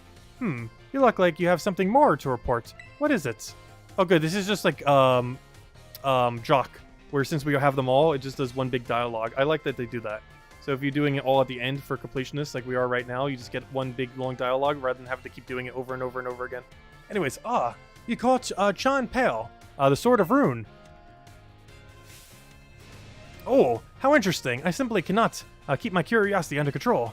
So the sword's blade and hilt form the Pokemon's left and right fangs. Yeah, they kind of look like swords. I wonder if the sword broke when it became a Pokemon, or perhaps it was always that way. No, wait. I cannot imagine the king wanting to buy a broken sword. Maybe it was some sort of weapon that was meant to be used in this broken state. Oh! Oh! Is it referring to... She's putting emphasis on broken. You know what the sword for Zacian was called? Even though I didn't play sword, though I did have the weapon.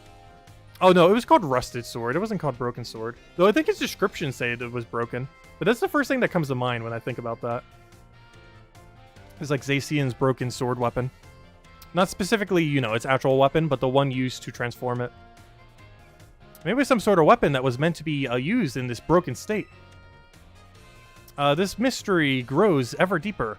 Ah, my thirst for knowledge is slowly being quenched. Are they actually doubling back onto Gen 8 lore? Since they did so poorly on Gen 8 lore in the actual game itself? Ah, you look like you have something more to report. Ah, you caught Wo Qian, the Tablet of Rune. Well, how interesting. You already say that every single time, like your other dialogue line that you do at the beginning of every single class. I've never seen so many wooden writing tablets strung together. It must have been an epic tale. I cannot say words.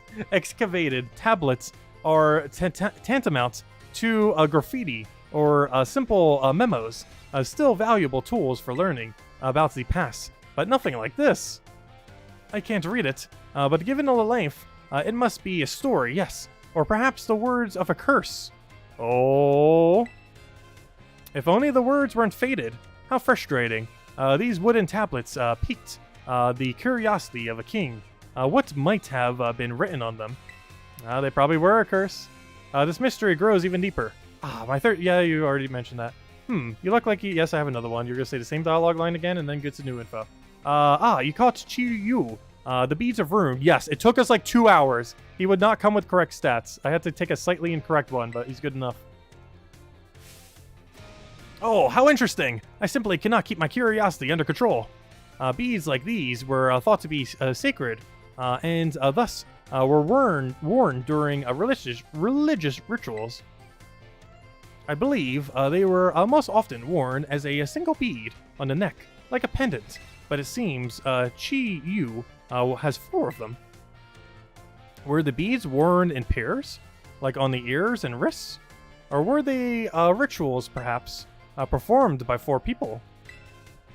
What on earth could have caused beads such as these, originally used to ward off disaster, to become bringers of disaster themselves? This mystery grows ever deeper. My thirst for knowledge is slowly being... Yeah, you mentioned that. Seeing part of history with my own eyes fills me with joy. I thank you. This is simply amazing. You have now reported back for me with all 4 of the treasures of Rune. I never thought that you would be able to do this much for me. You have my thanks. I would have liked to go looking for the treasures of Rune myself and make them my own. But I suppose it was precisely because I sent you, someone with a pure heart, that we were able to accomplish this feat. They may be the treasures of my dreams, but I will allow you to have them for now. Consider this a symbol of my gratitude, too. Take it. It is yours. Nasty plot. Wait, did we not have nasty plot up to this point? Or did I already have it? I'm pretty sure I already had it. Ha! You truly are an interesting one, aren't you, Tacit? I hope you don't mind if I continue to keep an eye on you. You formed a close bond with Rayfort. I'm not sure if that was new or not, but we got it. How are the treasures faring? If you ever find them too much to handle, I will gladly take them off your hands. No. Okay, I think that ends her arc. There we go, cool. Anyways, let me go put the runes away. Keep them safe from getting incorrect EVs. Since the only one... Actually, none of them are trained yet. I still need to go get Chi-Yu trained. We only gave him everything except his EVs. Mostly because EV training is so annoying in this game. I don't have the proper setup for it yet. Because we need 6 bracers. Or 5 if we want to use a lead to do everything. Which realistically we probably will, so we need 5 bracers then. But for that, we need more Pokédollars, and for that, we need to go use that guy on that little expedition thing over here. Or any other method for doing it. Anyways, let's go keep taking our lessons. I said I would do them all, and I am doing them all. You thought we were kidding? We're only 3 out of 4.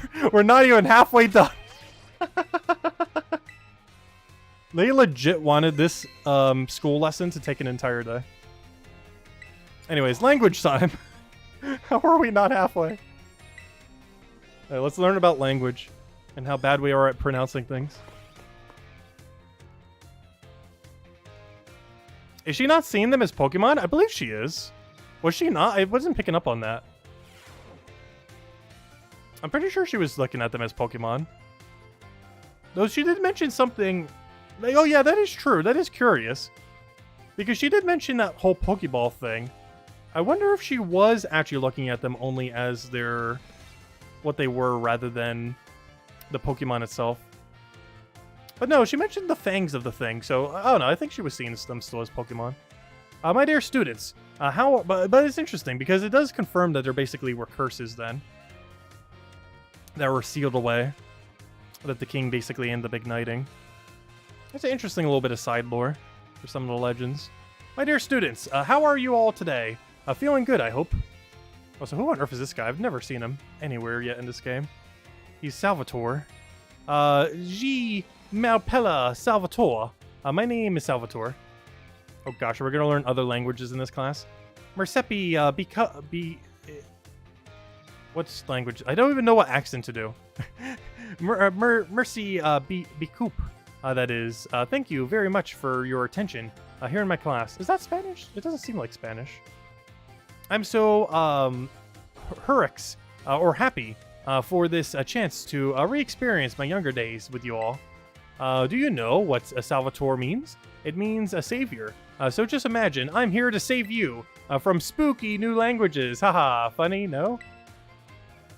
That's right. My classes will teach you about various languages from different regions. I prefer not to. You may say good morning or hello as a greeting, but people from elsewhere may say bonjour, a salute. I've heard there's... Oh gosh. We are going to fail this test, 100%. I've heard there's even a popular streamer out there who smashes several languages together and says, hello, hello, hello, Ciao and Bonjour. Oh yeah, that's the, what's her name? We already fought her. And there are so many regions out there in our world, and each can have their own unique languages. Gracias, mercy, ziazi, arigato. I am butchering every single one of these words. Danky, donkey. These all have the same meaning. Can you guess what it is? Thanks. Goodbye, thank you, yes, thank you. Gracias is an easy one. Whoa, tacit, was it? Bravo, that's correct. And speaking up is speaking up is important in language learning too. Gracias, mercy, all those words all mean thank you. I guess some of you probably knew at least one of those. Only gracias. That's like the easiest one. Despite meaning the same thing, their lengths and sounds are all different. Isn't that interesting?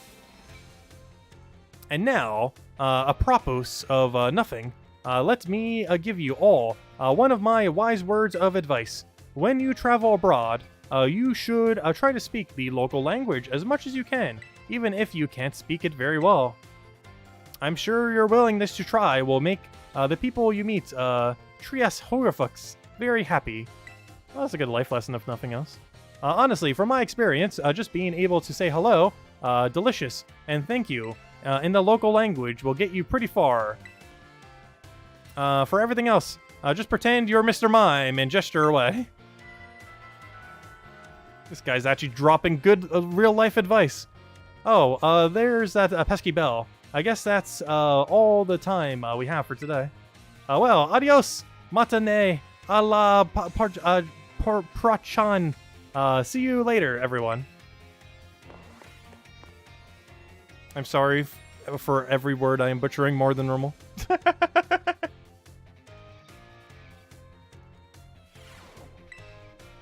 We are so gonna fail this exam. The only reason we have any chance on this exam is this multiple choice. Is the only thing preventing us from getting a 0.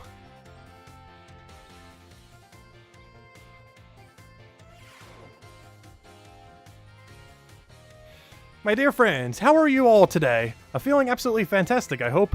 It's time for Salvatore's language lesson. Ativis vas pretses. Pretz. Are you ready, everyone? You can answer with yes or oi. Is oi no, then? Oi. Ses sopa. In our last class, I believe I taught you all... oh, never mind. It's probably yes in a different language. So he gave us the option of yes or yes. I see what he did there. Because that did seem like a yes option and not a no option. But he literally gave us 2 yeses, so we couldn't say no. That's funny. In our last class, I believe I taught you all how to say thank you in other languages, right? In le costi ajanjohai. Today's class we will learn about a certain word sure to make people happy when you use it in your travels abroad. What word, you ask? Well, you'll have to guess. Dile jusk hayochi bueno. Can anyone tell me what those words mean? Bueno. Isn't bueno good?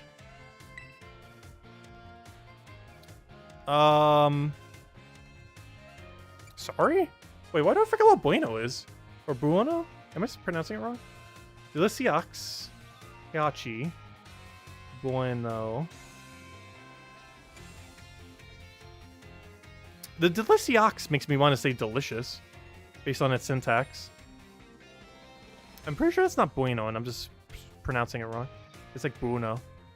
But Buono almost sounds like sorry, not delicious. No, Buono could... yeah. Heihachi also sounds like looks like a very vivid word. It definitely seems like delicious. Yeah. Wow, correct! C'est super! I knew I could count on you. Deliciax, Heihachi, and Buono. All of these words mean delicious. Using the local word for delicious at markets or restaurants is sure to get a big shurair, a smile, that is, from whoever you're talking to. You know what? The people who had to translate this game must have went insane having to do this guy's dialogue text. I can only imagine. like how many different languages you have to combine together, but then also remember to account for whatever language you're translating it into. It'll make communication go more smoothly. I guarantee it.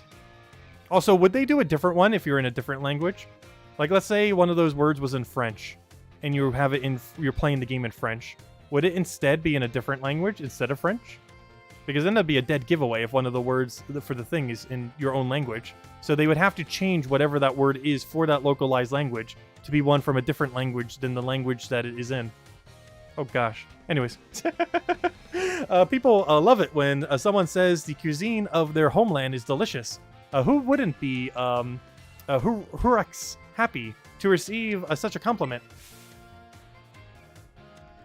And now, apropos of nothing, let me give you all one of my wise words of advice. The first step to smooth communication is to... Also, this guy just looks like he has insane charisma. The way his dialogue is, as well as his visual. This guy has like a level 99 charisma stat. The first step to smooth communication is to compliment the person you're talking to. After all, it's not very likely that a compliment would put someone in a bad mood. This doesn't only apply to people in other regions either. It's the same for all of you too. You can put this tip to use with your classmates. How about you all try complimenting each other after class? I bet it will make for an ambience. Plus, sympathique. Oh, sympathy. Wait, is that English? Plus sympathique. A more frequently friendly atmosphere. That's all for today. See you all Prochine course. Next lesson, that is adios, madane. Are we on quiz time? Or is this third lesson? Honestly, I do find him kind of interesting. Though I don't feel like I'm absorbing much information, which is probably like every language class I've ever taken in a nutshell. Like, yeah, it's kind of interesting, but I am absorbing literally zero information. Brain does not compute. My dear friends, how are you all today? You certainly look fantastic. He did the compliment thing that he was talking about. It's time for another one of Salvatore's language. He's literally like telling us how he's going to manipulate us and then actively doing that thing to manipulate us. It's time for another one of Salvatore's language lessons. Atis vas prates. Are you ready? I like this guy. Out of every teacher so far, honestly, him and Jock. Like, I like that Jock got some characterization, but honestly, this guy kind of beats him out. Though I like the characterization they did for Jock. And the fact he gave a shiny charm.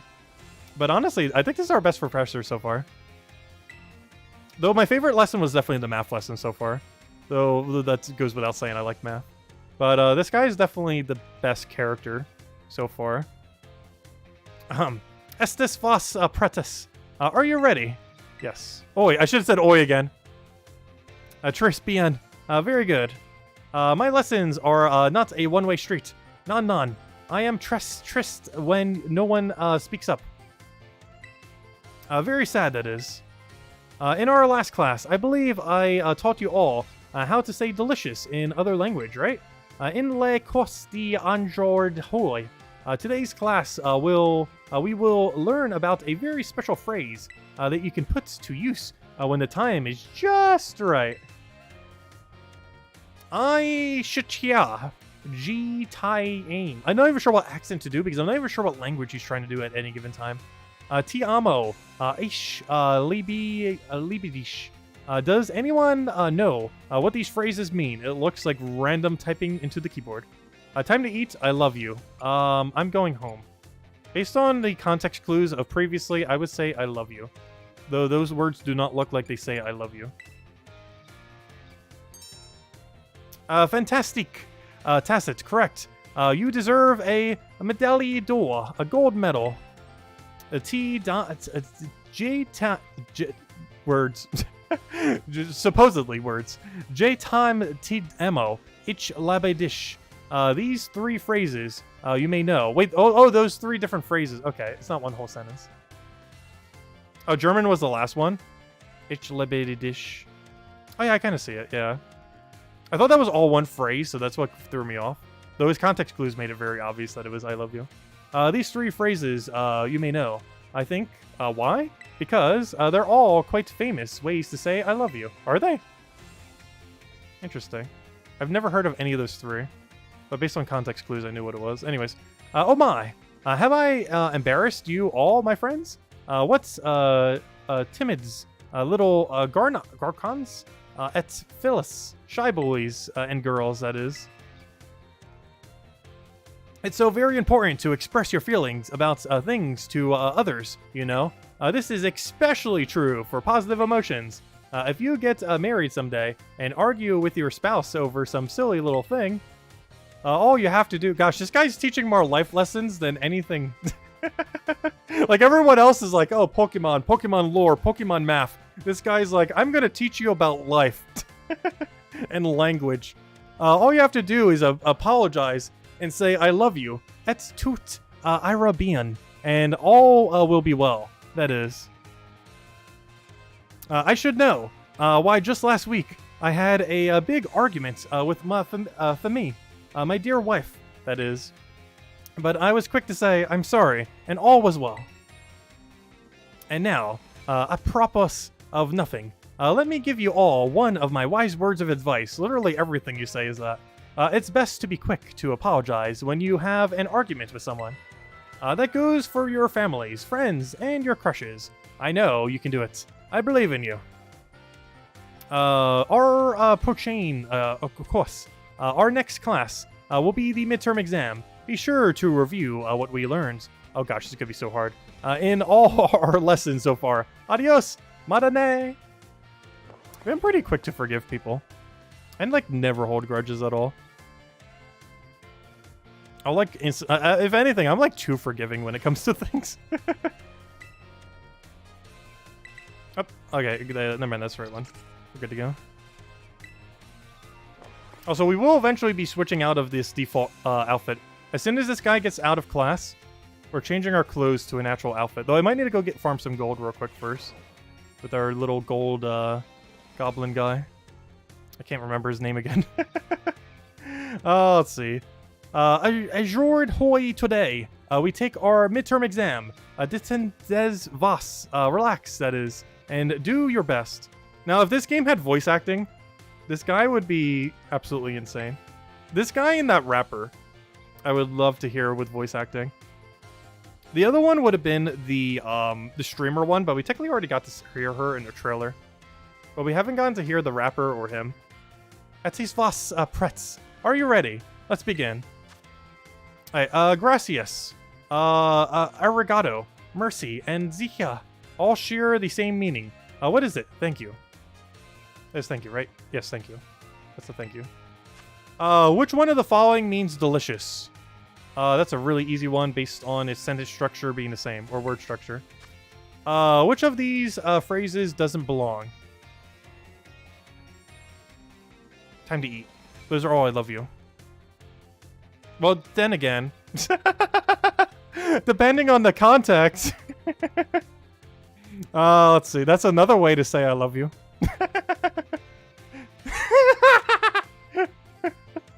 So I'm not sure.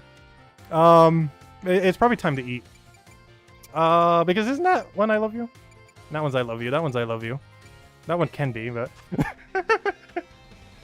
When speaking with a person, anyways, this is a school for students, or for kids, so I assume time to eat is not how you say I love you. Anyways, when speaking with a person... Anyways, when speaking with a person, what is the first step to smooth communication? Compliment them, get mad at them, bury them in flattery. I'll just compliment them. Anyways, what is your beloved teacher's name? Salvador or Salvatore? Salvador, right? Oh, I actually already forget. That's a trick question. It's obviously one of these. Salvador? Salvatore. Salvador sounds more correct. I almost want to cheat and look back in the stream, but pretty sure we'll be fine. Salvador. Oh, it's Salvatore! No! He got me. I didn't even remember his name. Or at least the spelling for it. Hopefully we don't fail. I got his name wrong. Fini. Time is up. Poses vas stylos. Put down your pens. That is. I hope that was easy enough for you. Especially that Durinary question. That was... Oh no! I messed up his last question. I'm sorry, I forgot your name. You put a trick one there. I'm sure you all did great. Bravo, my friends. Wait until he realizes we like aced this test but got his name wrong. I'm sure you all did great. Bravo, my friends. You could check your score. It's literally on screen every single time he's talking to Salvatore. I'm sure you all did great. It was my first guess to it, and I second guessed it because I didn't know if it was the correct spelling or not. Anyways, I'm sure you all did great. Bravo, my friends. You can check your scores after friend test. Yeah, we know. All right, let's go check our score. We should only have one wrong, assuming we well, we know for sure we guarantee got his name wrong. So it's really, did we get a 4 out of 5 or less than 4 out of 5? We got a 4 out of 5. Okay, I only got his name wrong. What a fail. Keep doing your best. Alright, let's keep taking language. We're about halfway done. Actually, we're at the exact halfway point, right? Yeah, we are exactly halfway done. Gosh, there's a lot of lessons in this school. Class will begin soon. Don't be tardy. Though, honestly, I love how they did this. I'm not sure why I skipped this during the storyline. Probably because it takes forever. But honestly, it's an interesting piece of content. I don't feel like it fits too well in a Pokemon game. But some of it did. Though this professor doesn't feel like he does. He just seems like he's just a standard professor. Like, not as Pokemon professor, just a professor. At a college or something similar. How did you like the midterm exam? You all did really great, except for you, Tass. You got my name wrong. I gave you an F. We're halfway there. And now, time for another lesson. A taste vas pretz. Are you ready? Yes. Oi, I keep saying oi. Trespon réponse. Great answer. Mercy. Mercy, my friends. I knew I could count on you stars. Leading up to the midterm, we learned all sorts of words from different regions. Standing today, though, I'll be throwing a curveball for we begin listening comprehension. Oh gosh, I'm bad at that. Vas ya go.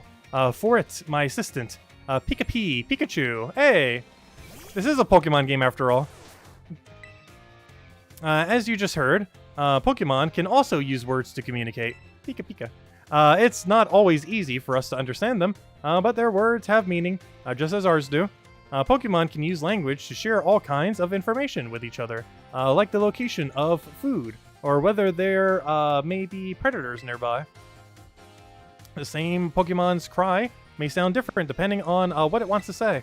I'm sure you're all curious, so ajord hoi. Today, that is, let's learn some Pokemon language. Jetin Preya, if you would be so kind, Pikachu. Pika? What emotion do you suppose Pikachu was trying to convey just now? Happiness, sadness, anger. Say it again, Pikachu. It looks like happiness. Sorry, Tacit, that's not right. What? Pokemon language is hard, isn't it? When Pikachu says... Is that anger? Oh, that is angry. Okay. It's using its angry voice. That's right. That's hard to tell without having a base value to compare it to. That's right. I had my little Pikachu friend here pretend to be angry for us. Don't you think he did a great job? Okay, that one's happy. Give Pikachu a round of applause, everyone. Clap, clap. That one's happy. The same Pokemon can even communicate its feelings in many different ways. Their voices change depending on their mood and physical condition. Try listening more carefully to Pokemon. You might gain a deeper understanding of them. That having been said, Pokemon are quite mysterious creatures. Some actually don't communicate with words at all, but instead use things like electromagnetic or ultrasonic waves like Zubats. Some even use telepathy, like all the psychic types. And now, apros of nothing. Let me give you all one of my wise words of advice. if you poke at your Pokemon too many times while washing them during picnics, they'll get mad at you like Pikachu just demonstrated. I almost forgot that washing mechanic even exists. I think we used it like twice this entire playthrough. Well, adios, matane, a la prochaine. I'll see you later, everyone.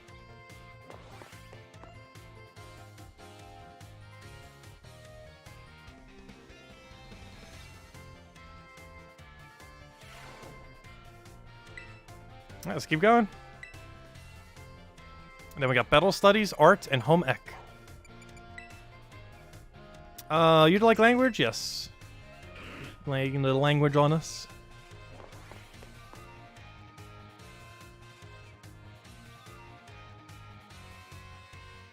I feel like I'm playing School Simulator.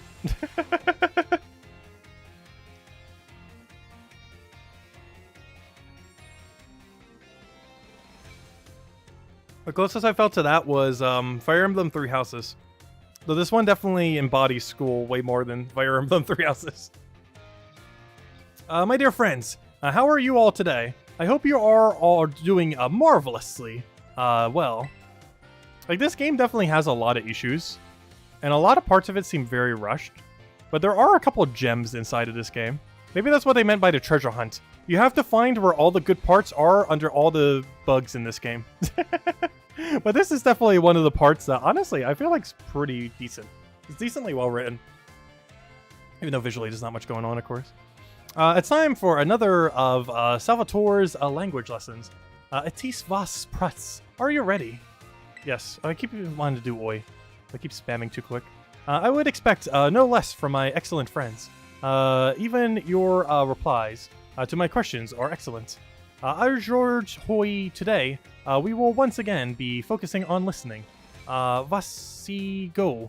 For it, my assistant, Pikachu. Alright, he's happy. As you may remember from our last class, the same Pokemon's cry may sound different, depending on what it wants to say. George Hoy, today, that is, we will be learning more about the language used by Pokemon. Jaitan Pry, if you would be so kind, Pikachu. Okay, happy. That sounds a little bleak, doesn't it? Does it? Its voice seems a little lower pitched, too. What emotion do you suppose Pikachu was trying to convey? Say it again, Pikachu.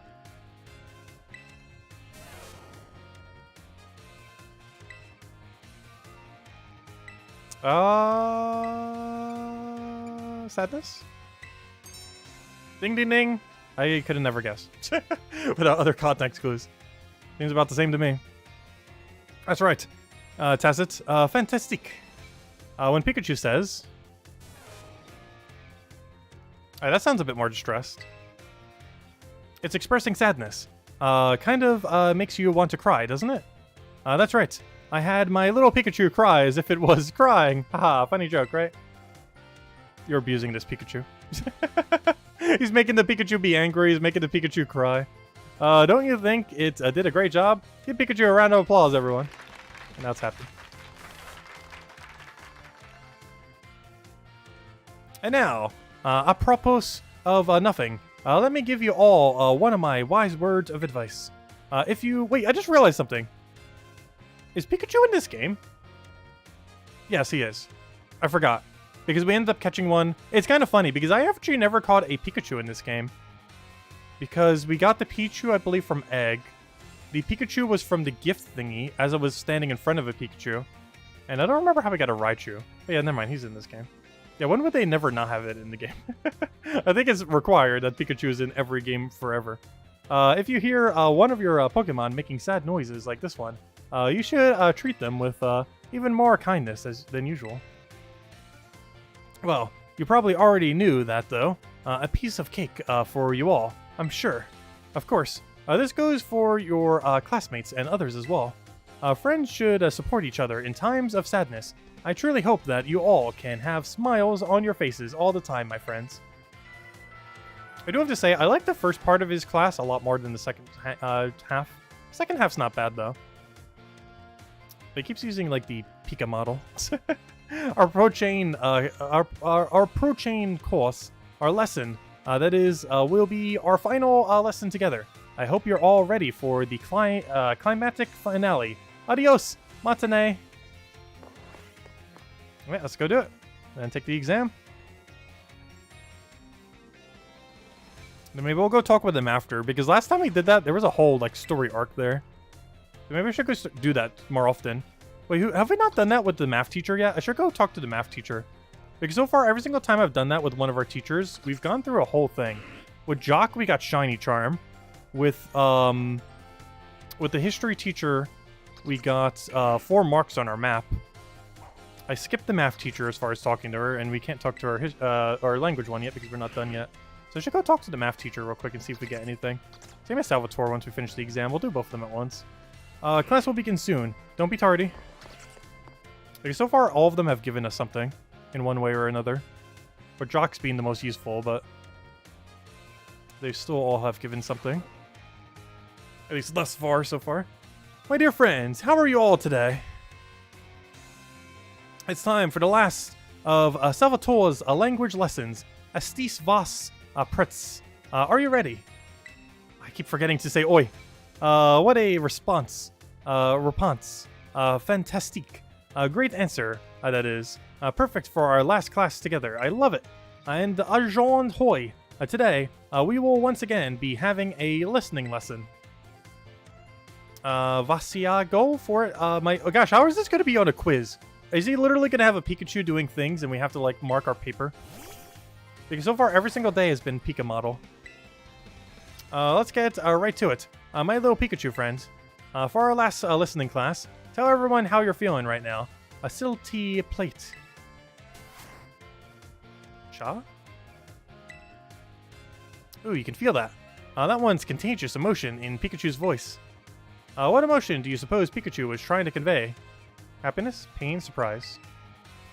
Oh my, did Pikachu sound surprised to you? Yes. Well, Pikachu says... What is that? Is that just happy? Oh, it's expressing happiness? Okay. It's expressing happiness. Does it make you just want to break out into a happy dance? But I didn't have to ask Pikachu to put on an act today. Oh no, I simply asked it to show you all how it felt about getting to have a class with you. Getting to meet... we're gonna fail this quiz so hard. Getting to meet you so many new friends. Because it's literally just trying to do it based on an audio cue. Getting to meet so many new friends and study together in this class with you. It's made both me and my little Pikachu so very happy. And now, apropos of nothing, let me give you all one last wise word of advice. As you live your lives, I'm sure you will have all have times when you get mad or sad, maybe even more than you would like. Everything has its ups and downs. Life is a vertible roller coaster. But à la fin, in the end, that is, there is surely happiness waiting for you. So gratis li so rare. Keeping a smile on your face, even in the hardest of times. Cha! When you're faced with a problem that you can't handle alone, find someone to rely on. Be it a teacher, your family, your friends, anyone. Our pro-chain course. Next lesson will be our final exam. Be sure to review what we learned in all our lessons so far. Adios, matane. Alright, final exam time, and then we'll go talk to our math and language teacher. Since I forgot to talk to the math teacher after our endeavors. Alright, lay the quiz on us. Okay, this one's gonna be hard. Because half of these are gonna be like Pika things. The other half is gonna be like language stuff from like 30 minutes ago that I probably already forget.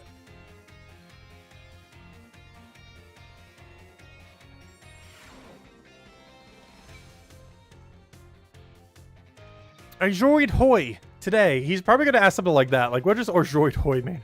Also, his name is Salvatore. I'm not gonna forget it this time. It's not like he's gonna ask it again. But oh no, the Pikachu model's already there. We're definitely gonna need it on the quiz. Arjoid Hoy. Today we take our final exam. Turtenez Vas. Relax, that is, and do your best. We are so gonna fail. Etis Vas Prats. Are you ready? Let's begin. Luckily, this is multiple choice. Which of the following means delicious? Okay, that's still as free as ever. What do these two foreign phrases mean? Drachan and HD dish. I love you. No, not time to eat. That's the wrong category. I love you. Can you please repeat that, Pikachu? Is there not a repeat button? I didn't get that, Pikachu. Based on what you just heard, I want a repeat button. Say it again, Pikachu.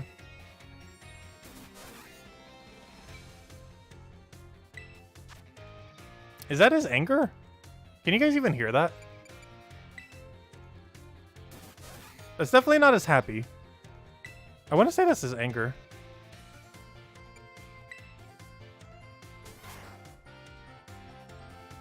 These are so hard. Repeat again.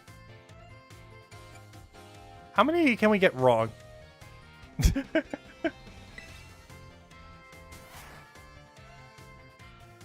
I'm going to say anger twice. I'm going to do the multiple choice strategy of cheesing.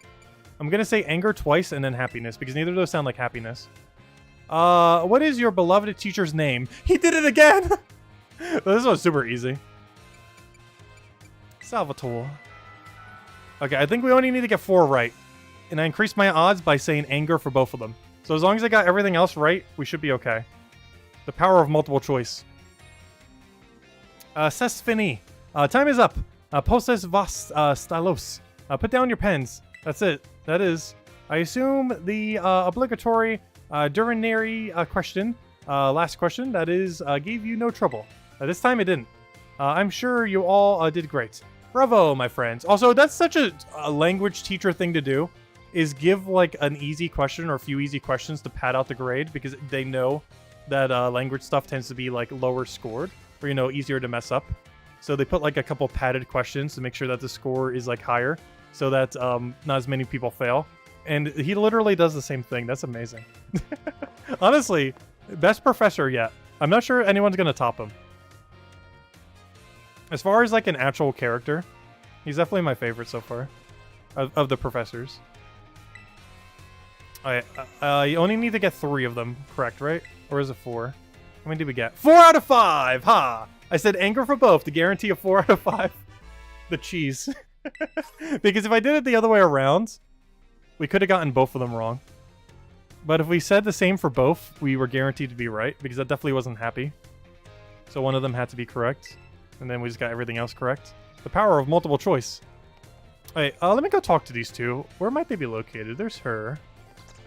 I want to go find my 2 teachers. My math teacher and my language teacher we just were visiting. Staff room. I want to go talk to these 2.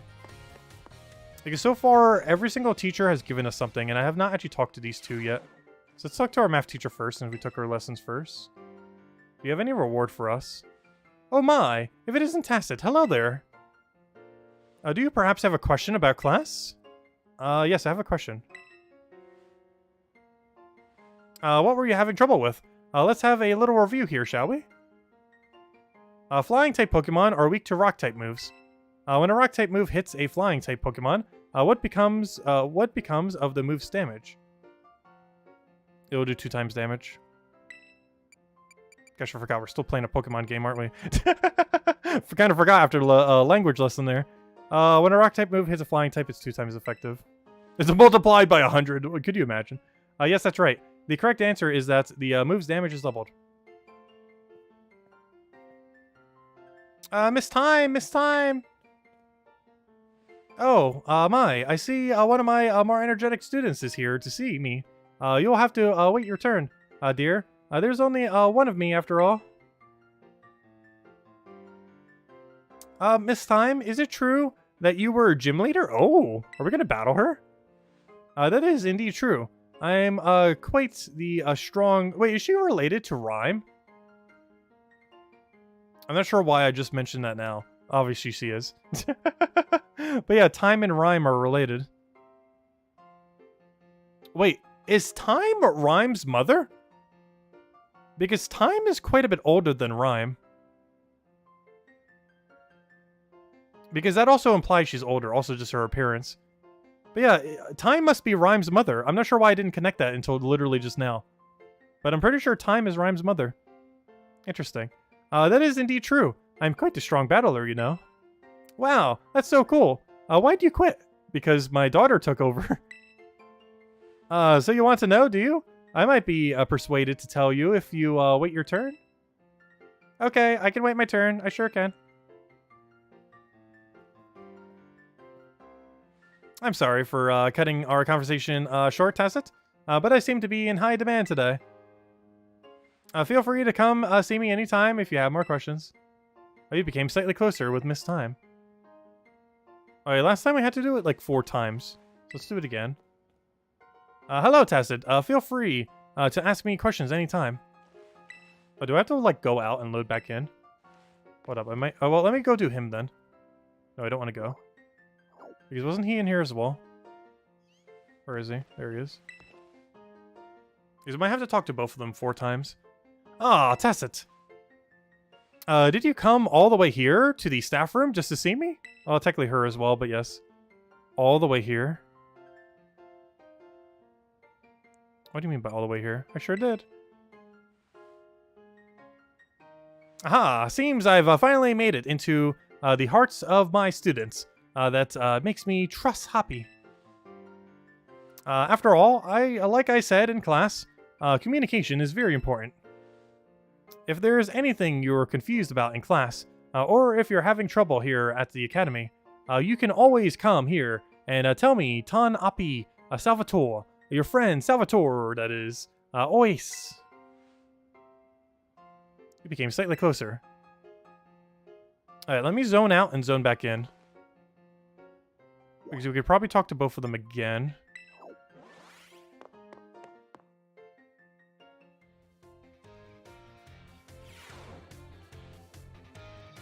Hey, we could talk to Penny and what's his name again, too. They have a dialogue box. We should probably do that before the end of the stream. Because they probably have some end lore to do. Unless we're really behind and that's lore from ages ago.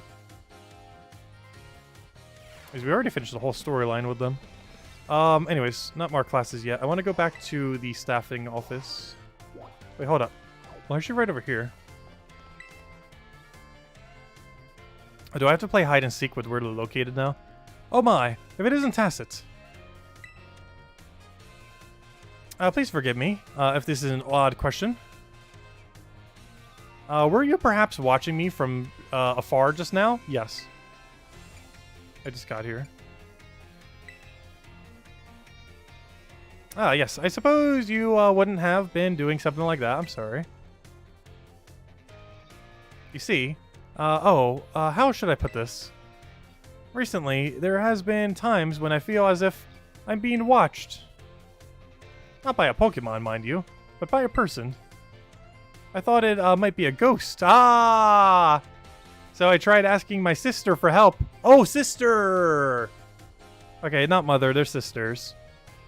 She said it most likely isn't one. She's good with ghost-type Pokemon. I know we've defeated her ages ago. I'm pretty sure we're supposed to get this dialogue ages upon ages ago. Perhaps one of my students is quietly watching me, waiting for a chance to ask me a question. That might be it.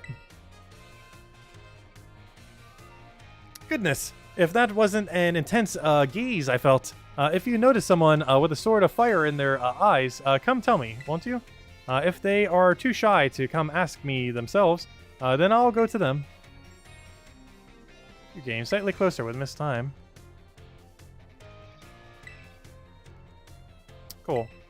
Okay, I need to find where what's his name is then. Where's what's his name? There he is.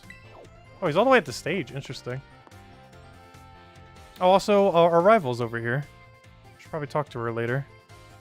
She probably also has endgame dialogue. Now we have to play, where's the hidden professor? There he is. He's watching a Pokemon sleep. Tacit, I'm a bit of a pinch. Now take a look at this. This Palmy really doesn't seem to be feeling well. I don't know if the poor thing can even stand up. What should I do? What should I do? Use a potion on it. Alright. I could use a potion. Yeah, I think he forgets he's in a Pokemon game. I think this guy legitimately forgets he's actually in a Pokemon game. Do you have any on you?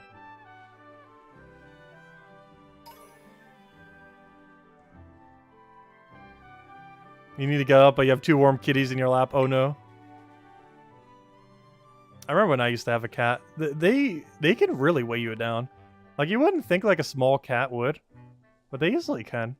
Especially when they're comfy, because they won't let you get up. This will fix you right up, my friends. Potion power, go!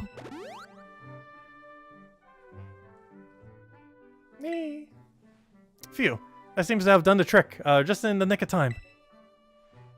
But this Palmy doesn't appear to belong to a trainer. Could it be a wild Pokemon? Have wandered onto the academy grounds? Still, I can't just leave it here alone without anyone to make sure it's okay. It's decided then. I, Salvatore, will just have to lend all of the helping hands I have to take care of Palmy in this touch-and-go situation. Mercy. Very much for your advice, Tacit. You became even closer with Salvatore. Adios. Au revoir. Farewell. Alright, other one down. Let's go now to stage 3 of their chatting. Ugh. Gosh, sitting so long. Taking too many classes.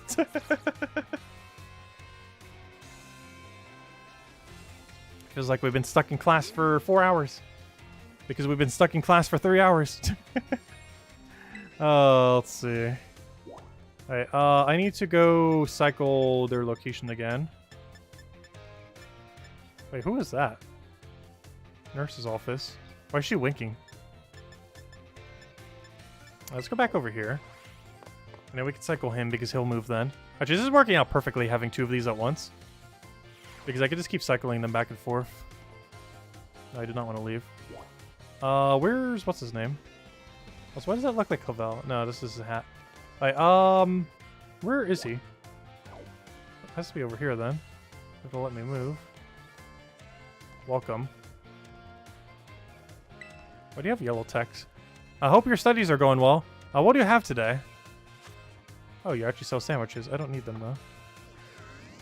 Where is... oh, I'm looking for the math teacher. I was trying to see if I could find the social teacher, but never mind. You scared me. I forgot he's not in this room. Are you here to eat? Oh no, I'm not here for anything food related at all. In a kitchen, you're not here for food? I was just walking around the entrance hall. And I felt this intense gaze that I told you about before. So I quickly ducked into the cafeteria here.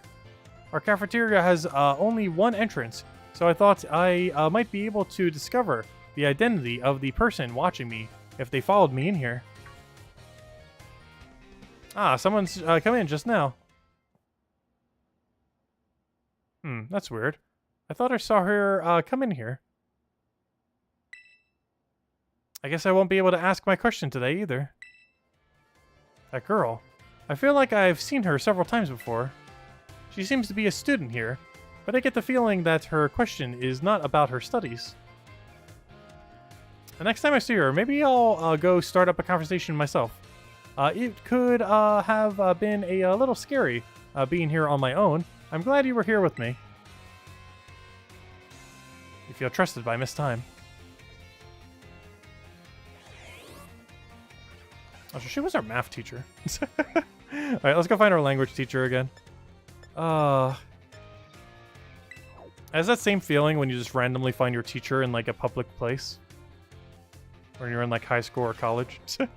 And you just randomly meet up with them. Hey, is that your Pikachu? On the desk over there? Oh, he's still taking care of the thing and talking to Jock. Oh my, dear Tacit. Thanks to your advice from before, Palmy is well. Just see for yourself. Is it feeling better now? It seems very quiet. Yeah, it's feeling better. But this particular Palmy may just be a bit meek, I suppose. I had Nurse Miriam take a look as well, and she says there's nothing wrong with it health-wise. So, it shouldn't make any injuries, ailments, or the like. Even so, it never utters so much as a cry, which is odd. That part has even Mr. Jock here stumped. Is that Ditto? Sorry that I couldn't be of any help. Nete quista pas. Don't worry about it. I have some more information now, thanks to the Academy security cameras, though. It seems Palmy was attacked by a wild Pokemon and fled here to the Academy grounds. Maybe it's still in a bit of shock from that experience, and can't bring itself to speak yet. Yep, if that's the case, there's absolutely no problem with keeping quiet. Pas the problema. I like how the language teacher has to deal with something that doesn't ever speak. We can just attendre, wait. That is, until it feels like talking. That's all we can do, really. Even if you can speak all sorts of languages, there's no guarantee that you can understand what's going on in someone's hearts. But have no fear, I won't give up. No, I'll keep on trying until we're figured out each other out. Guess we're getting like a side lore for every professor. Let's go finish the math teacher arc. And then we'll go finish the language teacher arc. You guys better have good rewards. Let's see. Where'd it go? Wait, where is... There you are. Now let's do math teacher. Then we'll finish language teacher. And then we'll go on to our next class. Still got 3 whole classes left. I was not actually expecting the classes to take this long. They're a lot more fleshed out than I was initially expecting. Though I guess that makes sense, as this is supposed to be a main mechanic of the game.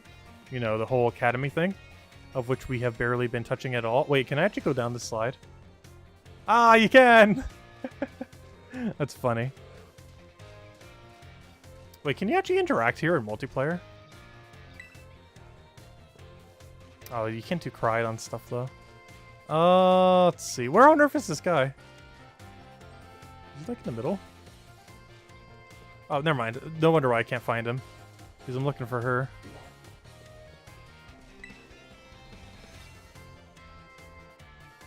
That's it. Help me keep an eye out, would you?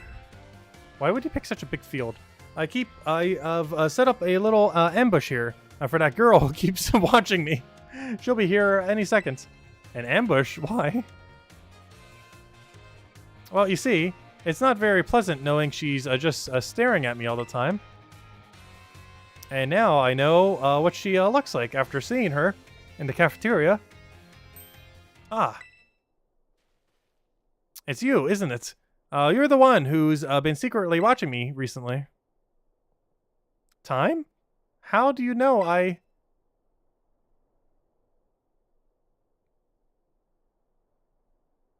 guess you must have noticed me. I'm so sorry. Well, of course I noticed. You were watching me practically all day, every day, after all. I assume there's something you want to ask me? Yes, I do.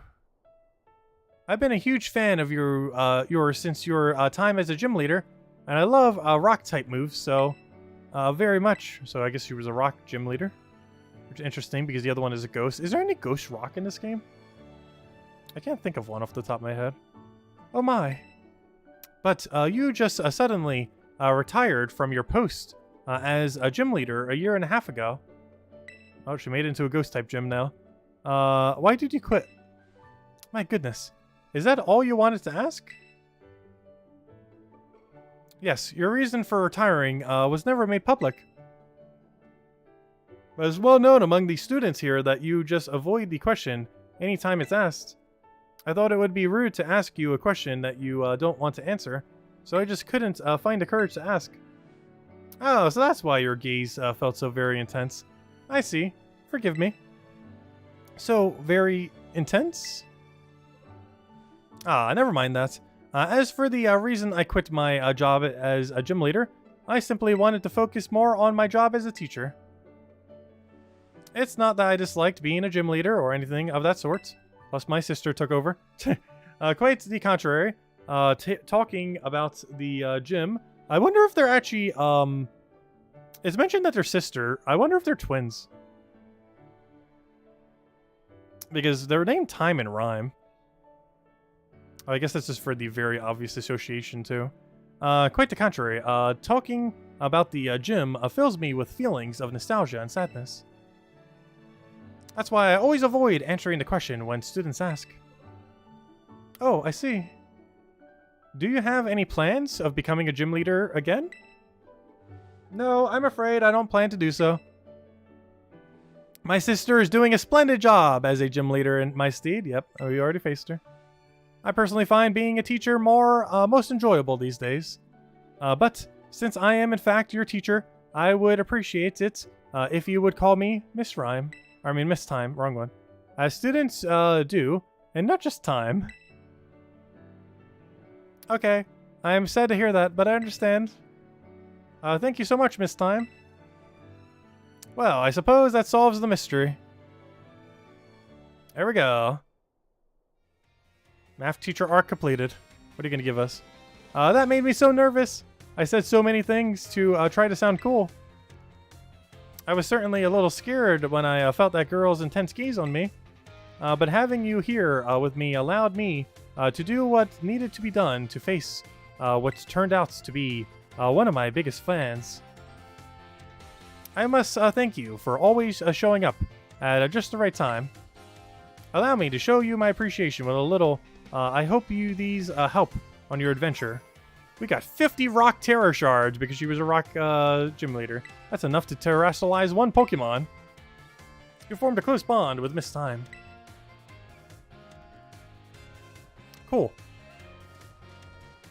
Alright, so that means normal and rock types are the easiest things to terrestrialize then. Because you can get 50 of them pretty quickly if you just did all the right answers very quickly on a new account. But I'm not sure at what point you get access to all these objectives. Because I think you have to have like a certain number of badges or something. Alright, let me go finish Math Teacher's arc. I mean, not math. I just finished math. I mean, Language Teacher's arc. And then we'll go on to our next lesson, which is... I don't remember. Where is he?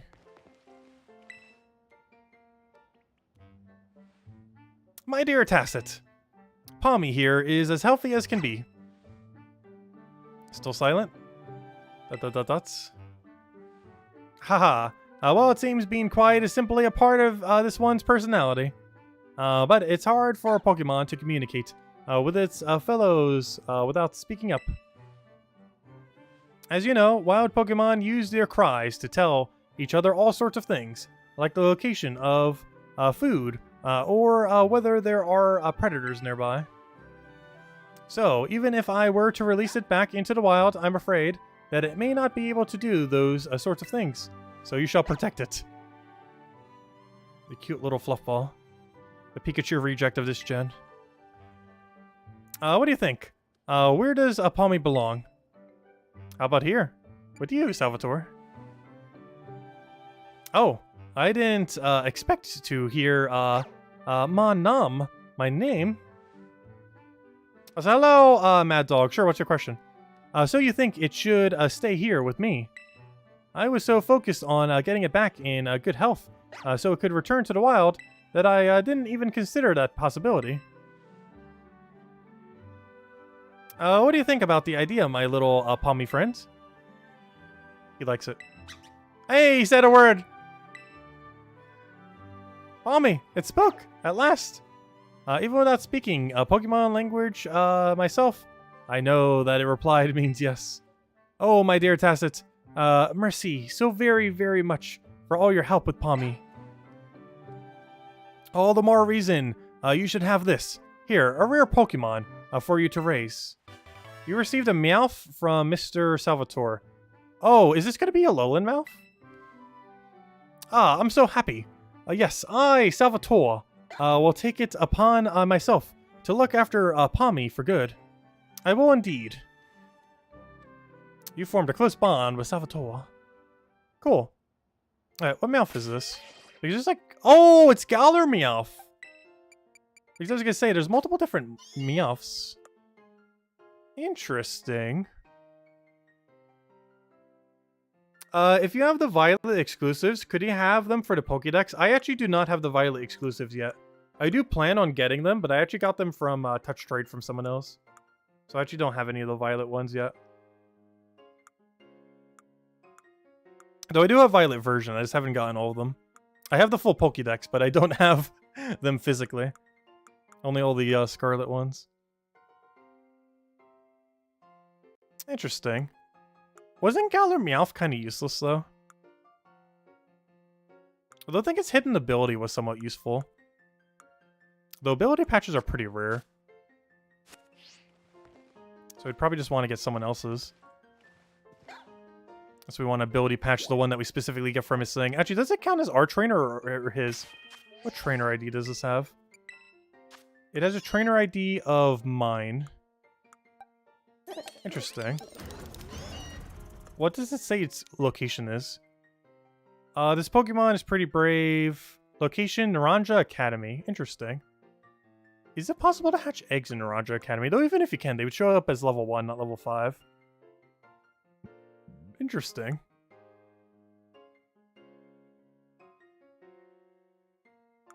Yeah, cool. Anyways.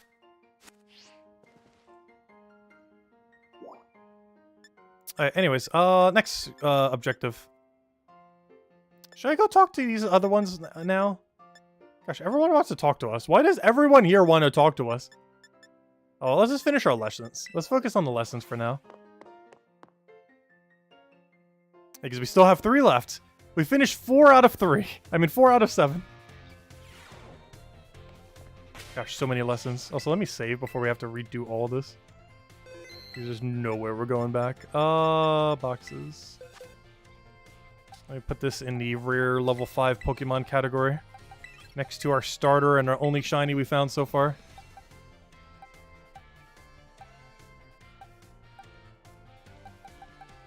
Anyways. Hey, what's our next lesson? What are we learning today? In this very, very long class that is this stream. Let's see. We are learning battle studies, then art, then home ec. Battle studies time. This should be more our style. Be able to breeze through these. Okay, who's our teacher going to be?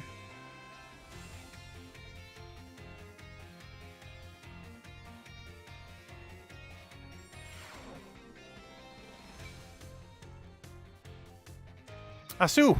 Say hello to your battle instructor. The one, the only, the hot-blooded Dendra. Asu is a karate thing.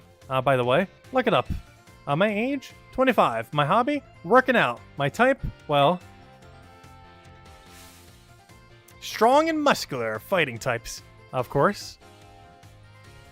That's all for my introductions. As for my class, this is where you all get to learn the nitty-gritty of Pokemon battling.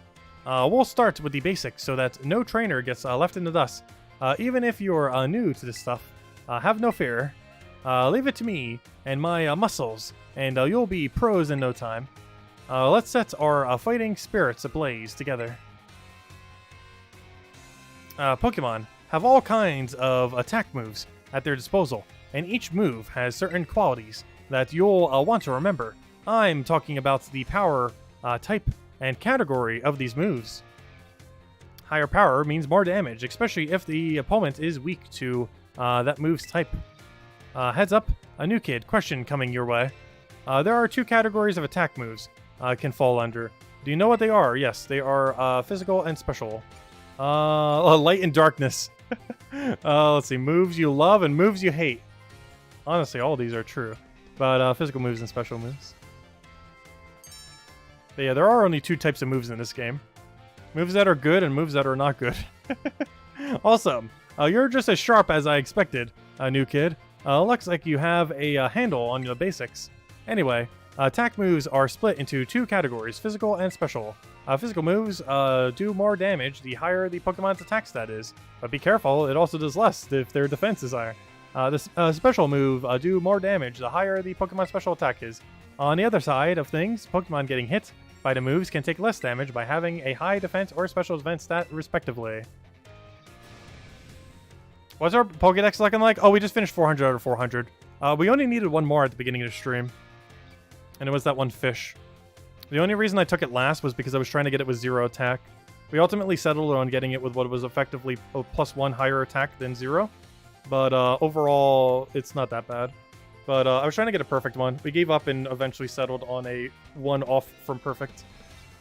In conclusion, Pokemon that are good with physical moves should raise their attack stats, and Pokemon that are good with special moves should raise their special attack stat.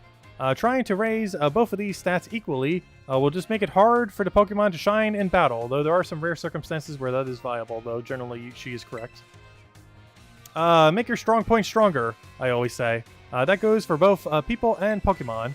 Ah, man. I was just about to suggest we do some hands-on practice to really drive the point home, but I guess we're out of time. Till tomorrow's class. I will generally meet for my class here in the schoolyard, even for book learning. Nothing like a little fresh air to make studying more fun, am I right? But class is over for now. Take care, you little rascals. Do I recommend anything for getting all the decks? Try just doing random raids. I was able to get a lot of them just by almost like AFKing in it. Well, not literally AFK, but you know, like waiting until basically go into Pokeportal. Well, assuming you have online, but go into Pokeportal, turn online on. Oh, you can't do it in here, can I? Okay, but go into Pokeportal, turn it online, and go into the raids. But go to the random raid option, which is in like the bottom right, I believe there, and it gives you an option to just randomly get into a raid. You can get some pretty good ones that way. You can get final evolutions there. You can get just like stuff you're missing. And you can also just find anything that you need there too. It doesn't always let you in though. But the reason I say random is you should always be able to get in. Because I got quite a few of them that way. Like 3rd evolution ones that I need and a couple others. Other than that, if you haven't already, just catch literally everything you see that is new as you go by them. There's always have like 50 to 100 fastballs on you. There's also a strategy you can do in this game that's actually only doable in this game. That use a quick ball on a Pokemon, and if it fails, run away from the fight and then just use a quick ball again. And go back into the fight and use a quick ball. It's normally quicker than trying to catch it through other means. Do you like battle studies with Dendro? Yes. Give us study number 2. Gosh, I can't believe we're about to do all of this in one day. I'm pretty sure this is intended to be done throughout a playthrough over the course of multiple days. But instead, we're having our guy literally go to school for a day. Or for like a literal 4 hours, we're just at school. Maybe even 5 by the time we get finished with it. Another day, another round of battle study. Asu. Let's get right to it. Though honestly, some of the rewards haven't been too bad. Is everyone excited about the treasure hunt? I already kind of completed our... Actually, we're kind of just starting our treasure hunt. We just got shiny charms, so... We're 1 out of 300-something shinies. It's always a great adventure. You get to take on gyms, go to new places, and run all over the place with your partner Pokemon. And while you're running around out there, I'll bet you'll come across some big shining crystals fairly often as well. Yes, we've taken many of those before. These crystals are actually collections of terrestrial energy that's seeded up out of the ground. You can check out these crystals to battle terror Pokemon with your friends or other trainers in a group of 4. We call those battles Terror Raid battles. The Terror Pokemon you'll face off against in Terror Raid battles are crazy tough. They sometimes act differently than regular Pokemon, so you'll need to be on your guard. Luckily, trainers can also use a special action in Terror Raid battles called cheering and is very broken. And there are 3 different cheers you can use. The first cheer is Go All Out. It boosts the attack and special attack of all allied Pokemon. Then Hang Tough. It does defense and special defense. And then there's the heal thingy. The third is... I'll answer it for you. This cheer restores HP for all allies Pokemon. What do you think it is? Heal Up. Wham Bam Potion. Explosive Healing Wave. Heal Up. Also, I believe it clears status effects as well. That's right. Maybe I should make... I didn't say that, but anyways. The third and final is Cheer Up is Heal Up, which is a real powerhouse. Its ability to both restore HP and cure status conditions. Yep, there's the status condition part. You can cheer... Oh, I just realized our lead Pokemon is the one next to us. So we got the coin guy just standing right next to us. That's really funny. This coin guy over there. You can cheer up to 3 times during a single Terror Raid battle. Also, cheering uses up... Actually, that would be really funny if we had a Koraidon as our lead, too.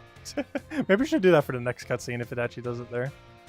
Also, cheering uses up a turn in battle. So you won't be able to have your Pokemon use any of their moves when you cheer. In conclusion, try everything at your disposal. If nothing seems to be working, try cheering on your allies. Providing support for your team can sometimes open up a new realm of possibilities. Aw, man. I was just about to suggest we do some hands-on practice. You still haven't been able to do any. I'm pretty sure you won't be able to until your second part of your class.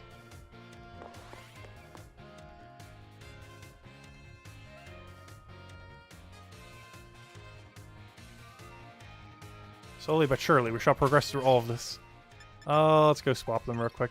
I just want to see if it actually appears there as a gigantic guy. Good morning, Master Tacit. What class would you like? Keep doing battle studies. We got a quiz soon, yes. Got our midterms coming up. Class will begin soon. Don't be tardy.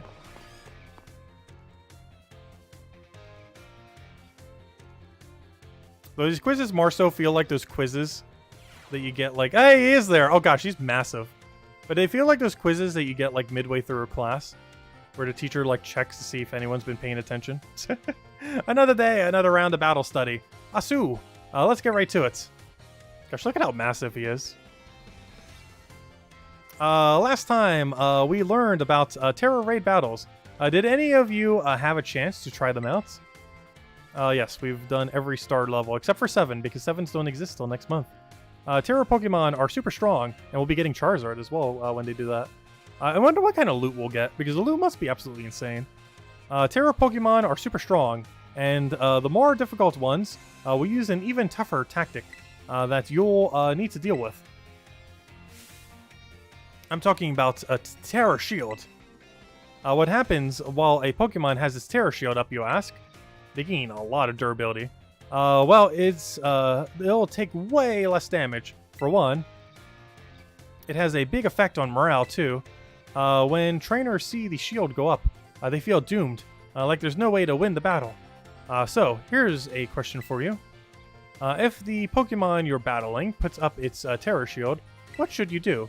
Close your eyes and give up, yes. Call your parents, terrestrialize and attack it. That's right. You're a regular Terra Raid Battle Master, aren't you? Regular attacks won't work so well against Pokemon that have their Terra Shield up, but having your Pokemon terrestrialize is an effective method to overcome that issue. A terrestrialized Pokemon will do more damage to shielded... Oh! I did not know that it was a mechanic. Like, I knew that terrestrialize obviously do more damage in general, but I didn't realize terrestrialized Pokemon specifically do more to their shield, on top of the boost that they already have. Hey, that's one... Hey, I think we finally learned something new from one of these. That's actually related to gameplay. And not language. But I think that's the first new info we actually got. But yeah, terrestrializing makes you do more shield damage on top of your 50% extra boost. A terrestrialized Pokemon will do more damage to shielded Pokemon, especially if it uses moves that matches Terra type, obviously, because you're getting the 1.5 times boost on top of the other boost. Though since you're not the math teacher, you're not telling me how much harder we hit the shield. I know the other one's 1.5. Dealing enough damage to a Pokemon with its Terra Shield up can destroy the shield and break the Pokemon's stance. This means that it's important to properly time your terrestrializing in Terra Raid battles. In conclusion, as they say, fight fire with fire and Terra Pokemon with Terra Pokemon. Be sure to work together with your teammates to smash through your opponent's Terra Shield. Ah, man, I was just about to suggest we do some hands-on practice. Hopefully we will in side 2 of this questline.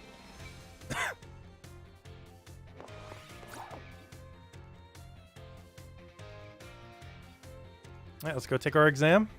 Are we literally going to take an exam outside? Does she not have a classroom? Is this every class going to be outside? Or is this one actually going to be in a classroom since we're taking a quiz? Or is the quiz just like randomly outside? We're just going to be standing with like a clipboard. I remember doing that. It was very clunky and inefficient. Let's see if she brings us to a room or not. Okay, good. She does bring us to a room. I was going to say. Sorry to all of you who went to the schoolyard first before finding the right room. Yeah, because you never go here. I guess we can do our test in the classroom, at least. It might be hard to write your answer out on the field, yes. All right, time to put on your game faces and do battle with those test sheets. Okay, the higher a Pokemon special defense, the less damage takes from special attacks. Which of the following has no effect on move's damage? The move's type, the move's power, the move's name. The move's name. How many trainers are on a Terra Raid battle team for? What is an effective method for breaking an opponent's Terror Shield? Something we actually learned. Terrestrializing and attacking. What is Miss Denna's favorite type fighting? Time's up. Put your pencils down. I saw you giving it everything you've got. I'm sure you'll get a perfect score, as I believe we did. Alright, anyways. Go give us our score, please. Pass with flying colors. Even if we got one wrong, it's still a pass.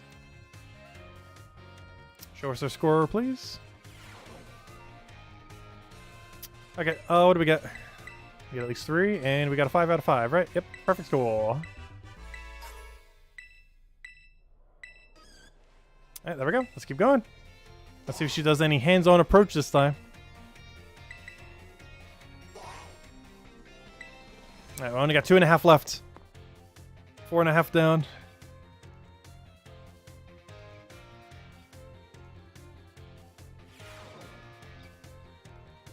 Another day, another round of battle study. Asu!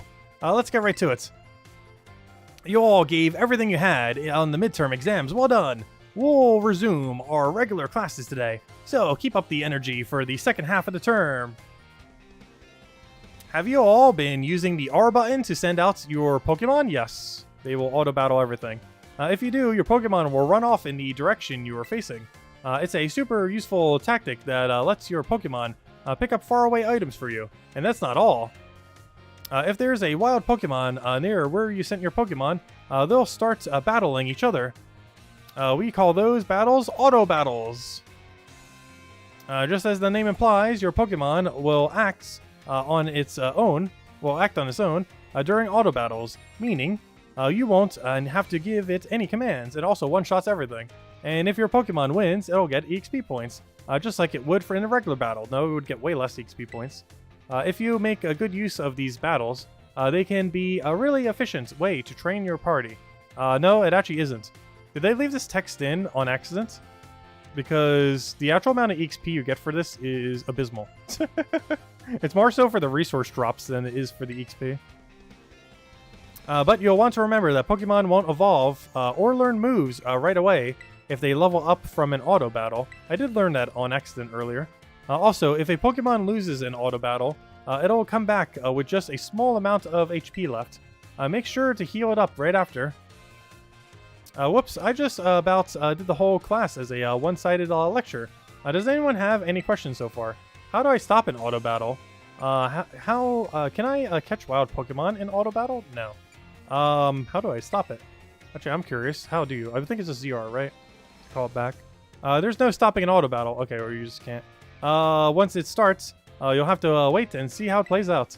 You can call your Pokemon. Yeah, that's what I thought. You call your Pokemon off before the battle starts, though, if you press the ZR button, which was what we're referring to. Your Pokemon is still on its way to the opponent. Once it makes contact, it is dead. Even during auto battles, our Pokemon are out there battling for us.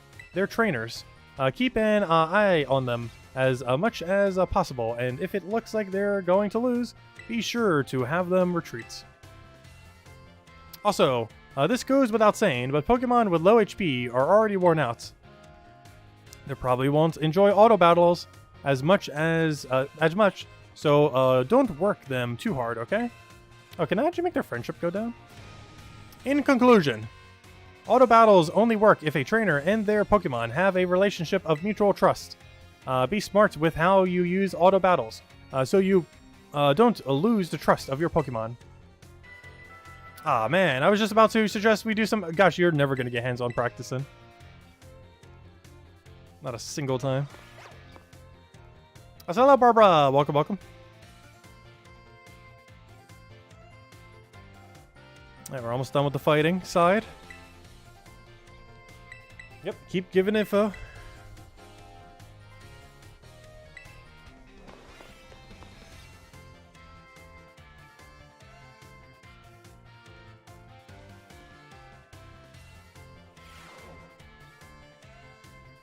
Another day, another round of battle study. Asu, well, let's get right into it. I hope you gave auto battles a shot like we talked about last class. Yep, already been. Making good use of auto battles will let you train up a bunch of different Pokemon. No, that's a very inefficient way to do so. It is also an efficient way to gather Pokemon materials. That it is. That is true info. It is also an efficient way to gather Pokemon materials you need to make TMs and TM machines. Or from TM machines. Speaking of which, have you all been using the technical machines? I hope so. Actually, I've barely ever been touching them. I think I've used it 3 times total. I wish they had like an override where if you have enough leak points, you can override whatever material you're missing at like double or triple or quadruple the cost or something. Because I hate that if you're missing only like one single material, you have to go all the way out of your way to get that material. But if they made it so you could just override the cost with an additional LP, that'd be much better. I sure hope so, because it's pop quiz time. To create TMs, you need Pokemon materials, and one other thing. The other thing is leak points. LP. HP. Money. Looks like you're ready to, already a TM Machine Pro. The correct answer is leak points, or LP for short. You can give LP and Pokemon materials to a TM machine to create TMs, but that's not all. You can also exchange Pokemon materials at a TM machine to get LP.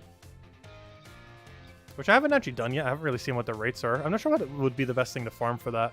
I recently heard about some shady individuals getting LP illegally. Ah, they are mentioning the storyline part. Oh, that's funny. They're mentioning that one thing in the storyline.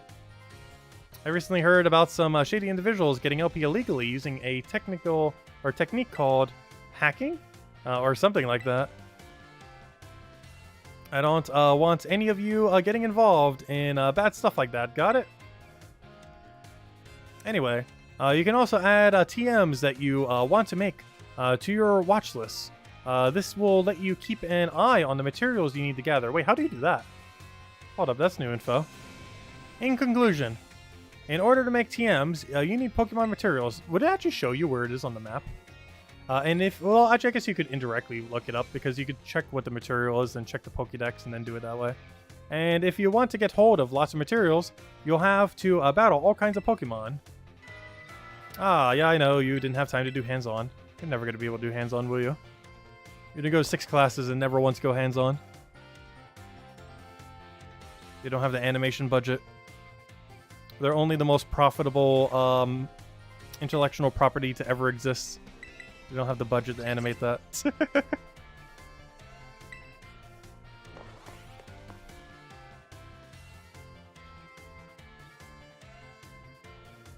This is an interesting crash course, though, overall, I do have to say.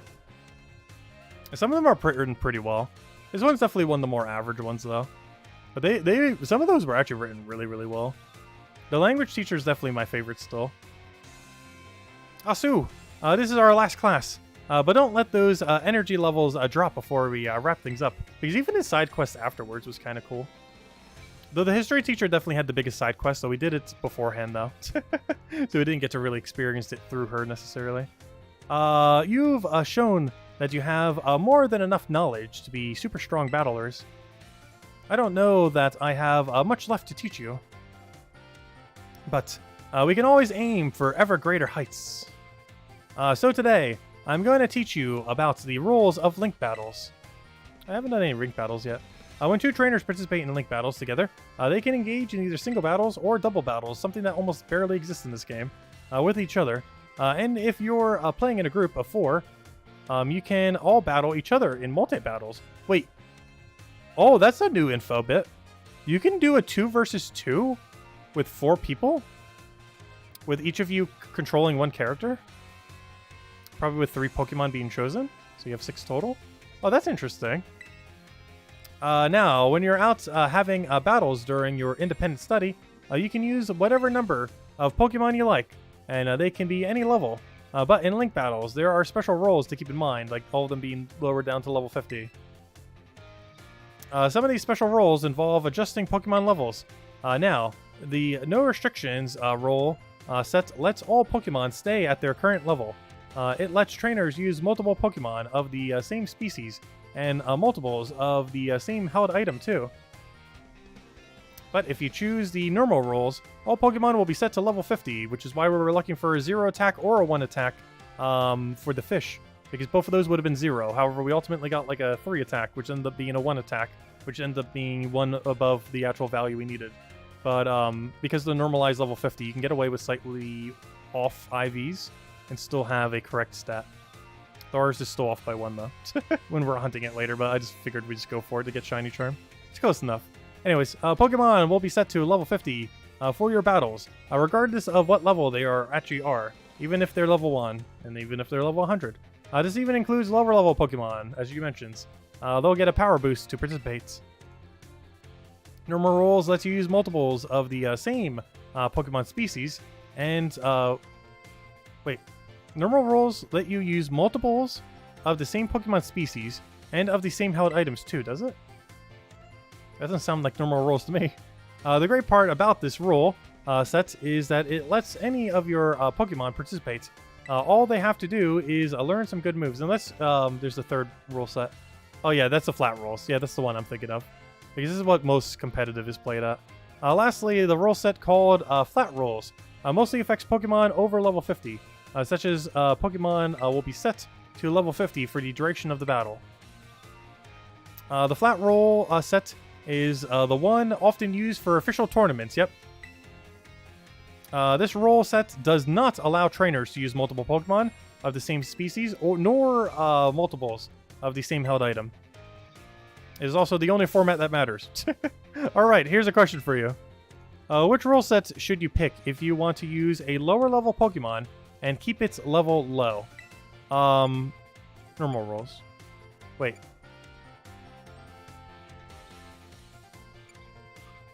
Wouldn't that be normal? It definitely wouldn't be flat. Flat should raise it. Wait, why does it... Oh, I guess when you're doing on the side mode on flat. Because I know in normal competitive, if you use a level 1, it will get boosted to 50. It seems like that's what she was doing with flat, but I guess... Okay, that's interesting. Okay.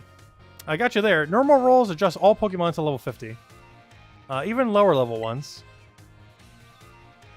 If you've got some clever strategy that you need to use a level 5, yes, it's called Shell Bell. And Sturdy. As well as a few other gimmicks. As well as that one Endeavor move, or whatever it's called, that brings it down to your HP value. So if you've got some clever strategy that you need to use a level 5, or a level 1, or any other low level, your best bet is to choose the flat rules set. Of course, you can also choose no restrictions if you want to battle with any Pokemon. Yes, defeat level 100s with a level 1. There are many strategies to do so. At any level, and with any held item. That's a pretty good rule set for when you want to battle freely with friends. In conclusion, normal rules adjust all Pokemon to level 50. Flat rules lets you use lower level Pokemon at their actual levels. I hope you'll use these tips to have some exciting battles with your friends. Ah, man, I was just about to suggest we do some hands-on... I know, you never got to. Right, let's go and do our quiz. Our battle quiz.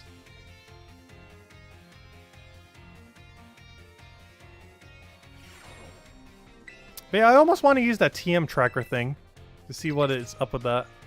Like, if it shows something on screen constantly that tells you, like, hey, you need, like, X amount more of this material. Go get it. I don't think it's going to tell you where it is on the map or anything like that, but that'd be super convenient if it did. But you can manually try to figure it out with the Pokédex. It's finally game day. Today is our final exam. Time to put on your game faces and do battle with the test sheets. You said that last time. Oh, I did not mean to answer already. Oh, I already got one wrong. I want to go back. I want to go back. Okay, well, we got to get all of them correct. Because I have a 1 in 3 chance, I guess, the first one correct by accidentally hitting A too many times. What do you call the battles that Pokemon sent out with the R? They are called auto fights. Wait, they're called auto battles. How would you obtain LP? Take on gyms, exchange materials, hack the system. Wait. Yeah, exchange materials. Because taking on gyms doesn't give you LP. But taking on the star gangs do. High level Pokemon are adjusted to what level? when using flat rolls in Link battles, 50. When using normal rolls in Link battles, you can use multiple Pokemon of the same species and multiples of the same held item. True. I find those 3 modes to be slightly confusing with how they are. Because that's not how normal online works. And I'm not sure what the actual term for that one is. Because it can't be flat, because I know you're not allowed to use lower level Pokemon in normal competitive. Because it would be way too broken. Because there are a lot of level 1s that are stronger than level 50s or level 100s. I saw you giving it everything you've got. I'm sure you'll all get perfect scores. You all did so well in my class. If you pass this test, you'll officially be battle masters. Now go ask for your surely stellar scores at the front desk. Okay, I have no clue what I answered for the first one because we accidentally mashed A. So we'd have to have all of them right to have a 4 out of 5. If we have a 5 out of 5, we got it off of pure RNG. On the first one. What did we get? We got a 5! We RNG'd the first question! Oh, that's great. I accidentally got the first question right with a 1 in 3 chance. That's really funny. Even when mashing A, we still get it correct. Alright, let me go find her. That was our exam. And all of these have had little side story after. Let's go do her side story immediately. Where is she? Alright, there she is. Of course she's at the stadium. Where else should she be? She's probably going to be here like all 4 times. She's like never anywhere else. Okay, where on earth is she here? She's probably towards the middle. Hopefully that's her all the way over there.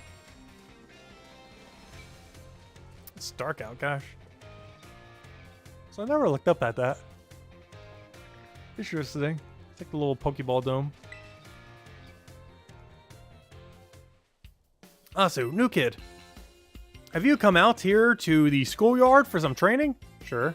Oh, we're gonna have to fight you because you're about to get obliterated. Oh, I knew I could see a fighting spirit burning behind those eyes of yours. Is this the hands-on training you were talking about earlier? Why don't we do a bit of running together here to get to know each other a little better? Ready? Let's go. Fade to black. Yep. We don't have a budget to animate running. You ran 3 laps around the schoolyard with Miss Dendra. Phew, that really worked up a nice sweat. You've got a good pair of legs on you, new kid. A good bout of training sure does make a body hungry, does it? I'll let you have one of my homemade sandwiches as my way of saying thanks for running with me today. Feed those muscles. I wonder if that actually applies a bonus to us. Miss Drenza's sandwich was dry and had an odd smell. The taste left much to be desired. How was it? I hope it was tasty. Yeah, very tasty. Let's be honest, though. Yeah, tasty. Sorry, I shouldn't have asked you that. I'm athletic and all, but I don't know the first thing about making good food. As your honest reaction just reminded me. Well, see you later. Enjoy your sore muscles tomorrow. Became slightly more acquainted with her. Alright, I'm just gonna do it from here to get back out. Zoom out, zoom in. Unless she moved to a different area. Hey, she actually moved to a different area. Nice. Let's keep following her then. Right, where is she? Right over here. Asu, new kid. Fancy meeting you here in the home economics classroom. What a coincidence, eh? Likewise. I'm only stalking you, so you will give me your loot. So yeah, see? Miss Drenz tells me she is here for intensive training in sandwich making. Well, no use hiding it now. Oh dear, I'm terribly sorry. Were you keeping this a secret? Well, I mean, not really, but it just doesn't look very cool to openly admit I'm here for intensive training, you know? Understood. I will be more careful in the future. Well, new kid, now that you know what I'm up to, I guess you'll just have to help me out with my training here. Try this sandwich. It's the result of my training so far. It is slightly better than before. The sandwich was soggy and hard to eat. And once again, the taste left much to be desired. That was my meat lover's prosciutto, bacon, and chorizo sandwich. How was it? It was a little meat heavy. Oh, never mind. That was her, not him. What? You mean there was a problem with my choice of filling? It was meat, meat, and meat, and meat. I guess focusing on muscle building ingredients, I really did a number on the flavor, huh? Miss Dendra, I believe a simple addition of butter would have done wonders to your sandwich. Butter helps to protect the bread from getting soggy due to the moisture of the ingredients. It can also work to enhance the sandwich's flavor. Butter, that makes sense. Thank you for teaching me that tip, Mr. Sakura. But why didn't you tell me that while I was making the sandwich? Ah, well, you see, when I saw you, I had not realized you had begun your, food prep. I thought you were simply trying to destroy my classroom. ... Look at that nervous smile. And nowadays they use mayo. Yeah, mayo is used more on meat-like sandwiches, isn't it? Like, even when I make bologna sandwiches, I use, like, mayo with, like, a little bit of Italian dressing. Because it actually tastes really good on it.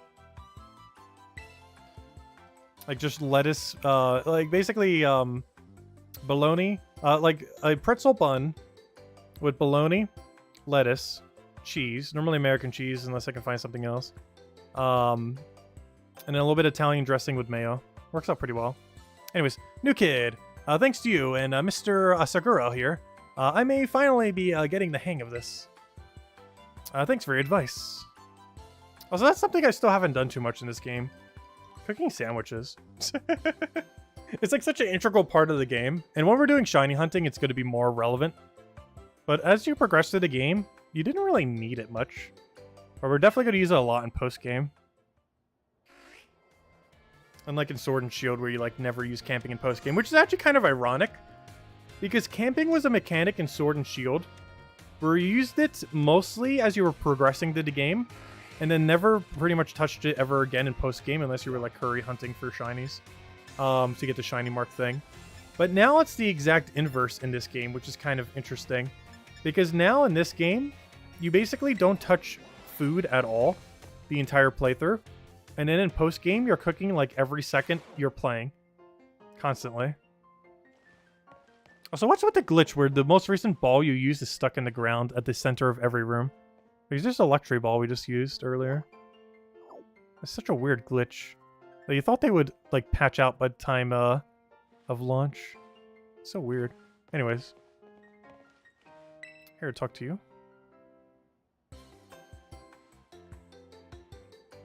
I would crush potato chips. That reminds me, I still have some in the microwave I need to eat. Because I normally have it with cheese dip. But the problem with it is the ratio of cheese dip relative to how big the bag is doesn't consume the whole bag without overeating. So then I have like no cheese dip left, but I have a bag of chips still partially uneaten.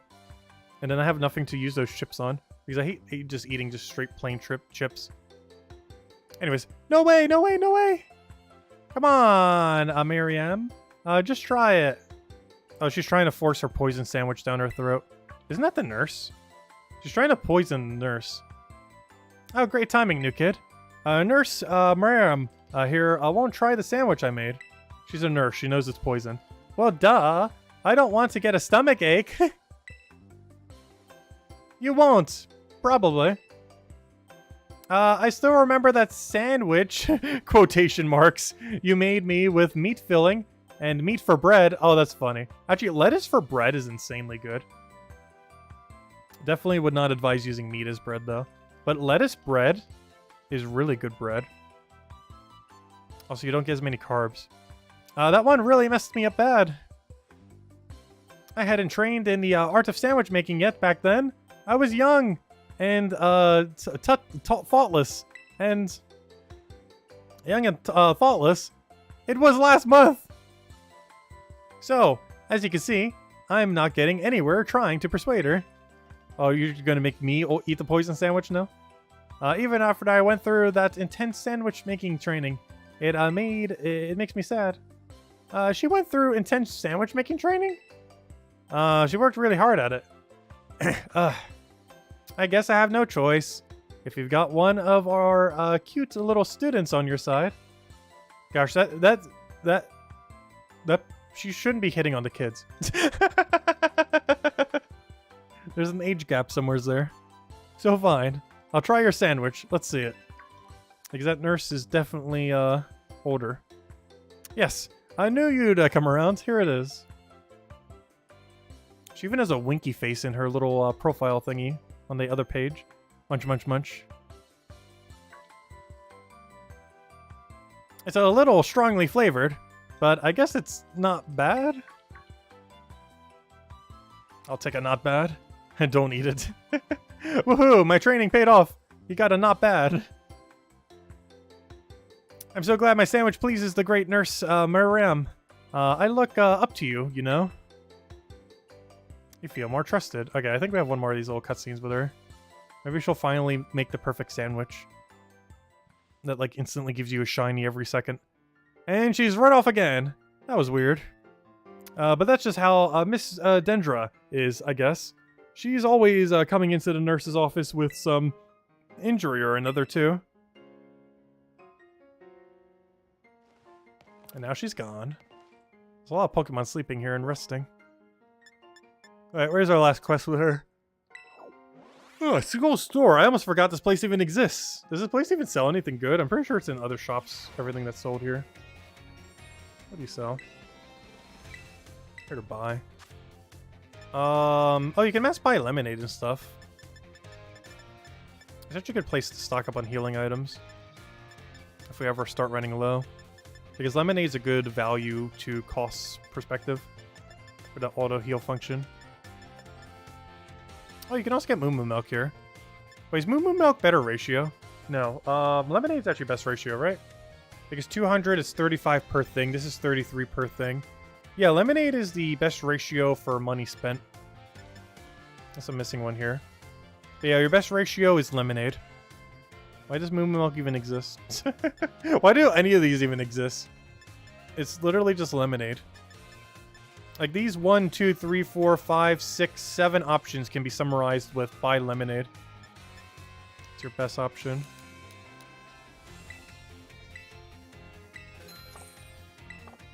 Anyways.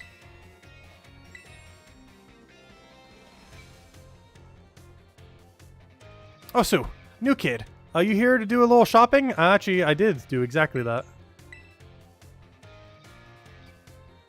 Quite literally, exactly a little amount. Also, are there just a bunch of lemonade just in a container stance? It almost looks like they're like in a heating container. That's weird.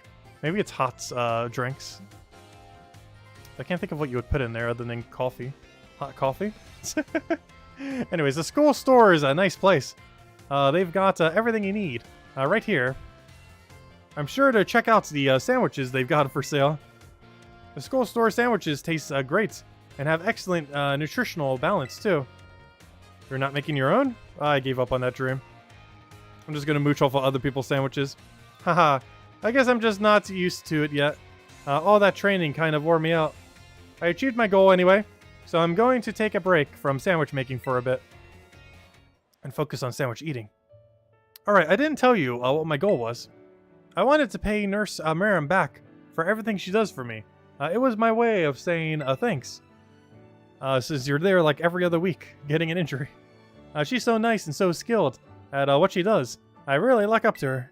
I wanted to try sandwich making so I could be skilled at doing something for other people, like she is. But I guess I just wasn't cut out for it.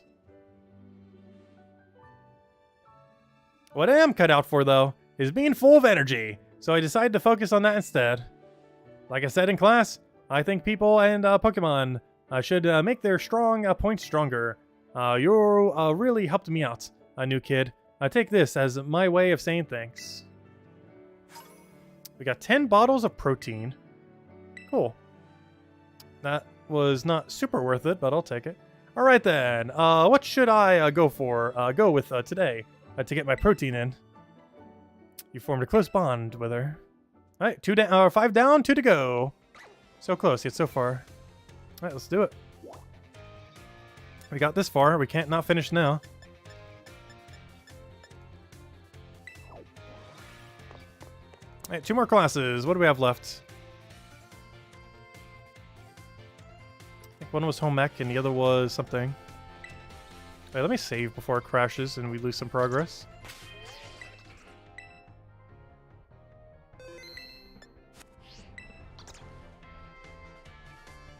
Okay, we got art and home ec. Let's do art and then end on home ec. You like art with Hazel? Sure. I like how much of a choice in professor. Oh yeah, we're still going. Yeah, this is a long school day. It's basically a school day long school day. As far as how long this story goes for. Oh wait, isn't that the professor for the the Elite Four guy? Interesting. A lot of people in this town have multiple roles. Greetings, I am Hazel. They're obviously understaffed. Everyone has like 2 jobs, both of which are very important. Greetings, I am Hazel. I will be teaching this art class. It is a pleasure to meet you all. Now, let me be candid for one moment. I imagine that many of you will forget all that you learn in this class once you graduate. Very true. After all, you don't need even a basic understanding of artwork, much less a refined appreciation of beauty for most exams or jobs. So, is my class a waste of time for you then? He's very self-aware. I think not. At least, I certainly hope it isn't. Think for a moment, all of you. What is beauty, anyways? Is this a philosophy class? What makes something beautiful? This is literally a philosophy class. We were lied to. It's just shape and color. The eye of the beholder. I'd much prefer a philosophy class than an art one. Interesting. Thank you, Tacit. Oh, I don't mean to suggest there's a correct answer to my query. The important thing is that you all take time to think about it. Think about why we might find beauty in a flower blooming. This is literally just a philosophy class. Think about why we might find beauty in a flower blooming on the side of a road. For example, question why the sky is a different shade of blue than the ocean, or why the leaves change color. This is literally just a philosophy class. Ponder the windmills of Artisan, and why or how they move. It's called wind. That's why they're called windmills. Contemplate the chilling bites of the... this definitely isn't a science teacher. Contemplate the chilling bites of the warders of Casifara. Oh yeah, I think our rival is in some of our classes with us. I'm normally not paying attention to who some of the students are nearby, but yeah, I think she actually is in some of our classes.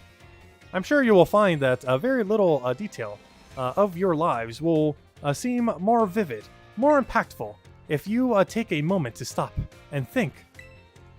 And I am certain that if you stop and truly appreciate the little beauties of this world, it will help pull you through the days where your studies have you exhausted, or when your work has dampened your spirits. Do pardon me for waxing philosophically. I know, this is literally a philosophy class, so keep going. I'd much prefer it that way. You don't need to understand all that now. Oh yeah, she is right there. Yeah, there she is. She's literally being talked to right now. To put it simply, yeah, but there's Nimona. All the way across. Actually, where are we sitting? I can't even tell where we are. I guess that's us right there in the bottom right. I can't tell because everyone's in uniform, so everyone looks like so similar. Also, those guys in the back there look so old compared to everyone else. All the way in the back right. Anyways, to put it simply, it is true that one doesn't need arts to survive, but it certainly makes surviving much more enjoyable. It is my hope that this class will add even a little bit of color to your lives. That's all for today. Next time, we'll try a more hands-on approach to appreciating beauty. Are you going to say that just like the other girl did like 5 times in a row or 6 times in a row and never actually do so? I feel like for his class he is, because that was basically Philosophy 101. Now let's do Art 101. Art is very philosophical, true.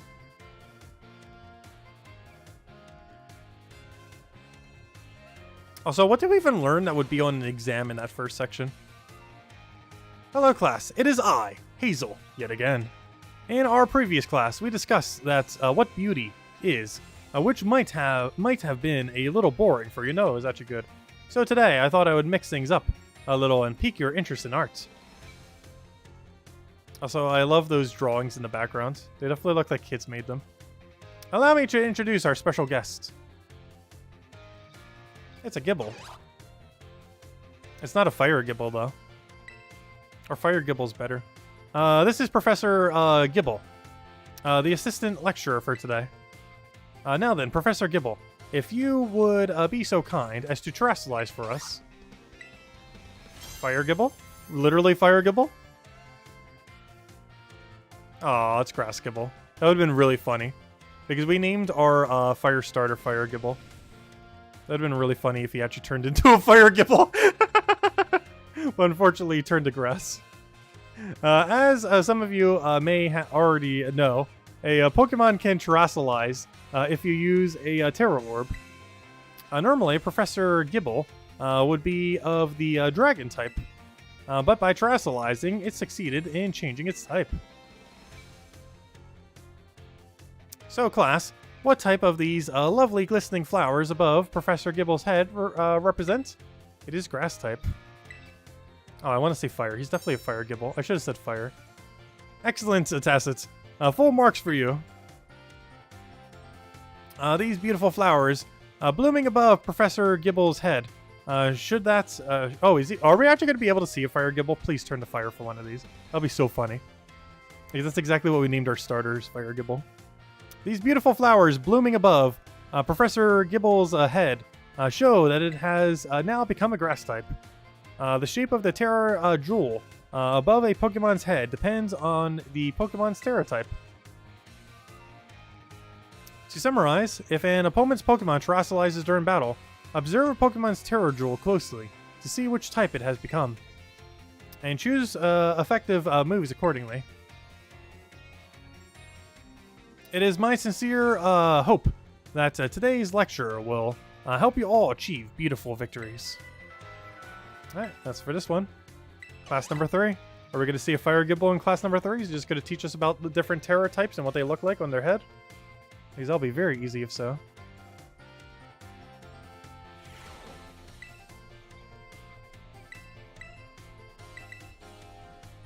Just teach us a different Terra type each time.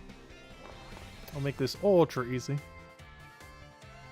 And then just throw a little sprice of philosophy thrown in. Yep, the Gibble's back. Oh, please turn to fire type. Please. He's not going to, but I want him to so badly. Hello, class. It is I, Hazel, yet again. Please turn to a Fire Gibble. I've been told that my previous lecture about the terrestrial phenomenon was very well received, so I'm going to do it again. This time with Fire Gibble, please. Thank you. He's not going to do it. He's going to do some weird typing like Ghost. Thank you all for your kind words.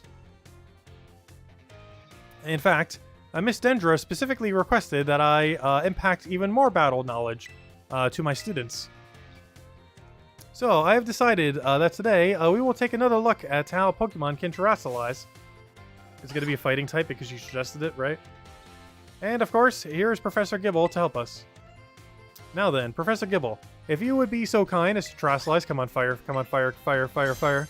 Fire Gibble. No! It's a nice Gibble. The thing he's weak to, which is actually strategically not a bad idea. Now, what do we have here?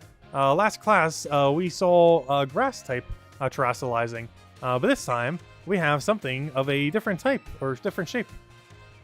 Observe a Terradrol resembling a snowflake.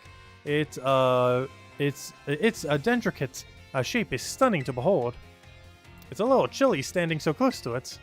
So, class, what Terra type do you imagine this drool represents? Water? No. Ice. Ghost? No. It'd be ice. Excellent. The reason there's a snowflake shining above Professor Gibble's head is simple. It is now an ice type. Also, I just realized one of the reasons why he's using a Gibble. Wasn't he a Dragon-type trainer in the Elite Four? So he's using a Gibble because he only trains dragons. Ice-type moves would not be so very effective against it, since it normally is 4 times weak to ice. And now it is taking 0.5 times to ice. Keep in mind, usually, they would deal quadruple damage to Gibble. He even mentions it. But as an Ice-type, he will take half. Now, here is some trivia about snowflakes. While snowflakes come in many different shapes and sizes, most are classified as hexagons. Just think of it. Snowflakes fall from the sky, taking similar shapes without anyone saying they must. Do you not feel the great mystery of nature? Why do I feel like he's going to ask me what shape a snowflake is on the test? The beautiful enigma we live in. Why do I feel like he's going to ask something like that? This is a bit of a tangent, but Mr. Jock's glasses are also hexagonal, aren't they? By proxy, Jock's glasses are snowflakes. Snowflakes are hexagons. Jock's glasses are hexagonal. That means, thusly, that Jock's glasses are now snowflakes. I almost forgot to mention that is he trying to insinuate that Jock is a snowflake as an insult? I almost forgot to mention that you can change a Pokemon's Terror type at the Treasure Eatery. I wish it was cheaper though, because it is quite expensive to do so. Located in Medali, though hopefully special events like the EV raids we have going on will give you a lot of extra loot. Also, we will be streaming that. We'll probably stream it on Friday. So if I have some time, maybe we'll do it tomorrow too, because I believe it starts at 4 p.m. tomorrow. I would only give us a couple hours before our normally scheduled stream. But I might do like a 2-3 hour stream for it and just kind of do like only EVs the entire time. Just EV raid battles. I'll have to check to see how spammable it is though. Because I'm not sure if I can, like, if we can infinitely do it without time, without time traveling. A Pokemon's Terror type at the Treasure Eatery located in Medali. Though I must say, the cook there is a little prickly. You'll need to get on her good side if you want her help. Now, also, I do like that he teaches you that if you didn't already know that. But we did already know that. Now come prepared for... Honestly, they give a lot of good info in these classes. I hope every new player to Pokemon does these classes. I'm pretty sure only a very small fraction will, though. Which is unfortunate. Because even though we know, like, at least 98% of all info that has been said, it's still a lot of good info. Now, come prepared for next class, because it is time for your midterm examination. Thank you for today, Professor Gibble.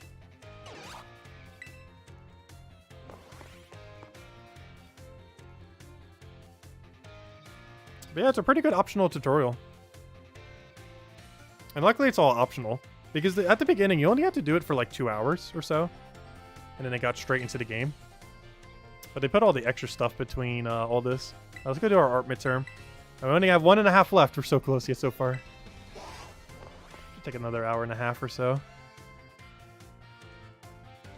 And apparently that's going to be the main thing we get done this stream, because that seems like the only 2 things we'll get done. Is catching the fish and taking all of our classes. And by the time we finish, it'll be like a whole 8-hour, I almost said 8-year, an 8-hour school day.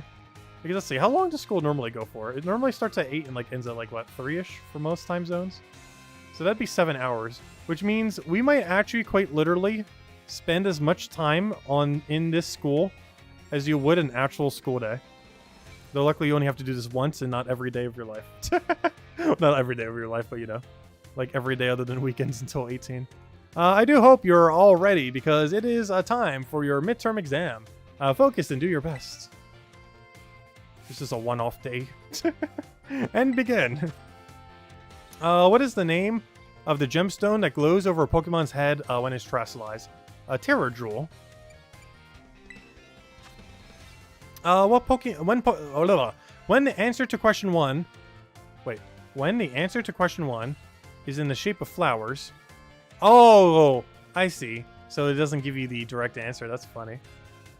You could have just said it. It already passed. But I guess if you're doing it on an exam, you wouldn't want to say it, because then you just turn back and write it in. That's actually kind of interesting, because it's written in a way where if you could actually physically go back, which you can't, but if you physically could, like if you were taking an actual test, It would be written like that because then the question number 2 would give you the answer to question number 1, which obviously you don't want.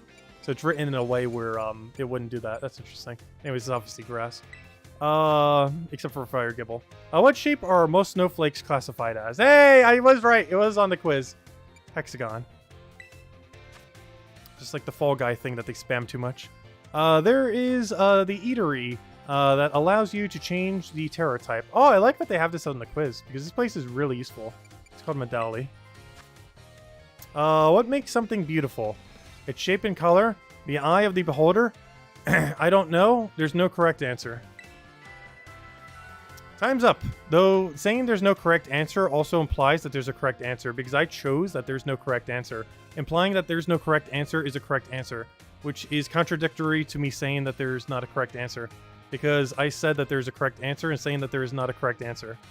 So it's like that's quite a philosophical question he has there at the end. Because I'm pretty sure none of those 4 can be correct. Because saying that there is not a right answer as your right answer is not, or you know, it's a logical infinite, or whatever it's called. Anyways, time's up. That's it for today's test. Pencils down. I would rather not have students worry about passing or failing in my art class, but tests are a test after all. Anyway, good work everyone. You can check your results at the front desk.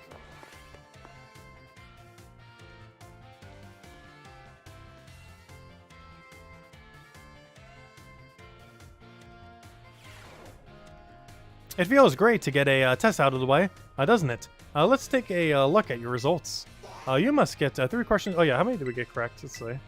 We got 5 out of 5. Easy. Alright, let's go take his other 3 classes. I need water, gosh. All this voice acting. Or lack thereof. Oh.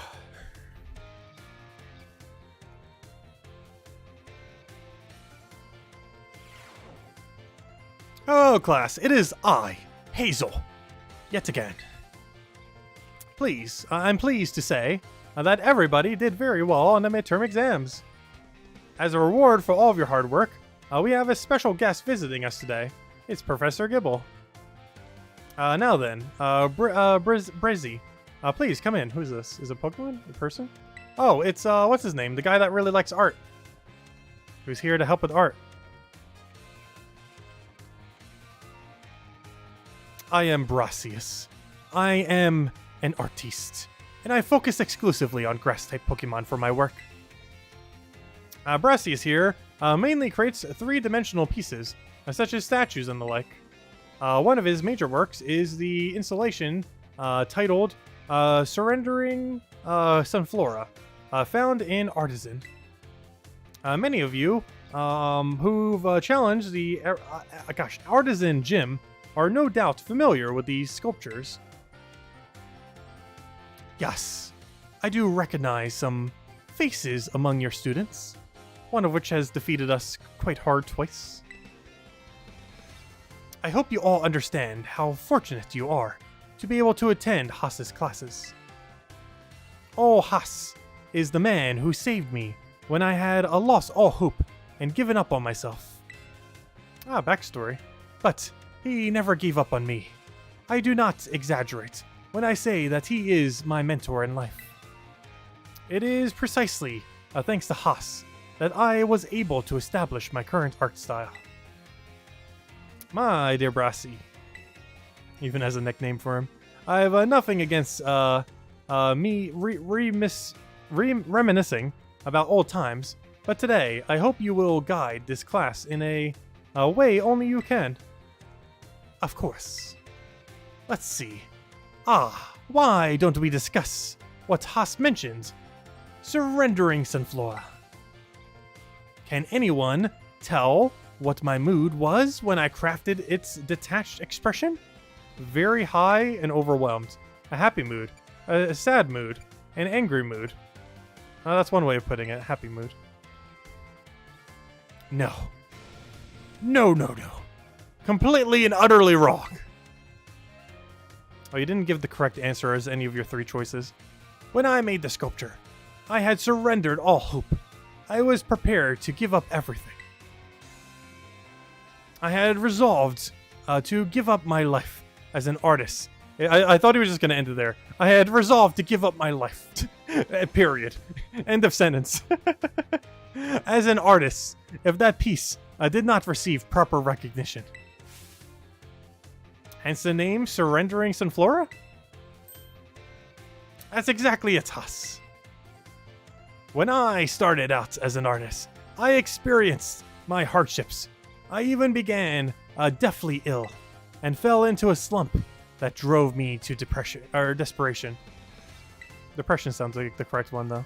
I began worrying only about what would sell.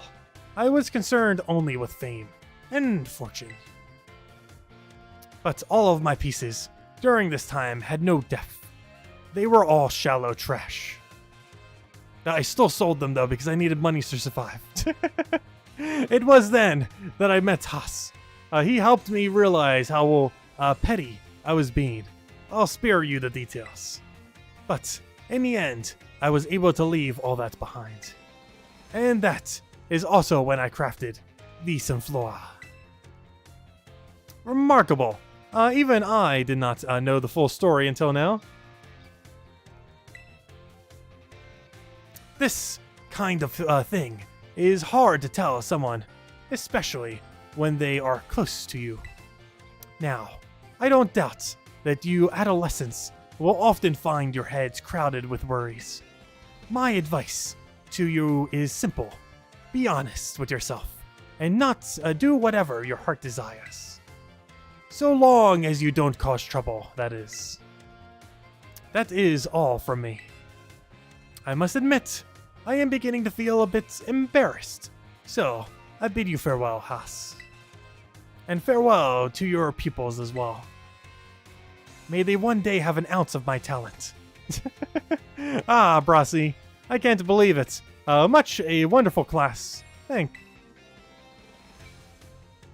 Facepalm. Thank you so much. Ah.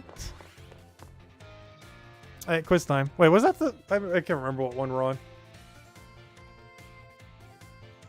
Alright, where are we at? We're on class number 5. Gosh, that was just number 4. Gosh, why did that one feel like it went on forever? How did I... yes, go. Let's give us a terrestrialized Gibble again. Give us Fire Gibble. Give us our hopes and dreams. Make it a Fire Gibble. Hello, class. It is I, Hassel. Yet again. First, allow me to apologize for losing my composure during our last class. I was so touchy by Brassius' story, I simply couldn't contain my emotions. I'm sorry for making such a scene. I certainly got a very stern talking to from Miss Time after that class, yes. Anyway, let us shift gears and dive into the material for today's class. Now, have any of you heard of the 10 sites of Paldea? I have not found them all yet, but I've seen like 5, I think. Oh wait, is he going to mark them on our map? Oh, that'd be cool if the reward we get similar to the other one, where it gave us 4 teleports, specifically to the gates. If he gave us the 10 teleports to the areas, you already get them simply by talking to them, the signs. But that'd be cool if he just simply gave them to us. As the name would imply, they are 10 sites in Paldea that are considered particularly beautiful in all of their pixels. All 2 of them. Among them, I would say that the Grand Olive Orchard is likely the most accessible. You can see field after field of olive trees from hill on the way to Cordando. 2 waterfalls are also counted among these 10 sites. Fury Falls and Casaroya Falls. Honestly, I think I've seen both of them already, because one of them is the teleport we need to get to the fish. Then there's the peak of Gaustea Mountain, known as Paldea's highest peak. There's another cliff on Glasdeo mountain that's named after its rather unique shape. So, let me ask you, my students, what is the name of the three-pronged cliff on Glasdeo mountain? No need to grasp at straws. Through what?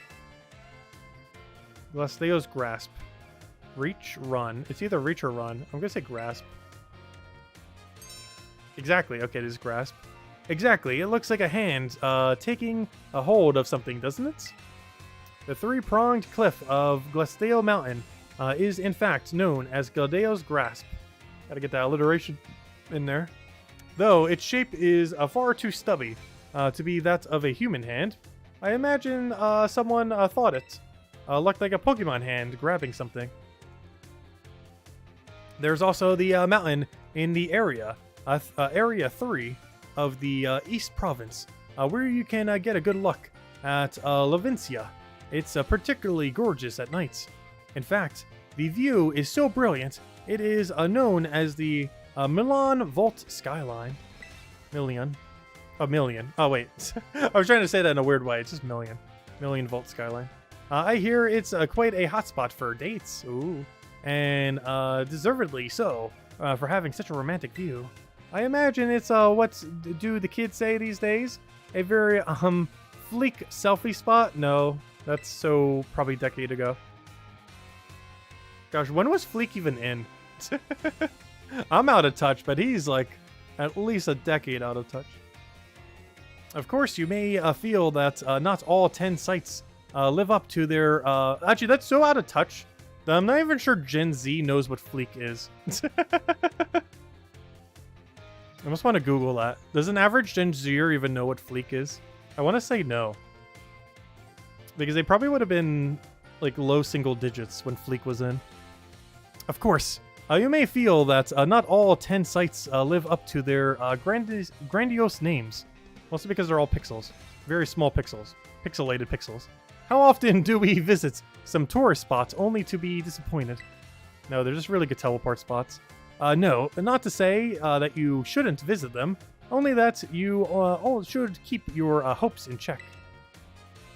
The game literally is self-aware of how average they look, and it's like, yeah, don't get your expectations high. Our graphics are only very moderately okay. They are in a very passable state, though with all the glitches, maybe less so. The important thing is to go yourself and see them with your own two eyes. Is he going to make an assignment for us to go find all 10? As this like side mission after? Because theoretically, she required us to get all 4 of the... Oh no! That's exactly what's going to happen! No! I'm not going to do that right now if that's the case. I'm going to do that later. Because I think his objective after all this, similar to how hers was to go do the 4 curses, the 4, whatever you call them, the 4 runations, the 4 runes. He's probably going to want us to go see all 10 sites of Paldea in order to finish his art class. And I'm not going to do that right now. I found like half of them. But I'm not going to go over the entire map to find the other 5. Or whatever I'm missing. Because I'm probably only missing a few. But I'll do that later. But yeah, I'm pretty sure that's going to be required for his mission. And sometimes a disappointing experience can be worthwhile in its own way. Take a chance. Well, that's it for today's class. Thank you for your attention. Though, honestly, that would be kind of good doing his, though, because that's 10 teleport spots.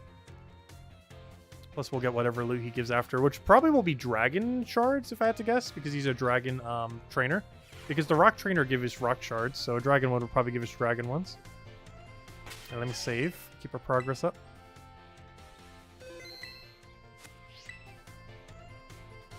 Good morning, Master Tacit. What class would you like to take? Art. Would you like to take art with Mr. Hassel? Yes. Class will begin soon. Don't be tardy. Let's go finish his art class. Take his quiz. And then take the final one, because I have a feeling his side mission's literally just going to be, find the 10 thingies. Hello, class. It is I, Hazel, yet again. My, how time flies, as they say. Indeed, our time together has certainly flown by. It's hard to believe that this is our last class. Also, what just happened to his head? That glitched weirdly. The white one in the front ground to the left. Anyways, now our topics for today may feel somewhat unrelated to art. It's going to be philosophy 201. But there is absolutely no set definition as to what art should be. So I shall teach you anything. Therefore, let us carry on with the decision and see where it takes us. There are two things I wish to focus on today. Ribbons and marks. Wait, does this game even have any ribbons? I've seen the League ribbon, and that's it. Is there any other ribbon? Because Sword and Shield had an issue where I believe it only brought 3 new ribbons to the game. The League ribbon, which every game does, except for Gen 5, because for whatever reason, I think Gen 5 literally had no ribbons for no apparent reason. It just kind of didn't. But Gen 8, last gen, Sword and Shield, only had 3 new ones. It was Complete League, which pretty much all of them have. Master Rank, which is just win in PvP at Master Rank. And Complete the Tower on like the Master Rank mode, which isn't multiplayer, that's like the single player version of it basically. And this game has the League, and that's it? I have not seen any other ribbon in this entire game other than the League. Like, literally none. There are 2 things, though marks is kind of interesting that he's mentioned that. I don't think we've got anything marked yet, however, I haven't really been checking. I've seen some things on my things that looks like they have a mark, but I wonder if you have to take his class to be able to identify them. I didn't even think about that, because I've been noticing something on my thing that says like unidentifiable or something, and it seems like you might have to finish his class to be able to get access to seeing the marks. Not to actually obtain marks, but to physically see them on the thing. So that's kind of interesting. So doing this class might actually unlock marks. Not the obtaining of them, but simply being able to utilize them. But I'll need to go check my inventory after. Are we still in school? Yes. No, don't worry, we're past all the spoilers.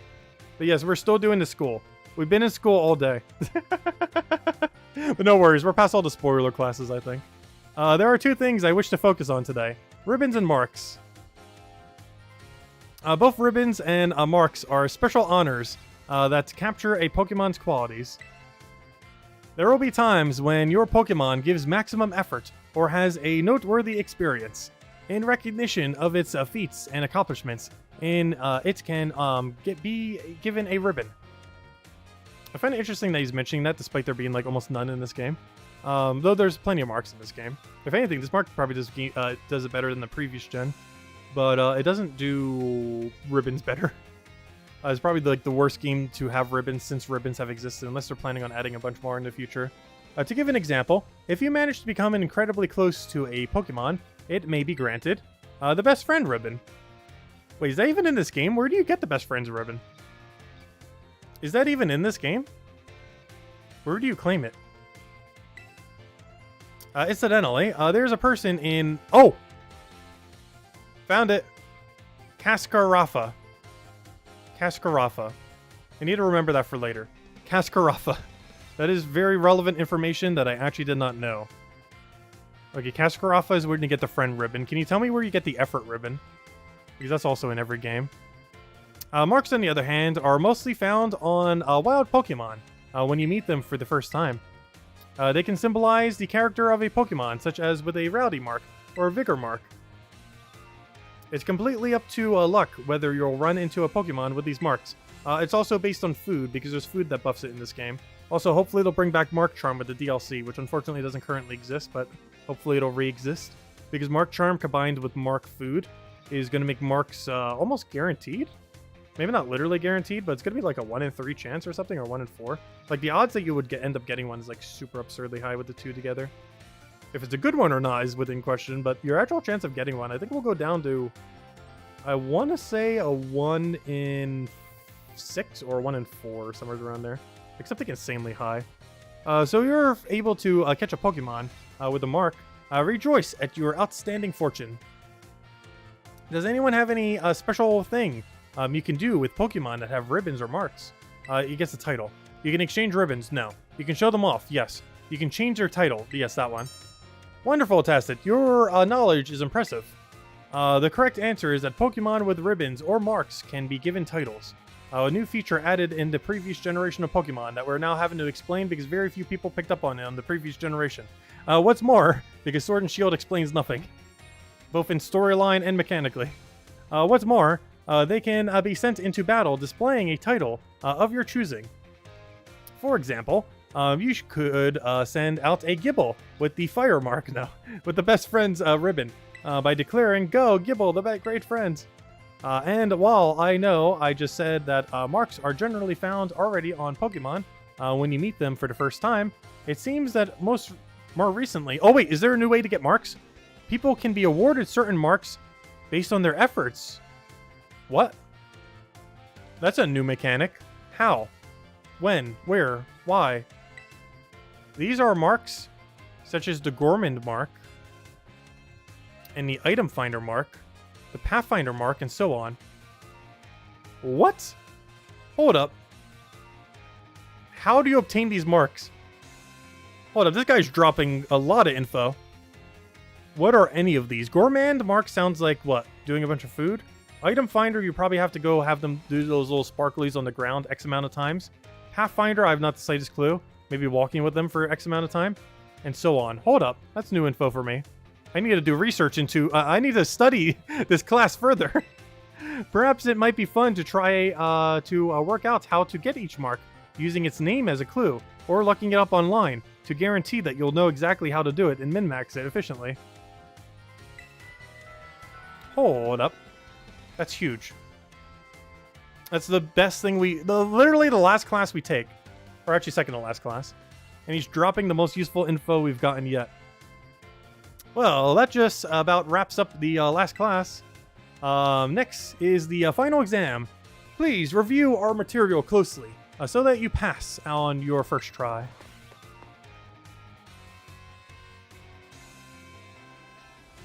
But yeah, he just dropped a lot of info on us. Many of which are new mechanics.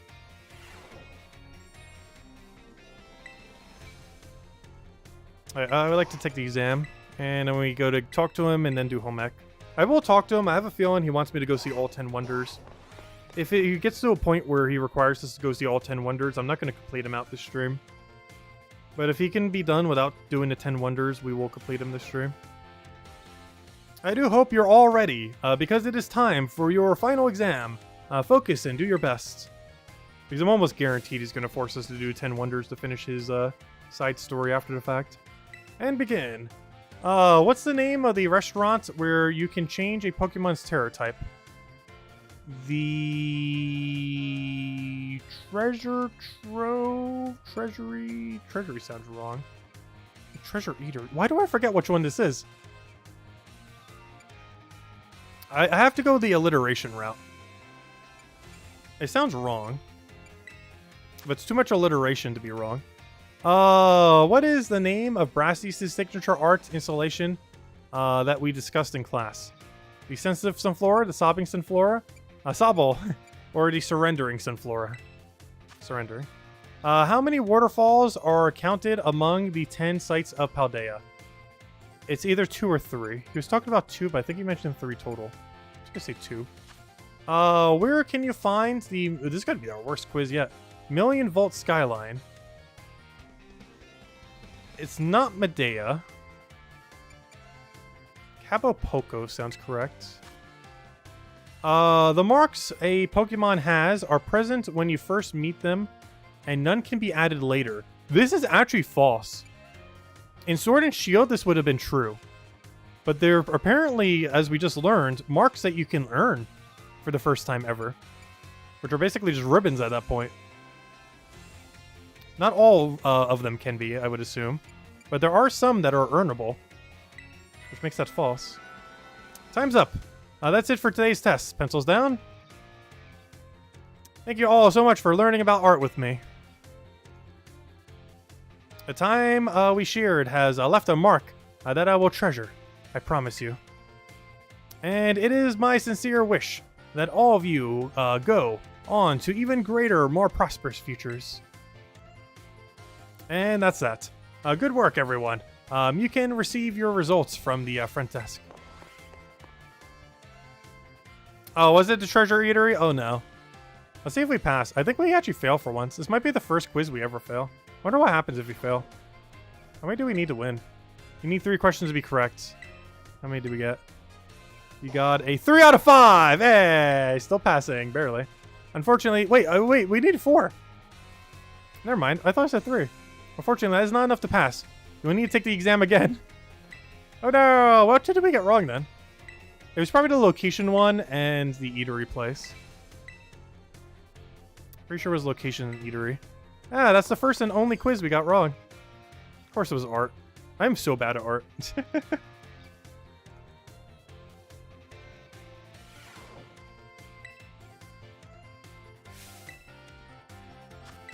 Oh no! I just clicked A spam. Centering some flora. Oh wait, maybe this one is 3. Because I feel like that other one is right.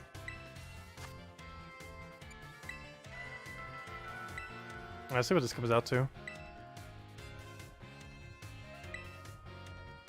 Oh, I just realized. He said it left a mark on me. He made a mark pun because of the marks he was talking about. I didn't even realize that the first time. Let's see what we get this time. Hopefully the default EA press was on the eatery one. 2 out of 5. Let's see. How did we do worse? Okay, so that means that other one was already correct. Hold up. So, which one was the wrong one then? Because that means... Alright, let me not A-mash through this quiz. So let me default to what we said the first time. Because then we auto-win. It's called the eatery. Surrendering some flora. I'm gonna go with 2. I'm gonna go with Cabo Poco. And I'm gonna go with false. And that should be a 4 out of 5, with the one being wrong probably being the location-based one.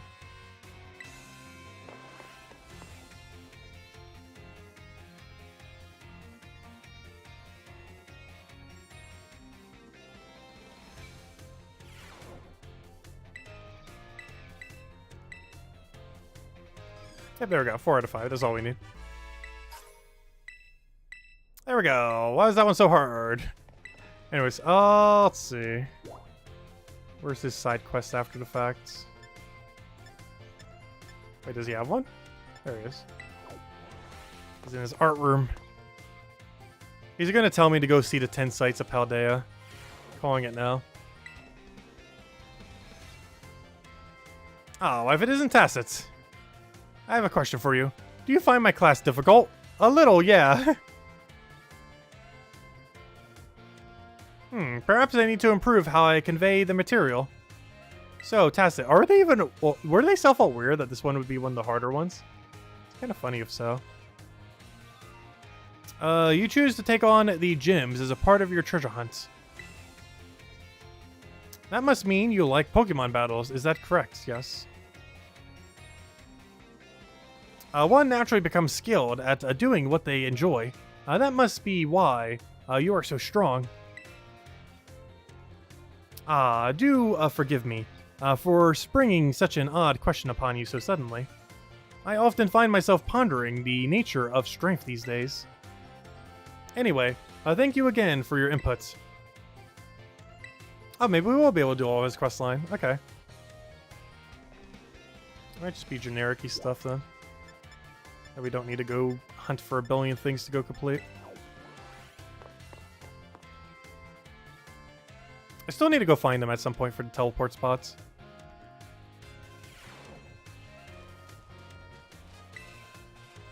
I feel like I only have like 1/3 the total teleport spots on the map. Hello there. Or maybe half. I try to visit the schoolyard for time to time.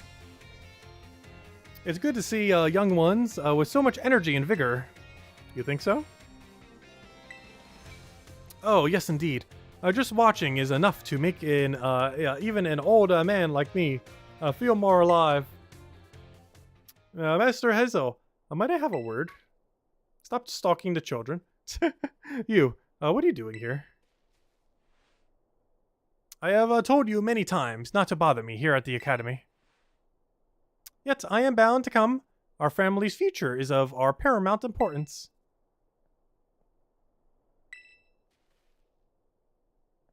It was good speaking with you. Something important has come up, so I must excuse myself now. Is that his wife? Let us discuss this elsewhere. Come. Interesting. That doesn't seem like someone who'd be his wife. We're about to find out. Let's see. Wait, did he have a kid? Was that one from the Elite Four his kid? Actually, are they all just a family? Now that I think about it. I'm not sure if they were confirmed to be related earlier. Anyways, where are you? Oh wait, never mind. You're actually in the main area, aren't you? Hold up, you're in the actual hub right now.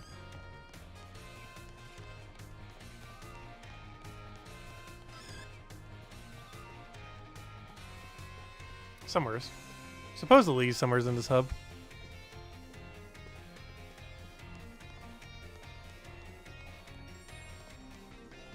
Gosh, look at how small this guy is. The dog's almost bigger than him. Like, the dog could eat him. Like, the dog might be food, but the kid is food to the dog.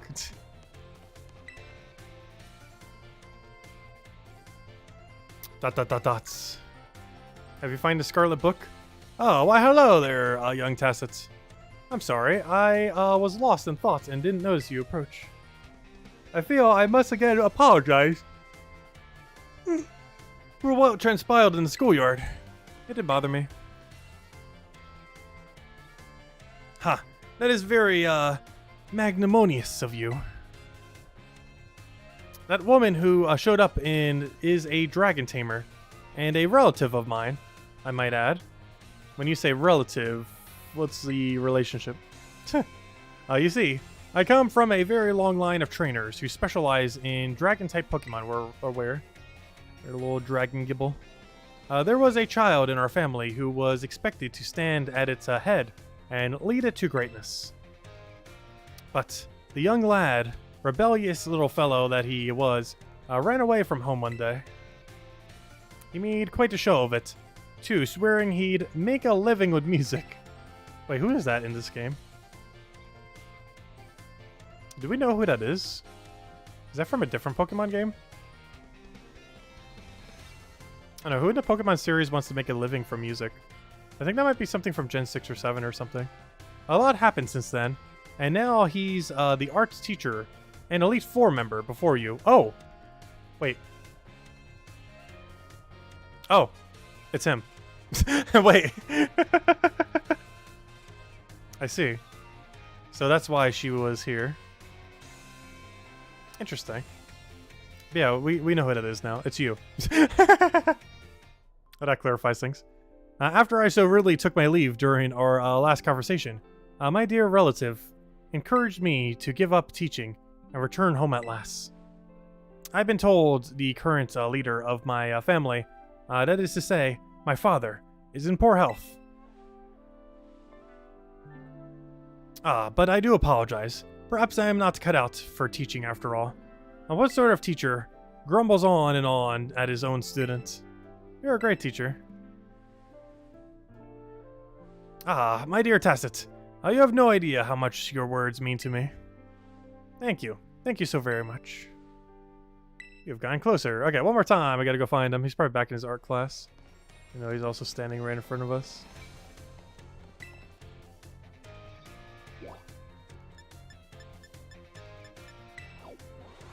Honestly, this school experience isn't too bad. It has its moments. Though nothing beats the Toothless storyline. Honestly, the whole Toothless storyline, or you know, the Titan path, and everything that transpires leading into the end, definitely my favorite path. Why, hello there, Tacit. You always seem to appear at the most... Though this definitely feels like a literal day of school. Except for running a lot of errands. You always seem to appear at the most crucial of moments. Most crucial moments. Well, you see. Master Hassel, I'm here to collect you. By force, so I see. I'm glad that you've finally made up your mind about taking your place as leader of the family. Well, it is indeed true that I have made up my mind, but it is to stay here at the academy. I have made up my mind to continue teaching here at the academy. He's putting his foot down. How could you? Also, we're not going to get a name of this figure or the face. Are you saying you don't care what happened to our proud lineage? I am saying that I have other priorities. Have a look around at the art decorating this room, would you? The children here are letting their senses, their perceptiveness, grow freely. I do not wish to say that protecting our family's ancient bloodline is of no importance. I simply wish to see a young talent blossom and grow into the future. It just seems so much more fun to me, if I'm being honest. What utter nonsense. And yet, your fearless, unflinching commitment to that nonsensical vision proves that you're worthy of carrying the will of the dragons, Master Hazel. I will not give up. I will come as many times as I need in order to change your mind. Oh, by all means, my door is open. I think you'll soon find you've met your match in stubbornness. You thought I could be cowed by some story spun up about my father's deteriorating health? I am not so easily fooled. He's been dead for a decade. I will return another day. I'm sorry you had to see all of that. I was so very close to resigning my post as teacher and returning to my home. But the students here gave me courage to say no. That includes you. Your words truly brought me strength. I cannot think of a way I can possibly repay my debt to you, young ones. Take this. If you will, insufficient as it may be, in expressing the full breadth of my gratitude. 50 Dragon Terror Shards, so that means we get 1 free normal shift, 1 free Dragon shift, and 1 free Rock shift so far. As far as things within the game that give you enough to get a free shift. You put the Dragon Terror Shards in your bag. Now then, let it be clear to all. I, Hassel, will continue on my chosen path as instructor to the youths of our world. You formed a close bond with Mr. Hazel. I keep saying Hazel, I mean Hazel, but whatever way he wants to pronounce.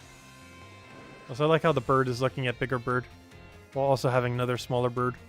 I'm jealous of other smaller bird having statue of his bigger form. Anyways, alright, let's do the final one. So we've been doing this storyline for 4.5 hours. I was expecting this to take 2 or 3 hours. I have slightly underestimated the length of the school section, which makes sense because it was kind of like an advertised portion of the game where it's like, hey, you get to go to this academy and learn stuff. And they weren't actually kidding. It is like 6 hours of learning, almost. Alright, let's go do the final run. I wonder if you get anything special for completing out everything. Home ec class, yes, other than the knowledge you gained along the way.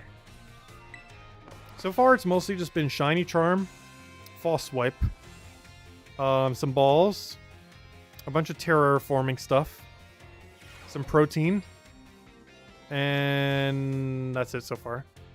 Question mark, question mark, question mark. Wait, we already know what this guy's name is, though I already forget what it was. Because we found out his name in one of the previous studies. I see we have some energetic young ones in our class this time around. I, strong man in pink. Saguro. You may call me Mr. Saguro. Your time here with me will be a sense obtaining knowledge and skills indispensable for daily life. Many of you have left the care of your parents to live here on your own in the Academy dormitory. I pray that the knowledge I impart to you will improve the quality of your lives and the necessities thereof: food, clothing, and shelter. Of course, 3 categories I assume the most pressing and interesting for you all is food. When you eat sandwiches on your picnics, the HP your party of Pokemon will be restored. You will also gain something called meal powers, which can provide all manner of benefits. For example, these powers can make Pokemon easier to catch or increase the EXP points that your Pokemon receive. I think you will also find that the breadth of these effects can be expanded by crafting sandwiches of superb flavor. What's more, there is a certain something that is particularly important if we wish to receive meal powers with even more helpful effects. Let me see, Master Tacit, tell me, what must you keep in mind to receive even more helpful meal powers? My choice of fillings and condiments, how fast I can prepare food. I have to remember to put my heart into it. Ah, that's a Sword and Shield reference. That's really funny. But my choice of fillings and condiments, I believe. Correct. Perfectly correct, Master Tacit. Perhaps you were already aware of this fact from having helped your family with cooking at home. Your choice of ingredients, including both fillings and condiments, is an important factor in gaining even more helpful meal powers. I keep wanting to say metal. For example, using sweet ingredients in your sandwiches may help you gain egg power, including numerous bitter ingredients. Gosh, the amount of elaboration in this mode is going to be so annoying. I still need to go find a reference sheet so we can make our own recipes, including numerous bitter ingredients. On the other hand, can gain you item drop power. Learning to aim for specific effects when crafting sandwiches will almost certainly make you culinary endeavors more enjoyable. Please be aware, however, that you can also receive meal powers by eating at restaurants. I must say that I would feel the utmost joy if you all learned much here in my class and came to better understand home economics. Our time together has come to an end for today. I bid you all farewell. Got one down, several to go.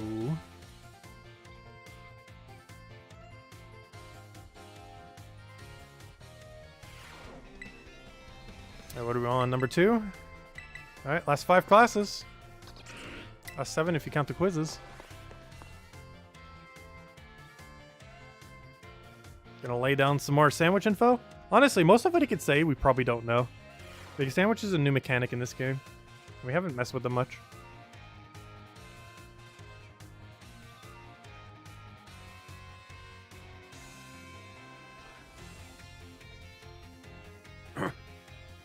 Put away your phones. It is time to begin class. In our last class, I believe we talked about the effects you can get from food on your picnics. You can receive meal powers and even restore HP for all Pokemon in your party. It is a truly convenient means of healing your Pokemon. Unfortunately, as I'm sure you are aware, it is not suited for use in battles when you cannot make food or when you wish to restore HP quickly. In times such as those, you should make use of healing items such as potions, which you can purchase from Pokemart, or the school store, which we did. It's called Lemonade, the best potion of all. Healing items are immediately effective and can be used anytime. You can open your bag. They are, however, consumed after one is used. Potions restores 20 HP, Super Potions restore 60, Hyper Potions restore 120, and Lemonade restores the best relative to money cost, at least in this game. The pricier the item, the more HP it will restore. Keep in mind how much money you have when you are stocking up on these items. However, unforeseen happenings are an inextricable part of traveling from place to place. Imagine, if you will, the following scenario. You will find yourself with injured Pokemon, but you have no potions.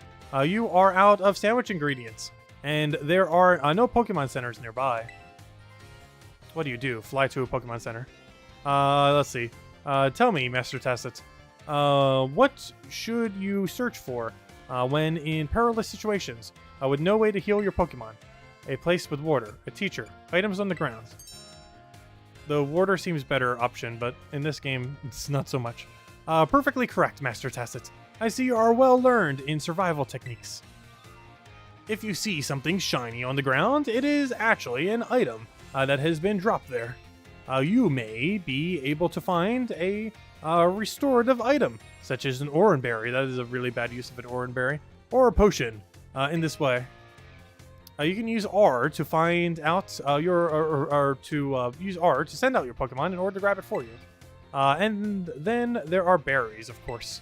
Berries, by the way, aren't like items from shops. If you let your Pokemon hold one, it will decide on its own when to eat the berry during battle.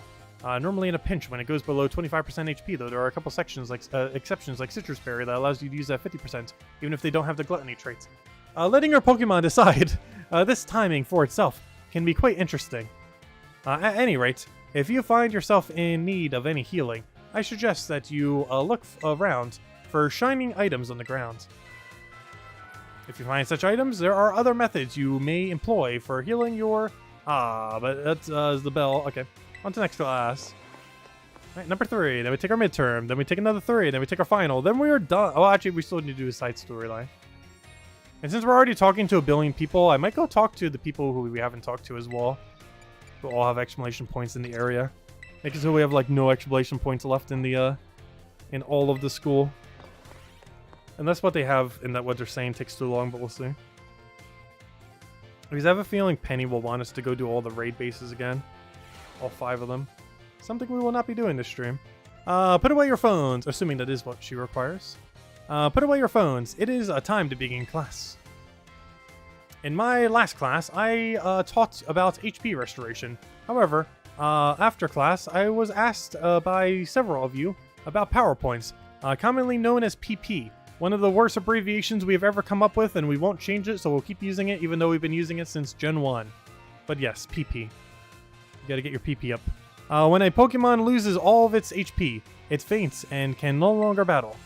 What happens when a Pokemon loses all of its PP? It can't use moves. And you then need to get the PP up. It can't use moves. It won't listen to its trainer. Yeah, it can't use moves. Perfectly correct, Master Tacit. Perhaps you know this from first-hand experience. When a Pokemon runs out of PP, it can no longer use its moves. Why on earth have they used this term for 25 years? However, each move has its own store of PP, so you can mitigate PP loss by using a variety of moves rather than just one move repeatedly. Though you give so much PP to every single move that it almost never runs out in competitive fights, so why even have it?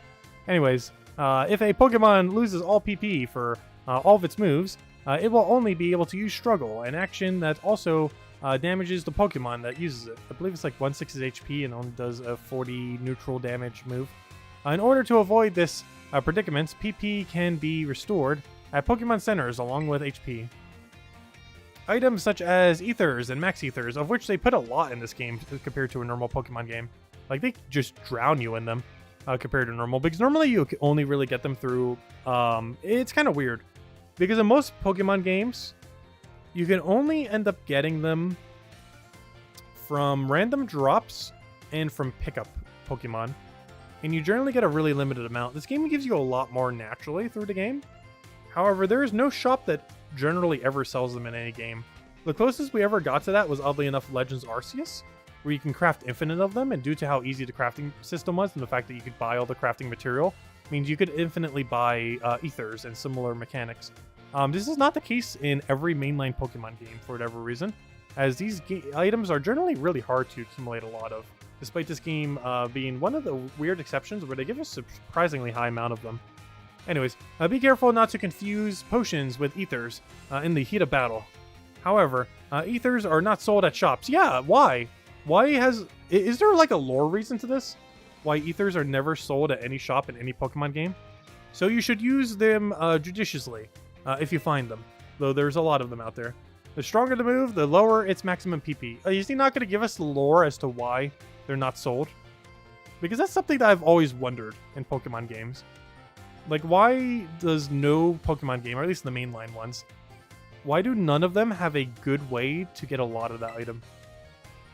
Do not waste uses of these moves unless you wish to quickly run out of PP. It is important to find a balance in a Pokemon set of moves. As you can see, HP isn't the only thing you must keep an eye on while adventuring with Pokemon. I hope that you will take care to ensure that your partner Pokemon can perform at their best as you each engage in the treasure hunts. Our time together has come to an end for today. Our next meeting will be an examination day. Okay, let's go do exam. Midterm time! Then we got 2 more sections. The more you say it is hilarious. We're almost there. So close. So close yet so far. This is pretty much like a standard school day. Like, once you're like more than halfway through, like right at the end, it's like, gosh, just get through it already. Never focus on the final class. Just looking at the clock, waiting for the bell. The time has come to test how well you have all learned here in my class. Let's begin before the information simmering in your brains from a last-minute cram session fades. Which is not an effect of picnic meal. HP restoration. Increasing speed is not one. Which of these following... Also, apparently it heals status conditions. Which of the following affects the kinds of meal powers received from a particular meal? Fillings and condiments. Number of people eating. The color of the utensils. Filling and condiments. Which of these berries can restore a Pokemon's HP? Pecha, no. Cherry, no. Oran, yes. So that's why I mentioned the Oran berry. Leandro, literally for that question. Leandro wanted his Pokemon to decide on its own when to use its item in battle. So he gave it an Oran berry. This will work as he hopes. Yes, true. If a move runs out of PP, it can no longer be used. If a Pokemon runs out of PP for all of its moves, it can only sit there in frustration. No. It can use Struggle. The time for answering questions has come to an end. Please stop writing. I hope you all were able to give the examination everything you had. Please remember to ask for your scores at the end. Okay, we get our scores, get our perfect score, and take his final 3, take his final exam, take whatever we have to do to talk to him, and I think we'll end it there. Because I'm getting tired of talking. I'm becoming very close to not capable of talking more. We're almost at the final stretch. But yeah, this took way longer than expected. That means by the time we finish this, we effectively would have taken about 5 hours at the academy. I know, almost like 5.5. We would have taken like 5.5 hours at the academy. That's almost a school day. Because I know a lot of my school days, like some of them lasted from like 8 till like 2. Which would have only been 6 hours. Which means this has literally been like an almost school day length of school. Put away your phones. It is time to begin class. Gosh, I haven't felt this since like high school. Because college was structured quite a bit differently. Though some of you had to, though more so elementary school. Because it definitely felt more like that. Though some of you had to retake the midterm exam multiple times, I am glad to say that the majority of the class passed without issue. I feel honored to see that the knowledge and skills indispensable for daily life have taken root in all of you. Yours went from 8 to 5:30? Really? My average school day was like, I prepared for the bus by like 6 or 7. Or more so like 6:30. The bus would arrive like 7:30-ish. I would get to the school around like 7:50-ish. Class would start at like 8, maybe 8:05. And then the average day would end at like 2:15, I want to say. At least in elementary school. Obviously middle school and high school are like slightly different. But I'm pretty sure in elementary school it effectively was about 6 hours. Like 6 hours, 15 minutes, or 6.5 hours or something. I trust that you will all work just as hard on your life skills in this second half of your course as well. Let us now turn our attention to the topic of the day, which was inspired by a question I received on the subject of meal powers.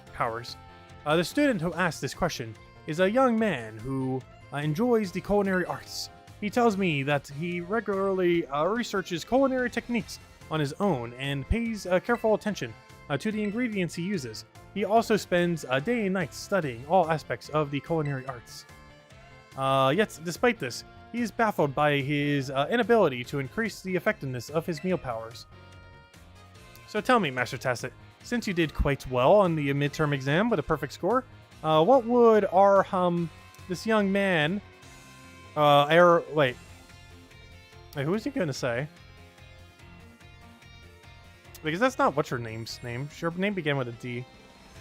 This young man do to, plus she's a female, can do to increase the effectiveness of his meal powers. He should make food more often. He should make food with other people. Arvin. Oh wait, is it Arvin?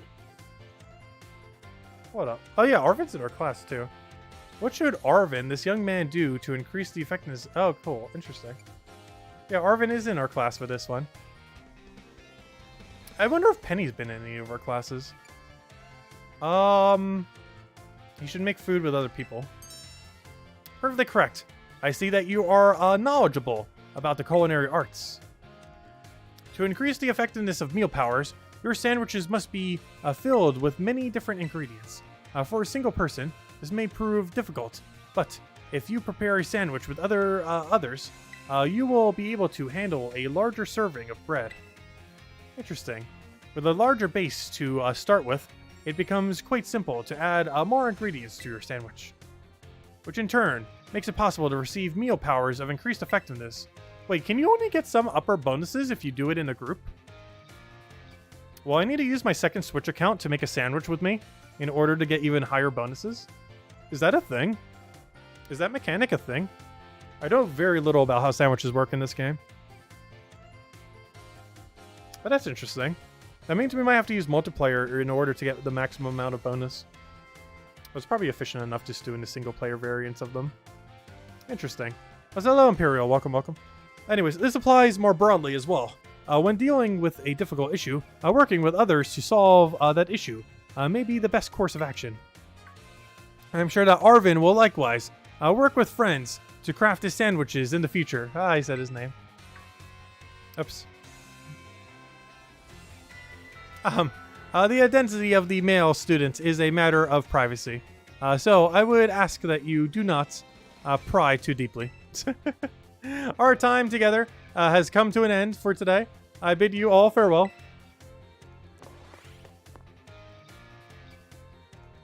Arvin, you heard nothing. Also, we will be doing a sandwich stream at some point for this game. At some point is not this week. Or next week. But at some point. At some point before the end of this year, probably. We will have a sandwich stream. Kind of like how this stream was an Academy stream. It wasn't intended to be so, but it has very much turned into a stream where we just do the entirety of the Academy. Back to back. As I slightly underestimated the amount of time it takes to do this mode. Not really knowing anything prior other than that we get Shiny Charm this way. As well as False Swipe. Well, all those other little shards and stuff are some pretty interesting rewards. They're not like super good, but a free Terrestrial Exchange is nice. Put away your phones.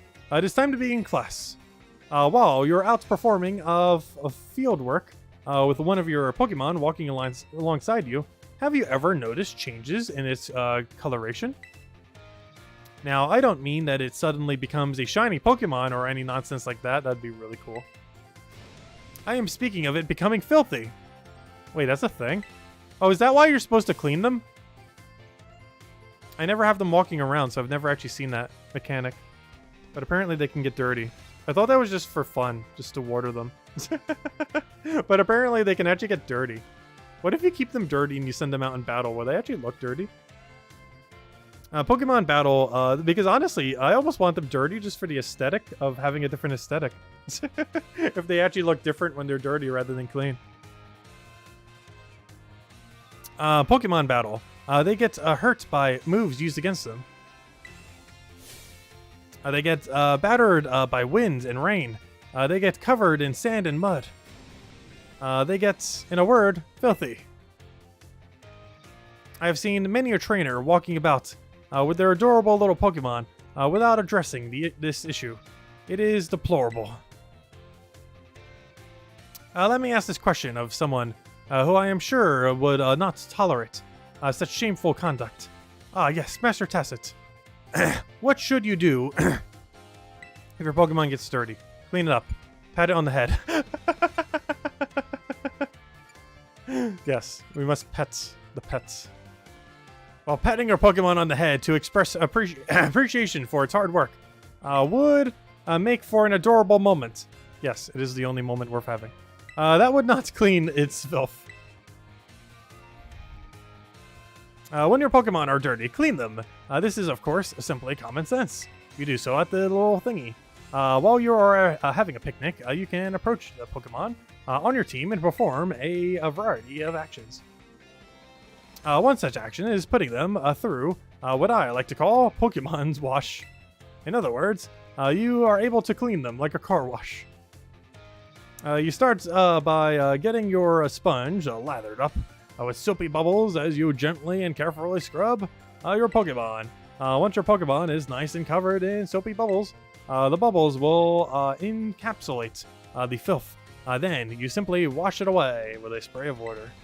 This will get your Pokemon clean and shining bright as a terror jewel. It is certainly quite a bit of work, but this will also restore HP and cure status conditions. However, some Pokemon may have parts of their bodies that they don't want scrubbed, or that they wouldn't rather get wet.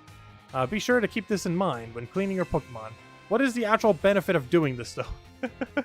As it seems to have, like, no in-game benefit. Now, the most important point that I must mention is that some Pokemon like to be dirty.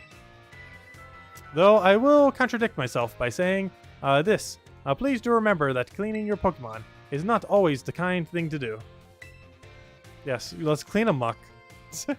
That'd be really funny. Our time together has come to an end for today. I bid you all farewell.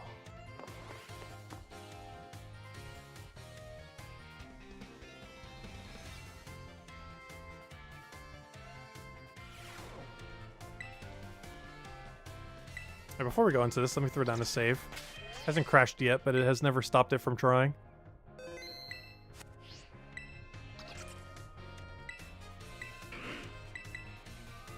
Alright, his final lesson, as well as the final lesson of the Academy. And then we just gotta talk to him 4 times for his little side thing after the fact.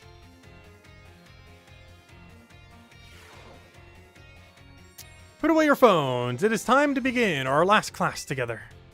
Home economics is the study of life's necessities. But looking back on our time together, I realize that I focus almost entirely on food. I hope it is not too late to shift to a discussion of clothing, another necessity in our last class. I would not say so. We've stayed with the same clothes the entire time. Though we did put on glasses, so technically we're wearing a completely new outfit now. I just realized he has a IV reader thing in his corner. Seems like a weird class to have that in. I guess to identify that this is still a Pokemon game. And he also has some ingredients over to the left showing what ingredient type they are, which is interesting. That'd be a useful tool. I wonder if it's actually accurate. Also, I'm sure you are aware, our academy has an air of freedom about it. We provide uniforms for each season to accommodate the diverse climate of Paldea.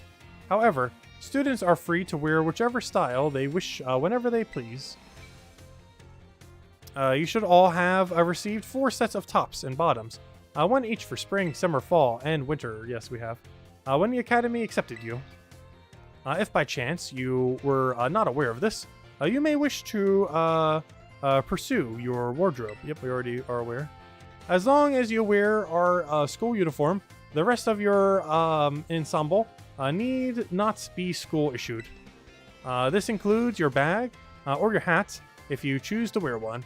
You are even free to style your hair however you wish.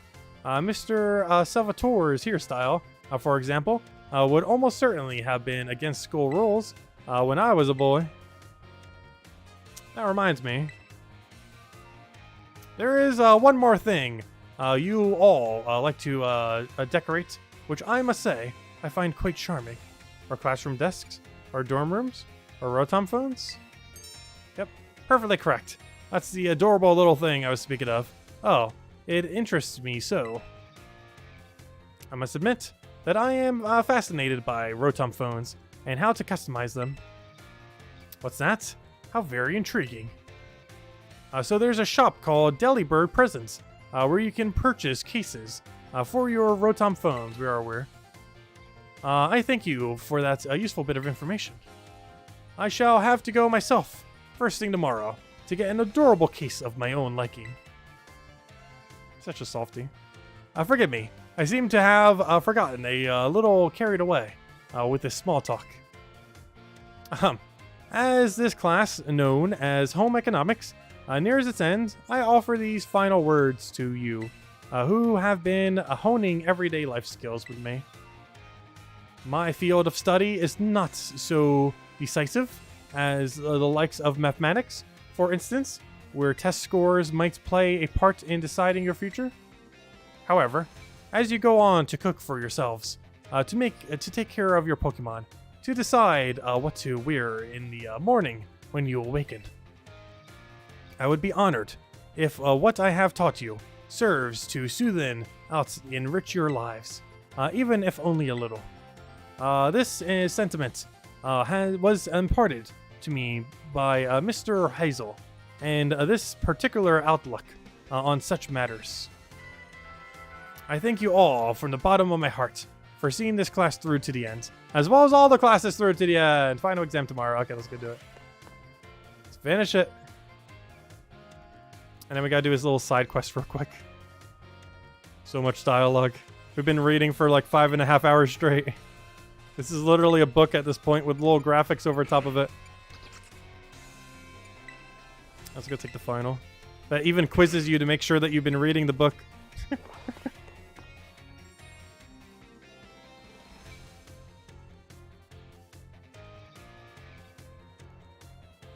I do have to say, I do enjoy it overall. But some were better than others as far as the classes. The time has come to test how well you all learned in my class. Let's begin before the information simmering in your brains from last minute cram session fades. You said that last time. Which of the following meal powers makes it easier to come across shiny Pokemon? Sparkling power. Which of the following is not an effect of egg power? It makes eggs hatch faster. It helps hatch strong Pokemon. It makes eggs easier to find. It does not hatch stronger Pokemon. That's determined based on how you breed, of which the school did not teach you how to breed. So if you're a new player, good luck with that. What is a simple yet important tactic for increasing the effectiveness of meal powers? Make a food more often, make food at home, make food with others. What is the correct action to take when your adorable Pokemon become dirty? I love how he says the word adorable. You know he wrote this quiz.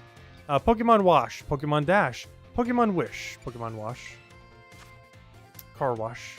This is a question about the Academy rules. Should you change your uniform tops and bottoms to properly match each season? Yes, you should. It doesn't matter.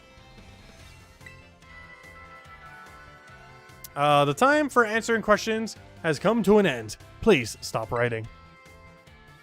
I made the questions a little easier than I'd planned to, as a way of saying thank you for informing me about Rotom phone cases. I trust that you all gave this exam everything you had, so that you will not have to retake it. Also, it reflects better on me if more of you passed. Please remember to ask For your scores, yeah, okay. Let's go get our score. Hopefully 5 out of 5, maybe 4 out of 5. And then we're done with all classes. Then all we have to do is talk with them 4 times.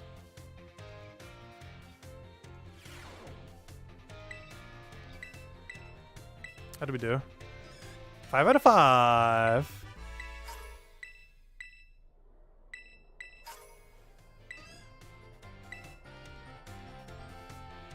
Now you can focus all your efforts on the treasure hunt, which I already did. Be careful out there. There we go. All we have is revisiting classes. Okay, but we're still not done. I still got to talk to him 4 times. Do his little side storyline after the fact. But as far as the classes, we are officially done. But I do need to talk to him 4 times. I'm not going to do the other bubbles right now, but I will do his 4. Because I'm not sure how long the other bubbles might be, if they might make us do a gigantic tangent. So for now, we're just going to talk to him 4 times. And hope we get something good from him. Welcome to the home economics classroom. I consider this to be my very own castle of sorts. Master Tacit from Class 1A. Rumors of your activities always seem to be bombarding me from all sides. Activities? Indeed. People from all over have been talking about how strong of a battler you are and the amazing Pokemon you take along with you. You are quite the object of everyone's interest, though I imagine that may be a bother for you. The home economics classroom is something of a place of rest for the academy students, you see. Here, they delight in sharing the latest gossip and the like, while enjoying a light snack. You come up quite often in those talks recently, Master Tacit. So, much so that I find myself intrigued. If it is not a burden for you, I would very much enjoy having you come see me again sometime. There we go. Well, we'll go and find where you are then. I just gotta talk to him 3 more times, and we're done with all of schooling. And our next stream will either be a small stream tomorrow, around a little after 4, or we might do the Eevee a little bit. Otherwise, we'll do it on Friday. And we'll definitely stream Saturday, Sunday then, most likely. But if we do stream tomorrow, it's going to be like very short, and it's around the time when the Eevee event launches. Just because I'm curious to see how it pans out. Hello, Master Tacit of Class 1A. It has been, though otherwise we'll just do it on Friday. I might just like test it when it comes out and off stream, and then like do it on Friday instead then. But anyways, probably no stream tomorrow. But we will do it on Friday. But I am looking for it. Oh yeah, it is. Oh yeah, it is Thanksgiving too. I will probably actually, that's kind of funny because I'll actually be only busy in the morning, and then I'll be available later. But yeah, we'll definitely cancel it then because a lot of people will be busy with Thanksgiving. But yeah, no stream tomorrow. Let's do it on Friday. Hello, Master Tacit of Class 1A. It has been... I almost forgot that tomorrow's Thanksgiving already. Gosh, it has flown by. I already got all the food for it, too. Though, still need to cook a couple things. Hello, Master Tacit of Class 1A. It has been some time since last we met. Not really. It has been literal moments. Are you here to eat as well? Sure. Excellent. You shouldn't battle on an empty stomach. So, hello, pizza. That sounds tasty right about now. Though I have a sandwich made up for this exact moment. Gosh, this game about sandwiches is making me hungry for sandwiches. I still can't believe that the academy portion took like 5.5 hours. That's insane. It's literally an entire school day long, almost. I myself am here to survey the student cafeteria, let's say. I am observing the nutritional content of the food that our students partake on a regular basis. One item on the menu here that I'm particularly interested in is the peanut butter sandwich. No, that's poison. It is sweet and quite delicious. No, burn it with poison. We're allergic. Yes, perhaps I will order one right now. Oh, look. It's Mr. Seguro. He's so fashionable and cool. I guess the teachers come to the cafeteria too, huh? Do you think he'll have an egg sandwich? No way. If he gets anything here, it'll definitely be something spicy. Like the 5-alarm sandwich. Which isn't even a sandwich in this game, I'm pretty sure. Ah, he's so cool. He's definitely get that wild and spicy 5-alarm sandwich. ... Yes, get the 5-alarm sandwich. Could I have a 5-alarm sandwich? Yes. Don't get the peanut butter one. You've made a good choice. I do enjoy the thrill of spicy food. No, don't have the peanut butter sandwich. Don't do it. Why am I encouraging him? Ah, yes. You should just have a peanut butter sandwich, Master Tacit. I suppose I shall. No, I would never suggest such a thing. Burn it with poison. I mean, it is poison. Burn the poison. I suppose I shall have to try one, if you insist. I do not insist. That was close. I almost forced myself to order something spicy. My least favorite of flavors. I thank you for restraining me, Master Tacit. It's you know what's going to be the worst thing too? I believe the best egg recipe. I believe the best egg hatching recipe in the game is literally a peanut butter jelly sandwich with like bananas or something in it, which is so annoying. Because I almost don't want to do breeding in this game because of that. I'll need to find like an alternative option, even if it's slightly more expensive ingredient-wise. It seems that the students tend to view me as fashionable and cool, or even, dare I say it, exuding a sort of brooding strength. I have a habit of acting in such a way, so as to not destroy their image of me. I showed my true colors to you just now without thinking. Please, keep this a secret between us. I don't know, what gave it away?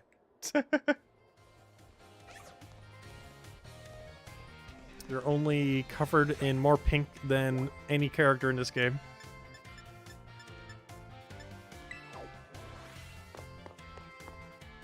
Which, now that I think about it, I think is actually true. I don't think there's a single female character in this game with more pink than him.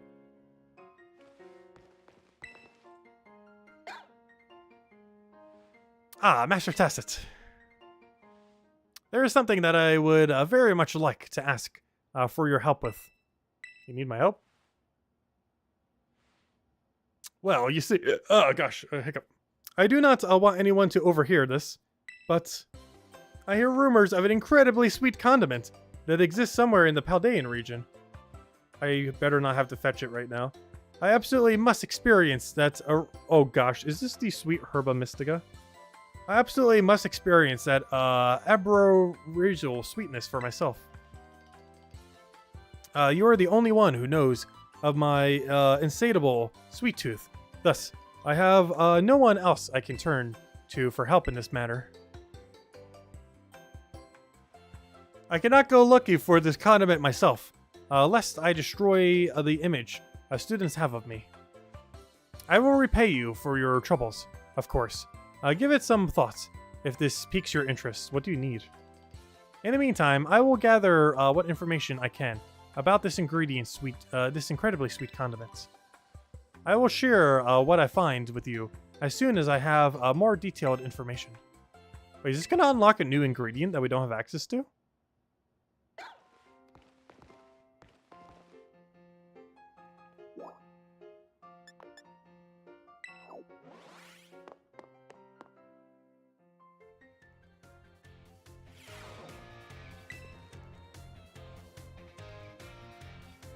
Master Tacit, about that matter with which I need your help.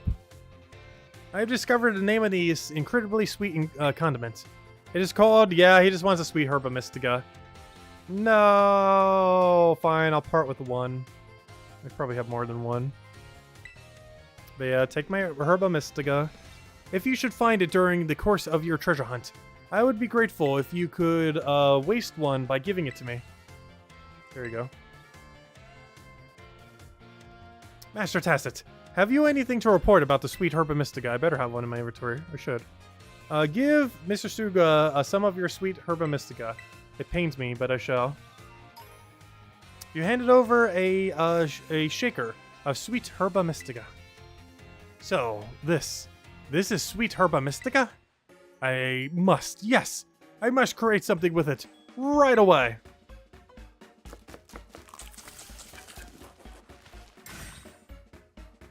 It's so very sweet. My, what ambrosial sweetness. It is like a sweeter honey, a much sweeter honey. Yes, as if honey sweetness were multiplied by 100. Hey, Mr. Sagura, what you eating? Ah, the sweetest sandwich I've ever had. It smells super sweet, and you look so happy eating it. No, you see, there is a reason for this. You don't look like someone who likes sweets, but that's pretty cool. Pretty cool?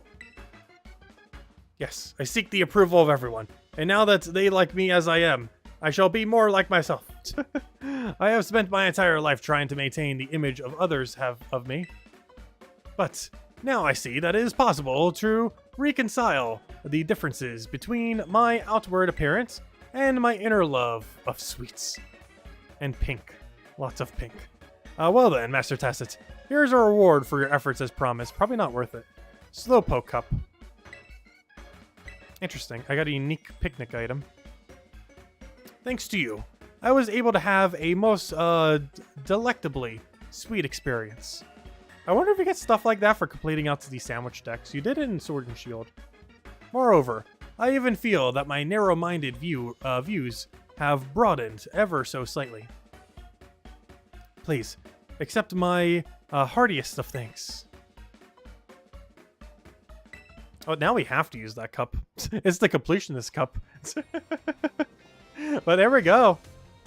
We have done every lesson in this school in one sitting, back to back, with no breaks. It's time for us to go home. Where's the school bus? I want out. Oh yeah, well that's a stream.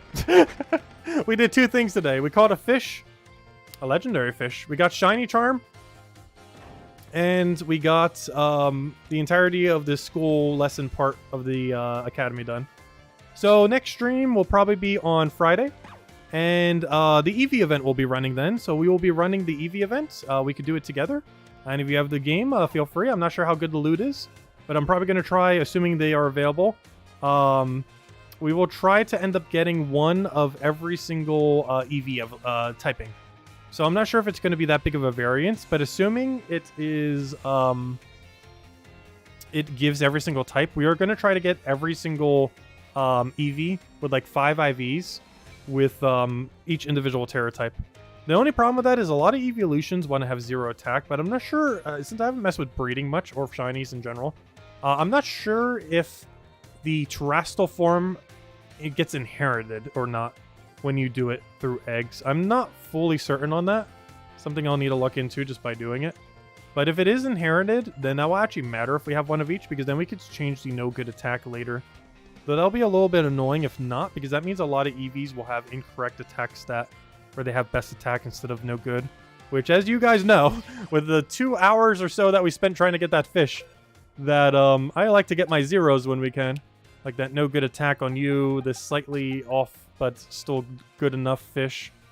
But I like to get those zeros when we can, for when they're relevant on a Pokemon. We also need to get that on Miraidon, the other of the legends, because this guy doesn't care if he has 0, but the other one will. So we definitely need to make sure we do that. I'll probably do it with a Master Ball for Sanity. It'll also probably be off-stream, similar to how we did the Gold Dingo off-stream. Though he is way quicker than this other one, given that he has 3 best and this one has 0 best. And having 0 best makes it way easier to get. Anyways, guys, but yeah, this weekend, this Friday, we'll probably start doing some shiny hunting as well. I'm not sure exactly how long we'll stream when we do it this Friday, but we'll be focusing on the Eevee events and maybe getting some competitive Pokemon and kind of all that.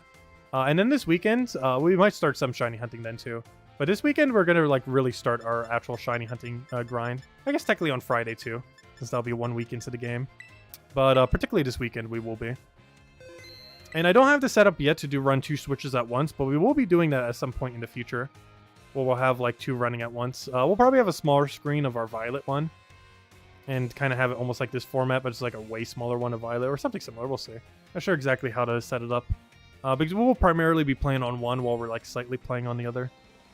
But we'll figure out something for it. But anyways, guys, I hope you all have a wonderful rest of your week. Have a wonderful Thanksgiving tomorrow, and I will catch you guys later. Goodbye, everyone, and thanks for watching.